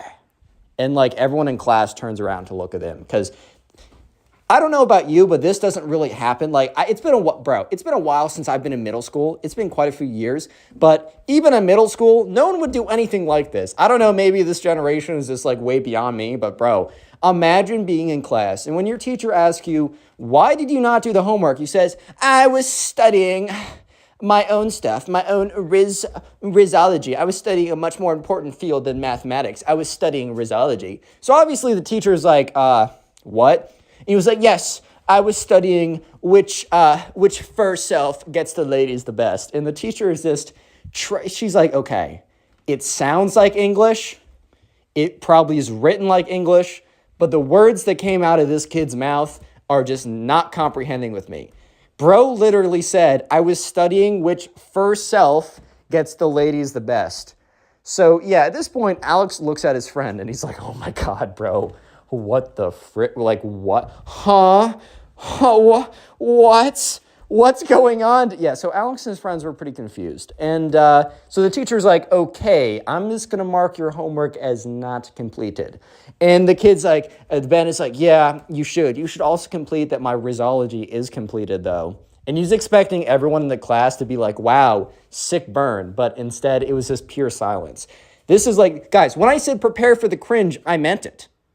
So, yeah, anyways, after that class, Alex and his friends are sitting at lunch, and they're just like, dude, like, did you hear about Ben? So Alex and some of his friends were in the class where Ben told the teacher that he was too busy studying which first self would get him the most ladies, and he was deep in the study of rizology, so he had no time to do mathematics or whatever she made him do, right? So some of his friends were there, but some of the friends that Alex sits with were not there. So Alex was literally in the middle of telling the story about what happened in class when Ben comes into the lunchroom and starts beelining it right to their table. And here's the thing, Alex and his friends they don't normally hang out with Ben, right? They don't normally hang out with this guy. So to see him approaching their table rapidly, I don't know, kind of like made them be like, wait a minute. And one of the kids is like, isn't that Ben?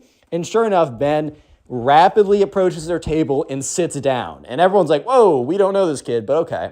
But you know, they're also nice gentlemen. They, if someone sits at your table, you're going to be nice, you're going to be respectful, guys and girls, and everyone else who's watching this video, I ask you to do the same. Even if someone does stuff that's a little strange and a little tone deaf, it's okay to acknowledge that what they're doing is tone deaf, but be nice to them if they come and sit with you. If they try and interact with you, never be a bad person. If you have to take one thing away from this video, please take that away from the video. But anyways, Alex and his friends are like, okay. So he sits down and Ben's like, did you guys hear about my crazy teacher? Oh, Alex, you're in the class with me. Were you telling them about how crazy our teacher is? She doesn't even understand how important rizology is, bro. And Alex is like, yeah,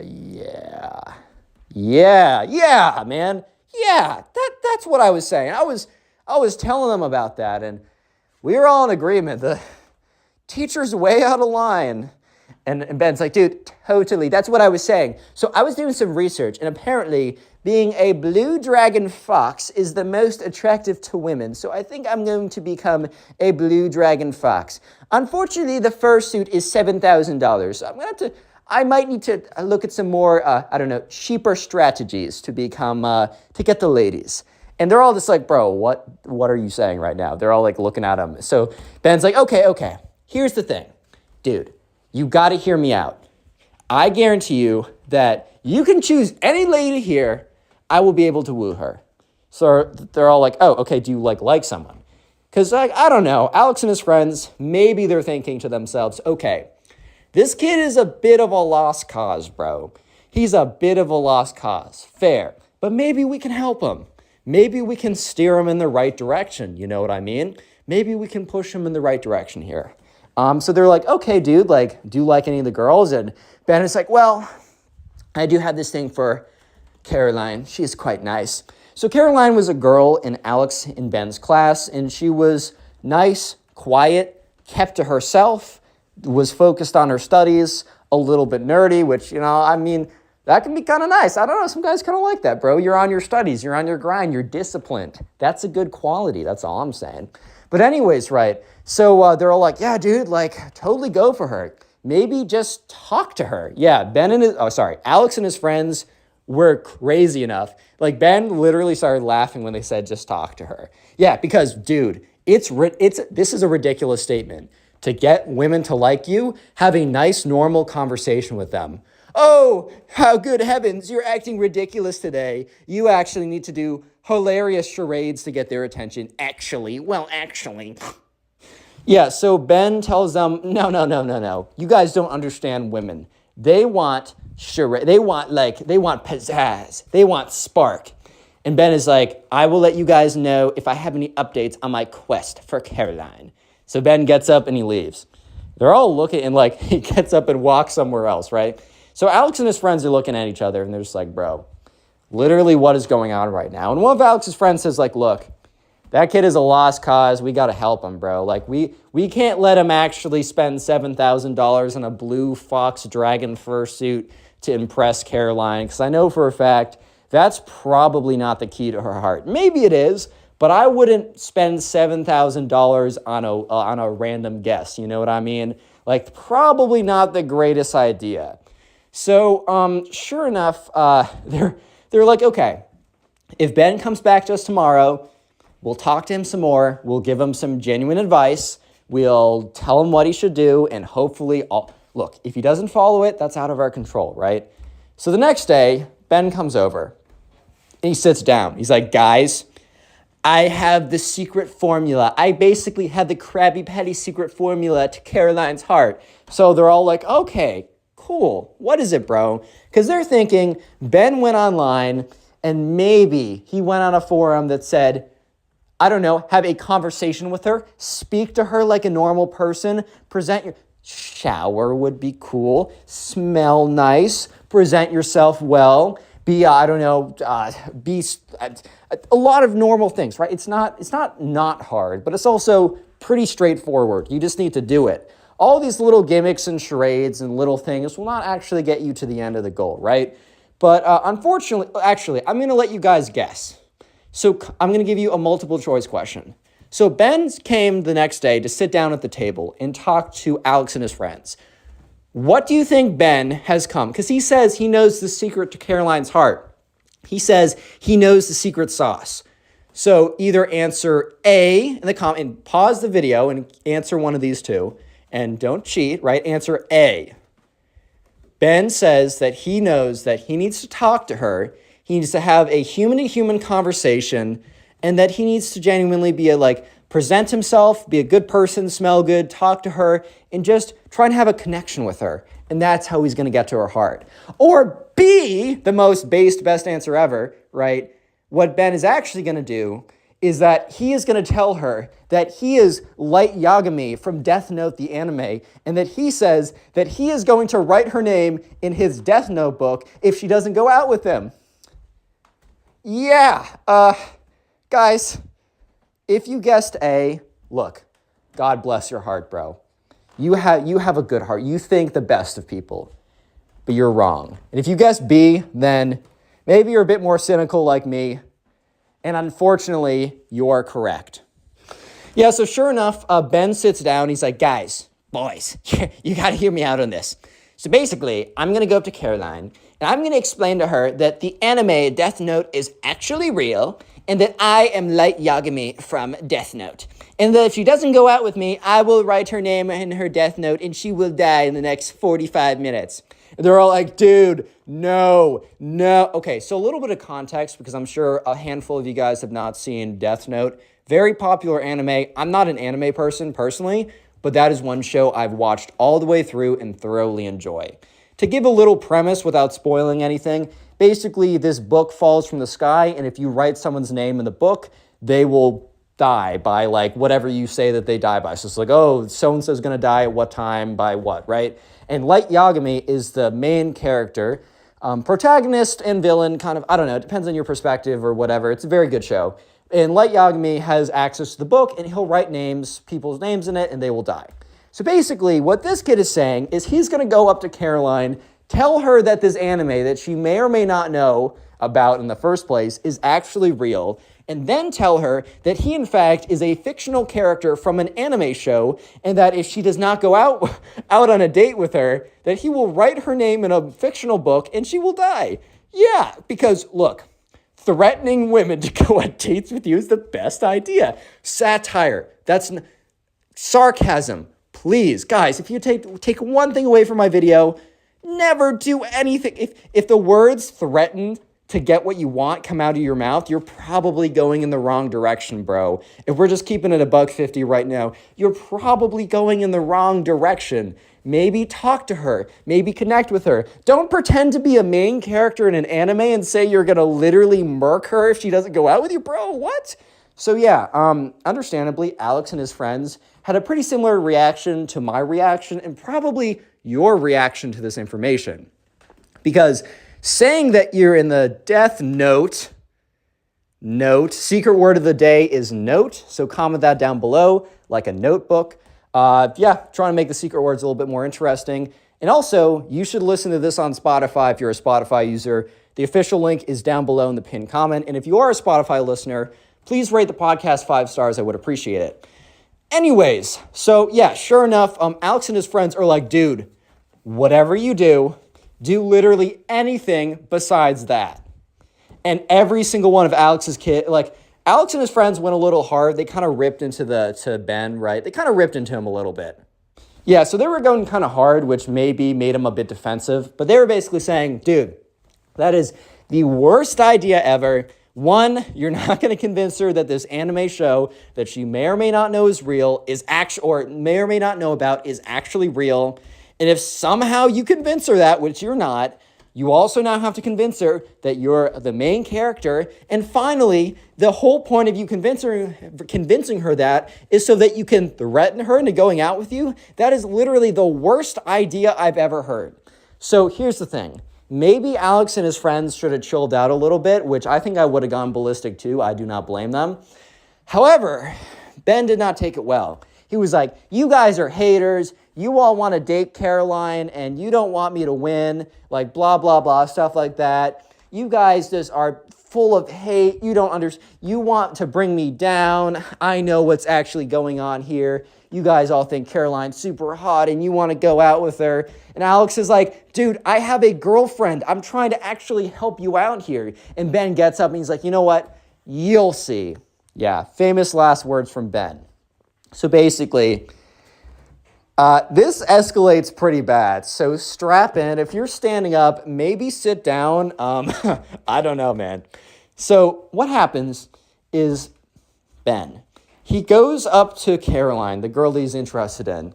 And here's the thing. This all goes down when Alex is in class. So Alex is lucky enough, or not lucky, depending on your perspective, to witness all of this happen. So Caroline sits in the back of the class, even though it's normally like the idea that the kids who try really hard sit in the front of the class.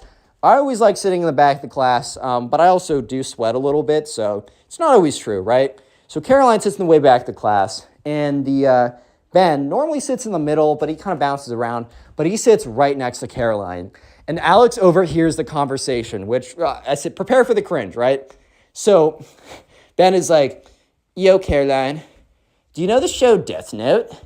And the thing is, Caroline actually did know the show Death Note. So she's like, yeah, I actually finished that this summer. I really liked it. Here's the thing, bro. He had a chance. Bro, Ben had a chance right here because Ben went up to her and said, do you know the show Death Note? She said yes. She said yes, bro. He literally could have been like, me too. This is my favorite character. What's your favorite character? What other shows do you like? Do you like movies? What's your favorite movie? Would you want to see this movie? Do you want to see this movie with me? Bam, I just gave you infinite riz right there. You're welcome. That is what Ben should have done, but he didn't. He went on with his idiotic plan and it blew up in his face. He had a chance, bro. Anyways, so she said yes. I'm getting worked up because he fumbled so bad. And also consequences more than fumbling, but you'll see. Anyways, I'm getting myself out of breath. But anyways, Ben goes on to say, did you know that Death Note is actually based on a true story? And I mean, they're in 6th grade, so I don't know, maybe he thought she'd believe it. But Caroline's like, yeah, I don't really think that's true because Caroline's a pretty smart girl, right? And Ben's like, no, dude, trust me. And she's like, okay, She doesn't actually believe him, but she doesn't want to fight a kid on if a fictional TV show is real or not. She even knows that's not worth her time. Yeah, so sure enough, she's like, okay, whatever. And Ben, like, looks around pretending to be all secretive, and he's like, don't tell anyone this, but I'm actually Light Yagami. Light is the main character in Death Note, for you guys who don't know. So Ben really thinks that he is, like, convincing her, and that this is maximum Riz moment for him. Because he is the self-proclaimed Riz god, by the way. And she looks at him, she's like, okay, dude. So yeah, he's completely smashed his opportunities at this point because he's being really weird. But he's about to be even more weird. And so basically from this point on, Ben's like, do you want to go out on a date with me? And look, Caroline maybe would have gone on a date with him if he started the conversation and led it in a good direction. Not trying to convince her that he is from a fictional TV show and it's real, right? Not the greatest way. You have to be looking like a 12 out of 10 to pull that off after such abominable Riz. You know, that's all I'm trying to say. And she's like, I'm sorry, I'm not trying to date anyone right now. So probably Cap, but maybe true, but probably Cap, just trying to spare his feelings because she's a nice, respectable girl, right? Trying to be nice. She doesn't have to be, but she is nice. And that's when Ben drops the bomb. He's like, so since I'm Light Yagami, if you don't go out on a date with me, I'm going to write your name in my death note and you're going to pass away. Dude, this is like, there's abominable Riz. There's terrible Riz. This is like Mariana Trench level Riz, bro. This is negative infinity. This is the limit to negative infinity, bro. What? Huh? And when Alex heard this, like Alex knew how bad it was, but when he actually heard the kids say it, he's like, oh God, that sounds even worse in action. Like in theory, it was terrible. In practice, it was terrible +1. Like it somehow got even worse. And Caroline's like, okay. So here's the thing. Caroline took this seriously. She thought this was really weird, which respect to her, because like a weird kid says something weird like this, probably good to take it seriously. So basically what happens is Caroline goes to the principal, explains everything that happened. And here's the thing, even though Ben, the weird kid, yeah, he said like, oh, I will I'm a fictional television show. I'm a fictional character from a fictional television show, and I will write your name in a fictional book, and you will die if all that is true, which it's not. Haha, you should go on a date with me. That's still technically a threat, right? Even though it's kind of definitely buried in weird nuance because it's not real, and he said it could be perceived as a joke, that's still a threat, which is not okay, guys. Even if you know someone well, even if it's obviously not really a threat, you can't threaten anyone. Like, if you have to take another thing away from this video, even if it's a joke, people have to take this stuff really seriously because some people who aren't really right in the head, you know, if they say this stuff, they might actually follow through. Just a little serious note, never say anything like this. Please don't be like this kid. As you'll see, because the next day, Alex is walking in the hallway and Ben is at his locker or whatever. And these two school security guards come up to him, like, take his backpack off of him. One of the school security guards says, you're coming with me. And the other one starts searching his backpack. Yeah, so basically what happened is the school took this very seriously. Even though this was a threat based on a fictional television show, they took it very seriously. Ben was suspended for an entire week and a full-on investigation was launched into the situation.